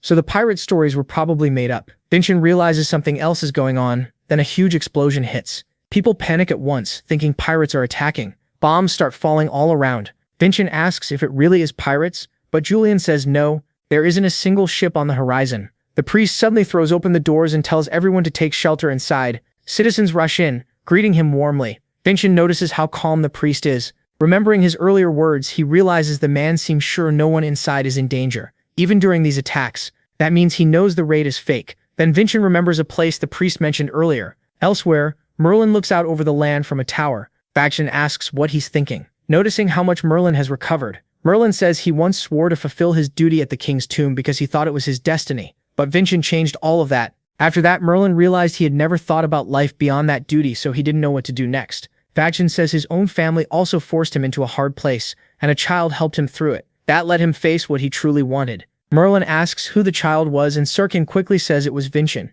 If Vincent changed Merlin's fate, Sirkin says maybe he can also help him find his answer. The next day, the group reaches a camp for the homeless. 2 men stop them there, saying the land belongs to the Vire family. Vincent says they're from the Crimson Tower, but the man replies that without a proper reason, no outside family can enter. Then he points beside him and says that's exactly his reason. The priest snaps that he already said guards weren't needed. Vincent says he's just following orders, but the priest keeps telling them to leave. Vincent realizes the man is stubborn, so he pulls out his level 2 priest token and says he wants to inspect the place. The priest slaps it away and orders him to leave again. By ignoring church rank like that, Vincent knows there's definitely something hidden here. Suddenly Raven dashes past everyone and throws open the door, shouting that there are tons of boxes inside. The guards are baffled, since they were watching the whole time. When Raiden moves to inspect one, a large man grabs him, warning him not to touch the boxes. Sirkin puts the man down in seconds. Vincent says if the man gets hurt, they'll all have problems. He explains they're the priest's guards, here for an inspection, and if anything looks wrong, they can report issues with the Vire family facility. That makes the men nervous. While the priest curses under his breath,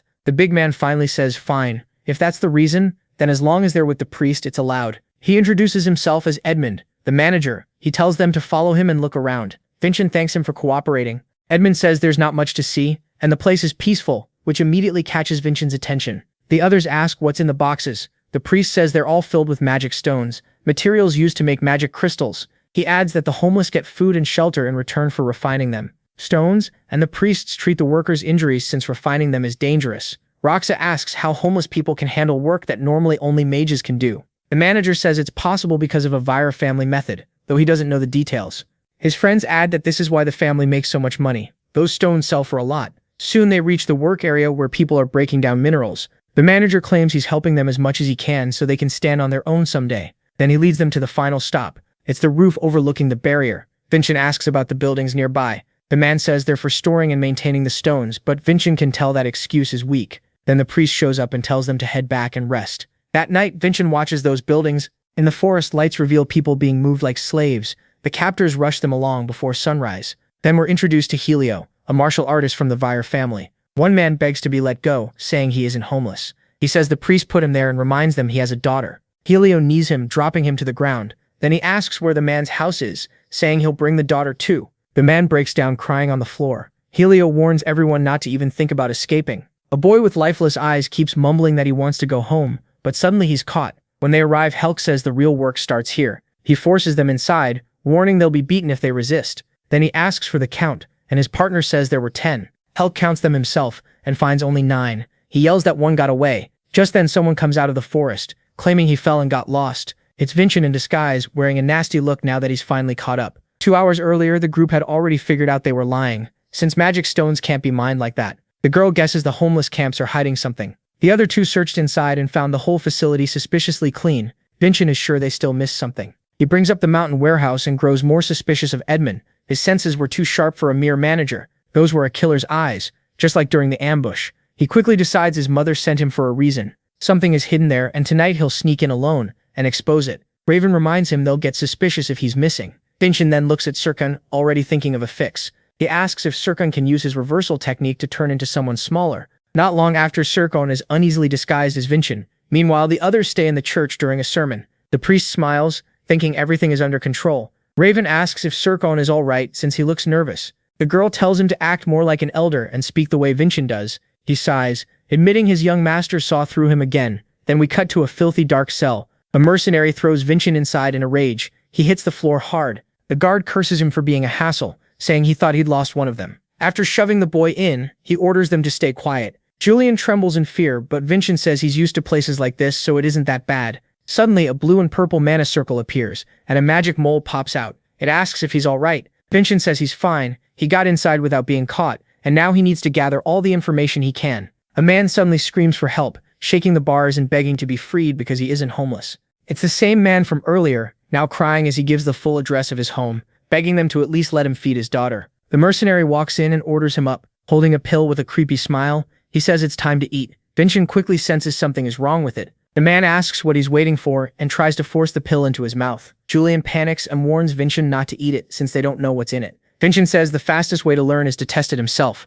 and swallows it. Julian stares in shock, asking what kind of idiot would do that, while the man orders the rest of the pills given to the prisoners. Then he sees an aura rising from Vincent. Vincent slips out of his shackles using a new technique so his body won't absorb the pill. With a hand on his chest, he explains that he can use lightning to analyze what's inside. The cell window glows from his power. Light gathers in his hands. Refined, concentrated mana. Julian explains that if normal people who aren't martial artists take this, the mana builds up in their hearts until it hits the limit and explodes. It's dangerous even for martial artists. Vincent still can't figure out why they're kidnapping people and making them take it. But for someone like him, who can store mana in his heart, it could be a strong supplement. A few days later, the prisoners line up and enter the tower. Vincent thinks it's strange they've never brought anyone here before. The mercenary says they've reached the destination. He points at a door leaking black and red energy and orders them to go in one at a time. The first prisoner steps forward, shaking with fear. Then the others follow with their heads lowered, already hopeless. The mercenary grumbles, annoyed by so many failures. Soon the second-to-last prisoner steps up. The old man,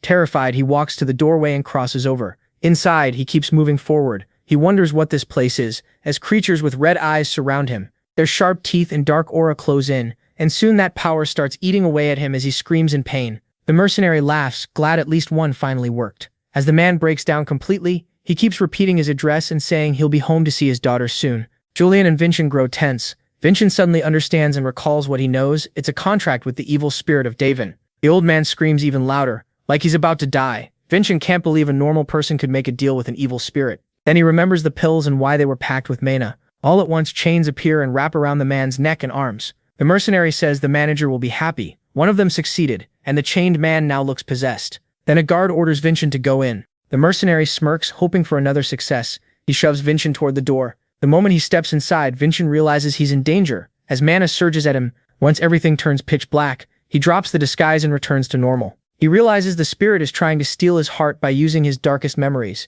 He sees his family looking down on him from the moment he was born, with his father and mother looming over him like they'll seize him. Then he's back in a cell, thinking they never loved him, not even at the end. Charging lightning, he apologizes to his parents.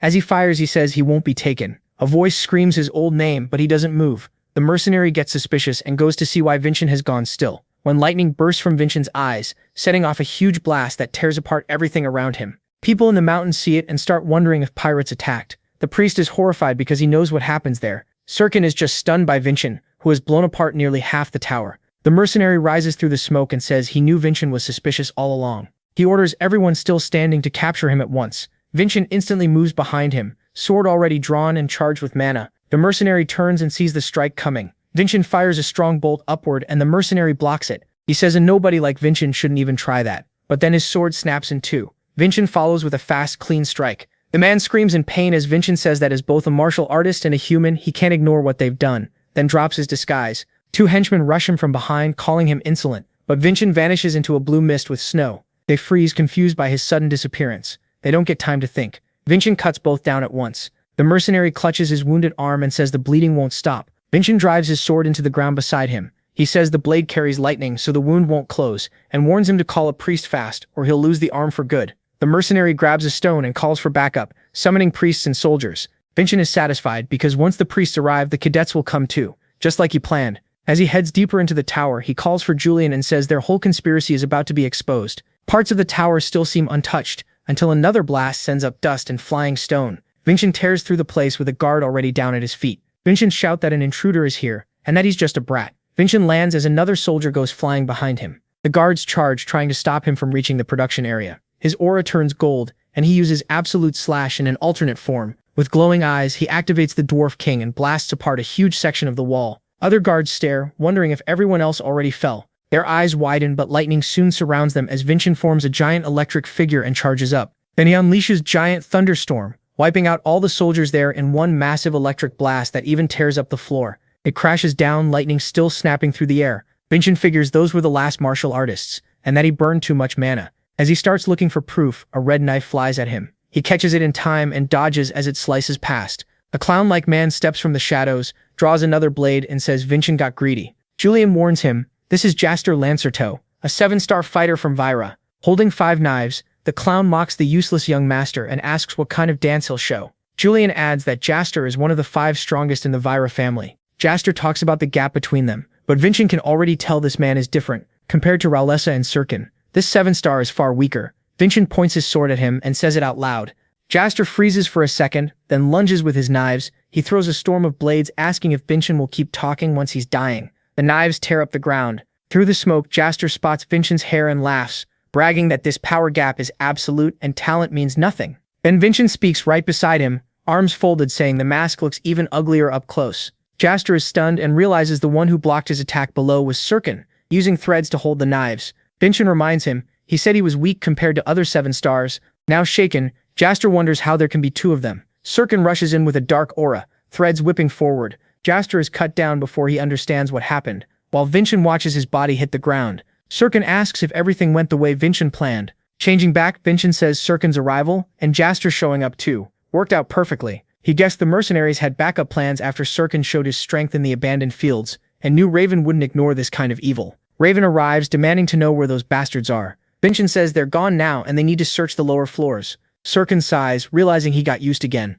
Dropping down, he says they should check because he wants to know what they were hiding in the shadows of Meltem. After dealing with the soldiers, they find a room full of books. Vincent guides the slaves and asks what happened here, since this was where magic stones were made. Shaking, an old man says the priests kidnapped him and forced him to make those stones. He says the dark door was used to make evil contracts with people who had mana talent, and the survivors were sent to the mines. Vincent listens in disgust and clenches his fists. The temple and the Marshall family who were supposed to protect people caused all this suffering. With rage rising, he wonders where the city's justice went. Sirkin asks how the stones were made. The old man points to a device like a crystal ball and says that tool uses dark magic to let the stones absorb mana. Vincent stares at it, clearly shaken by everything, then puts his hand on it. Dark energy reacts at once and starts spreading. Julian jumps and asks what he's doing. As the mana wraps around him, Vincent thinks that since he survived the door and swallowed the pills, he can handle this too. The mana condenses into a crystal, and soon he's holding a large glowing stone. He asks Julian if that stone can store the information.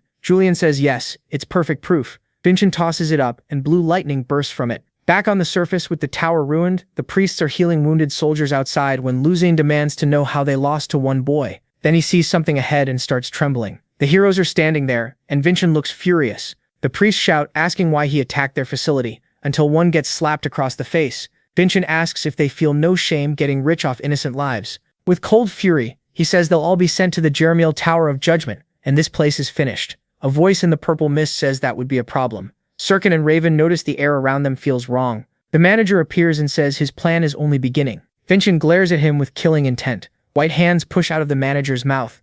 Vincent tenses at once. The man's body splits apart, and a pale, long-haired being crawls out. He says he should introduce himself properly. In the purple haze, he names himself Edmund, a first-class strategist of the Nightmare. Everyone freezes as the dark mist and aura swallow the area. He asks if they know what Nightmare is. Julian doesn't, but guesses it's some secret group. Then Julian realizes the truth. If Edmund revealed himself, he probably plans to kill everyone here. The priest and guard beg him to save them. Instead, Edmund casts a strange spell, and a giant purple mana serpent appears. The priest is too terrified to even move. As the serpent eats them both, Edmund calmly says they did well. Furious, Vincent points his sword at Edmund and demands to know what Nightmare wants. Edmund looks at Vincent, unsure for a moment, then says their goal is, in his view, a better world. Skeletal hands start pushing out of the ground. Vincent realizes they're undead, and wonders if these are the civilians who died here. More skeletons rise beside the serpent, all staring at them. Edmund tells the king of assassins and the heirs of great families to get ready. They're about to become his puppets. The skeletons rush in, screaming, but Vincent's greatsword cuts them apart. The others join in and quickly realize these undead aren't very strong. Then the Suman director appears, asking if anyone needs help, and her whip smashes through several skeletons. One look at that attack, and everyone knows who it is. She says Varjan kept bothering her until she came to help with this dangerous mission. Since this is now an emergency, she stepped in, and Vincent is surprised to see her. Smiling, the director asks Edmund what he'll do now that his corpses are gone. Edmund only laughs. The next second, a huge pressure pours off him and the serpent. She turns in surprise as people start screaming to run. The tower is collapsing. A giant hand slams into the ground and shatters it on contact. Even the heroes stare in fear at its size. Edmund reminds them there was still the corpse of a powerful 7-star there, the clown. Then the giant headless body appears, carrying its own head like a sack. Sirkin recognizes Jaster. The director tightens her grip and shouts for everyone not to panic. She charges in, whipping forward, saying most undead are useless once the necromancer dies. Her whip wraps around Edmund, but he only grins back at her. That smile chills Julian. He says Edmund is probably a lich. The director snarls that she'll rip him apart. Vincent warns her not to. He's a lich. She's stunned by that. A lich can't be killed unless its phylactery is destroyed. Tear it apart and you only make it stronger and widen its attacks. Behind them, the clown raises its hand to strike and smashes down, blowing apart a huge area. Sirkin jumps to shield Raven while Vincent and the director dive away. Even then, the blast keeps surging forward, tearing through everything. When the smoke clears, they've barely escaped. Edmund says his collection just gained another powerful soldier, and as he strokes the serpent, he thanks them in advance for becoming his nightmare troops. The serpent lunges at them, and they dodge again. Sirkin says revived martial artists can become even stronger under a necromancer than they were alive. The director mutters that using a 7-star like that feels like cheating. Sirkin can tell the fight is turning bad. She stops on a branch, and he calls out to her. He says that as the Vartican family's butler, his duty is to protect his young master first, no matter what. She gets the message. He means he'll run if he has to, and thinks he's a bastard. The director says she'll leave Vincent with him so they can flee too, but Vincent refuses. He says they'll beat the nightmare here and leave with their heads high. The director looks surprised and says he's starting to sound like Varjan, which confuses him. She says they're alike because they both wear that strange smile, and neither seems to know how weird it looks. Then she asks if he actually has a way to beat Edmund. Before he answers, Edmund summons 3 serpents and says their goodbye is taking too long. Vincent dodges the serpents and says he's done all he can as a cadet, while sprinting along one giant body. He leaps up, raising his sword for a huge strike that makes Edmund freeze for a moment. With battle lust in his eyes, Vincent tells him not to forget who the 7th son of the Edenka is, but Edmund blocks the attack. He adds that he was never the real target. Then ropes and whips suddenly lock the nightmare in place. 2 allies appear on both sides of the monster to back him up. They jump in and drag Vincent away. He curses at them and demands to know where they're taking him. Then a bright beam of light hits his face. Raven is above them, ready with his spear technique. He dives down and drives the attack into the lich's chest. The blow launches Edmund into the air and smashes the ground hard. Raven grins and asks how that hit felt, but his butler warns that it isn't over. As Edmund slowly gets back up, purple aura leaks from him as he recognizes who he's facing. 2 7-star fighters and a family heir stand ready, but he mocks them, saying they can only stall him for a few seconds. Still smiling, he releases more aura and asks if they're crazy enough to think they can kill him. The director says they don't have many options. Vincent told them they'd all survive, so they chose to trust him. Sirkin adds that the young master is good at making people believe in him. The nightmare sneers that they're holding on to false hope, because Vincent is probably already dead. Soon the clown starts spinning its head and throwing heavy attacks. Even so, it can't land a hit on Vincent. Under pressure, Vincent calls out to Julian, asking if he's ready. Julian tells him he needs a little more time. Suddenly, the clown's giant hand appears behind him and clips his arm. Vincent drops with his arm badly hurt, and the clown laughs below him, ready to devour him. Pinned down, Vincent realizes the clown's head moves on its own. Then knives shoot from its mouth straight at him. Vincent blocks them and says he just has to hold out until Julian finishes. He vows to end the clown soon and raises his greatsword wrapped in purple aura. He swings and slashes the clown's head, but to his shock, it doesn't leave even a mark. The clown attacks again and knocks him into the air. Vincent realizes he can't recover his balance, and if this keeps up, he's dead. The clown comes in with another head strike, closing in fast on Vincent. Raven notices the huge blast and worries about his friend, but he reminds himself to trust Vincent and stay focused on the enemy in front of him. The nightmare calls out to Raven, and Raven rushes him, calling him a zombie. The clown puts its head back in place at once. With its head restored, it mocks Vincent as a foolish young master. Everything around them is basically wrecked. Vincent is still standing only because his sword is planted in the ground. The clown jumps at him and raises its hand to strike, when it is suddenly cut off. The jester looks over and sees golden aura inside the wound. Vincent says it worked. Julian's divine power was poured into his sword, now glowing gold with chains. It reveals the Adenka chain art, the divine power of chains. Vincent remembers training with Merlin, who said chain enchantment is one of the main Adenka sword styles. Merlin also taught that there are 7 styles, just heavy, fast, and finally chain. Compared to the others, chain art isn't flashy. Merlin draws his sword and shows lightning running through the chains on the blade. That lets the user combine the power of the body with the power of the sword. It's said to be the best style for someone with many techniques because it grows stronger as they gain more abilities. Vincent smiles, thinking Aslan must have left behind the perfect style for him. The clown can't understand how martial arts and divine power are being mixed like this. Vincent tells him he should feel honored to be purified by the king's heavenly power. He focuses on merging Fulgur fencing, divine power, and the art of chains. Then he triggers divine power ascension and unleashes a long-range slash of golden mana. Seeing that power rush toward him, the clown can't believe anyone could wield it.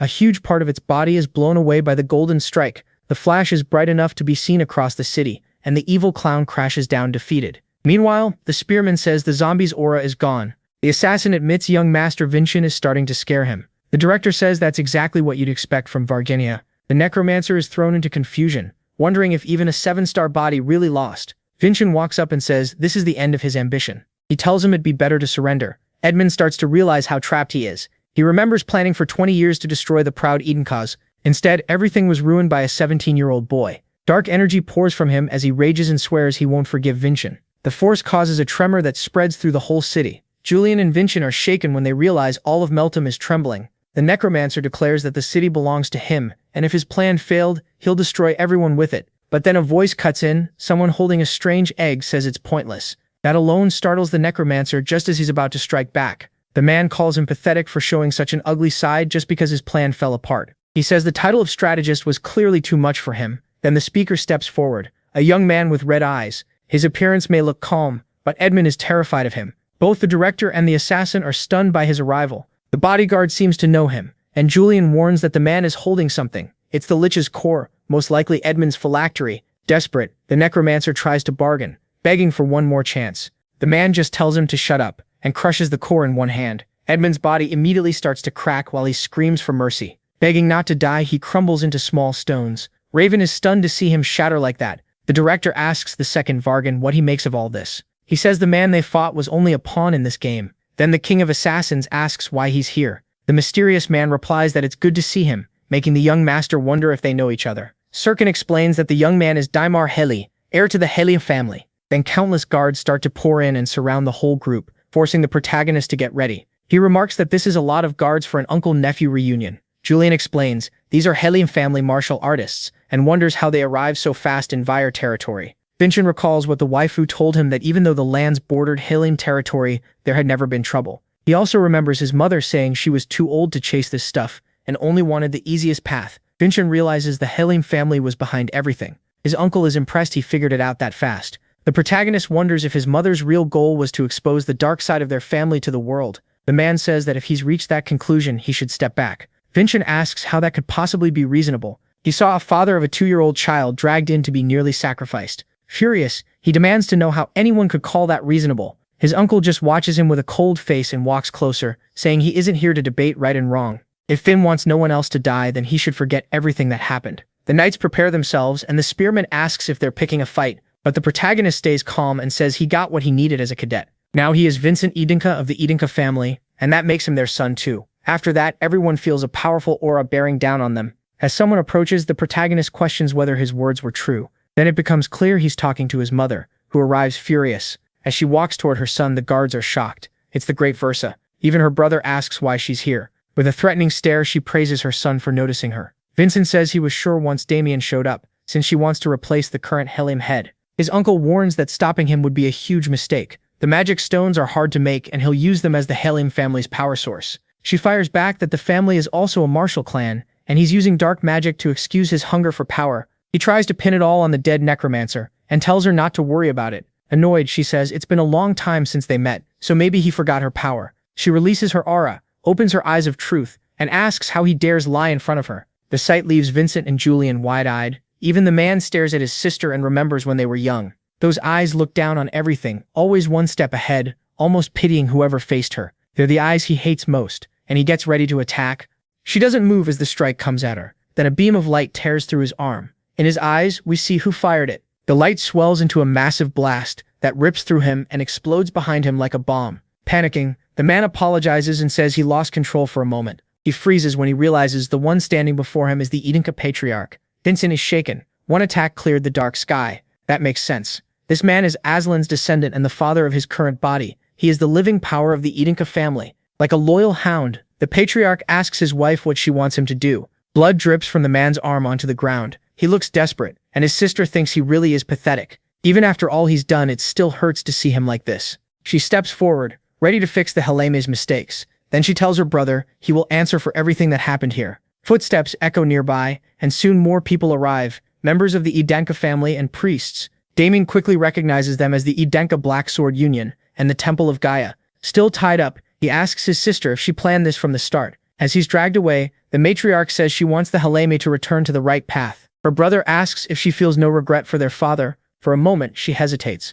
but then says their father will also be held responsible, and even more heavily. Khan speaks to her, but Versa just says it's fine. Even if it's late, she wants to do what she's always wanted. She orders the martial artists arrested, and the soldiers are quickly taken in. Our healer adds that the Temple of Gaia will be shut down, so no one should expect to walk away clean. If they want lighter punishment, they'll need to cooperate during the trial. Then he notices young Master Vincent, and the director. He rushes over, scolding Vincent for overdoing it again. Vincent brushes it off and asks the director about his promotion. She says he did take part, but he acted as a descendant of the Edinka family, and the mission was to protect Gaia's priests. Looking at their condition, she can't call it a success. The priest cuts in at once, shouting for the priest of Meltum. In a scary voice, he asks what they thought of Master Vincent's protection. They realize that if this keeps up, they'll be jailed with the Vire family and maybe even executed. So they quickly cry out that no one could have protected them better, and that the young master must be an 8-star martial artist or higher. The priest turns back, saying it sounds like they truly appreciated the protection. The director agrees. If the clients are satisfied, he can advance.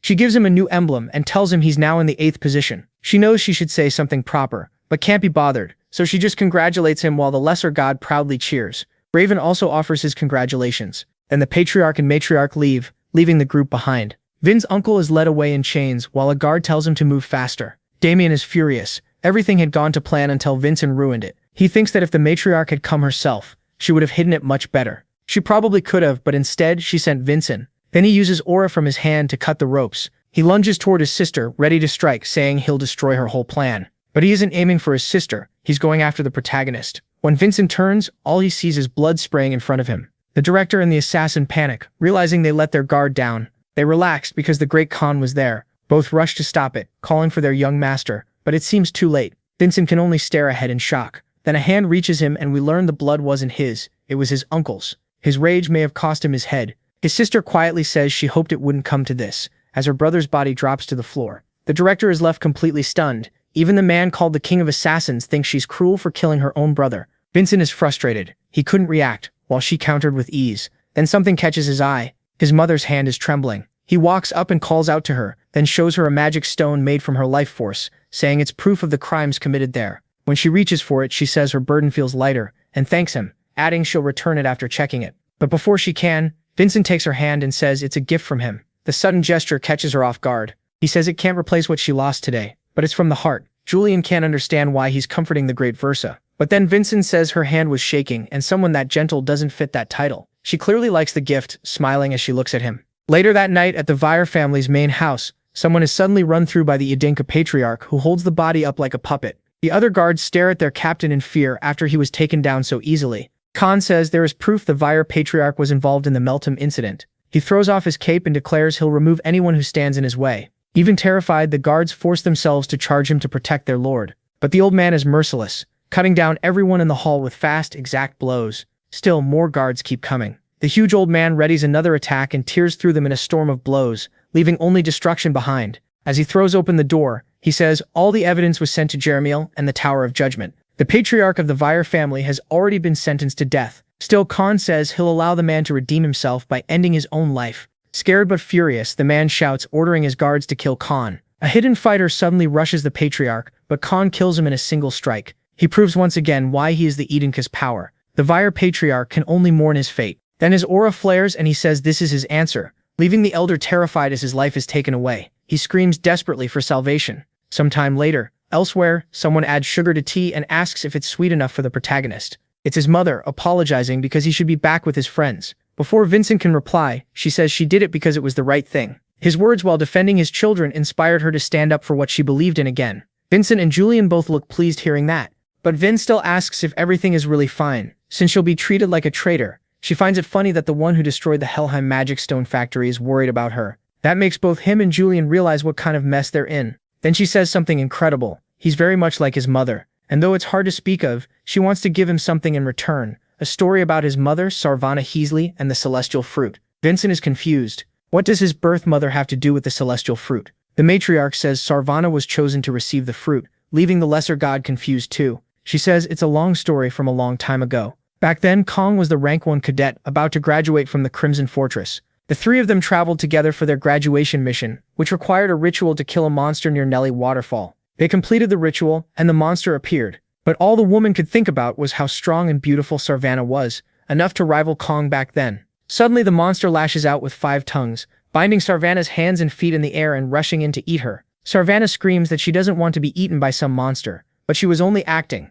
A huge attack slices through all the tentacles, launched by the future matriarch. She yells for someone to move now, and Kong cuts the monster clean in half with one strike, showing how strong he already was. Sarvana lands lightly on the ground and happily says their teamwork was perfect, and the mission is done. Then the future patriarch goes to collect the monster's pearl. The young woman wonders why they need something so gross. He explains that taking the mollusk shell is a tradition from Aslan's time, but then something catches their attention. She says the waterfall mollusk is annoying, but not too hard for a graduating rank 1 cadet. Then she asks why a waterfall like this exists in such a cold place. Sarvana wasn't just cheerful, she was smart and curious enough to notice what others missed. Young Emo speaks to her as she says the mission must have had another reason. Maybe something the first patriarch Aslan left behind, and asks what could be hidden behind that waterfall. Curious, the future patriarch asks how they'll get through it. So the three start making their way through the mountain. Sarvana says she'll check what's there from this path, since her intuition is always right. Then her foot slips, and she falls straight into the river beneath the waterfall. Seeing the danger, Emo tries to stop Khan, but he dives in at once to save Sarvana, and soon all three are swept into the river. Then Sarvana starts to wake up. She wakes up in a cave hidden behind the waterfall. For a moment she's excited. She was right that something was there. Then someone yanks her by the ear. They demand to know what she was thinking, snapping that they nearly died because of her dumb idea. The other two are baffled that the current didn't injure them, and before they can call it a miracle, a voice says it wasn't. Back in the present, Vincent wonders how anyone could have been hiding there. His mother explains that they called that being the celestial fruit, but its real form was a huge, powerful red dragon. The three are instantly terrified. They've never seen anything like it. The dragon asks which one of them can see the truth, and the other two realize this matches the prophecy passed down in the Edenka family. The dragon quickly understands they got there by accident and know nothing, but says it doesn't matter. Then he readies an attack and declares they'll all die there. He fires a fireball and blasts the three backward. Yemo can't believe there's a dragon inside the Crimson Fortress, but she forces herself to focus on escaping. The three run for their lives. The dragon says it's useless, and before they can get out, the waterfall thickens into a barrier. The giant lizard tells them there's no escape, and they should accept their fate. Hearing all this, Benshin can't believe a dragon could really exist, but his stepmother asks why that's so hard to accept, since the thing he added to the Crimson Lotus was dragon bone. Julian is stunned that she knows about the bone, while Benshin thinks it's stupid to believe anything could stay hidden from her. He then asks how she made it out alive. She says she doesn't know. The only one who knew the full story was Sarvana. Back in the cave, the dragon says they have nowhere left to run and should accept death. The young matriarch calls to the other two, and Sarvana starts drawing her sword as the patriarch gets ready to strike. All three charge the creature at once, rushing in and landing a hit that briefly surprises the dragon. The patriarch uses that opening for a sword art technique, but the dragon catches it and knocks it into the wall like it's nothing. That leaves him shaken. because it was the strongest move of the Adenka family. As the dragon gathers mana, he says humans have limits, and a crushing force bears down on them, making it hard to breathe. Sarvana and Versa collapse, while only the patriarch stays on his feet. That catches the dragon's eye, and he asks how a human can endure his mana pressure. He even thinks it's a waste to kill someone with such talent, but the patriarch refuses to let him kill his friends. A symbol spreads across his face, and attacks begin tearing across his body, like arrows brushing past him. The dragon says the ways humans used to control mana were originally passed down by their kind, then transforms into a woman and walks toward them. She says it's unfortunate, but she'll have to finish him, and forms an attack in her hand. Right then, a huge blast erupts outside the waterfall. Sarvana's hair flies upward, and it's revealed she stepped in front of the attack to protect the patriarch. The dragoness is stunned that a human survived her magic, and with one look she realizes what the girl is. Touching her chin, she says Sarvana is a Risley, leaving Sarvana confused about how she knows. The dragoness says it's obvious. After all, Sarvana's family was chosen by her. Versa says that's all she remembers, and when she woke up they were already outside the waterfall. On top of that, Sarvana somehow was holding the celestial fruit. Hearing that, Vincent is stunned. Now he knows it really exists, and that Aislinn truly left it in the Crimson Fortress. But even though she survived, Sarvana's health kept getting worse, and over the next 7 years she grew so weak she could barely live normally. Hearing about his mother's end, Julian grows quiet and sad. The matriarch says that even then, Sarvana never ate the celestial fruit. Instead, she wanted Khan to take it, but he couldn't accept gaining strength at the cost of her health. After all that, she passed away and left Vincent behind. In the end, Khan ate the celestial fruit because it was her wish. Still, Sarvana stayed in his heart forever, as beautiful as ever. Vincent notices the mix on the matriarch's face: envy, longing, and regret. He asks what she truly thought of his mother. She answers that she cared about Sarvana and envied her too. Then a memory appears of Sarvana hugging Versa and telling her everything would be okay, while Versa trembled in fear. Versa soon breaks down and Sarvana comforts her, saying she isn't a puppet. She cries in Sarvana's arms under the rain.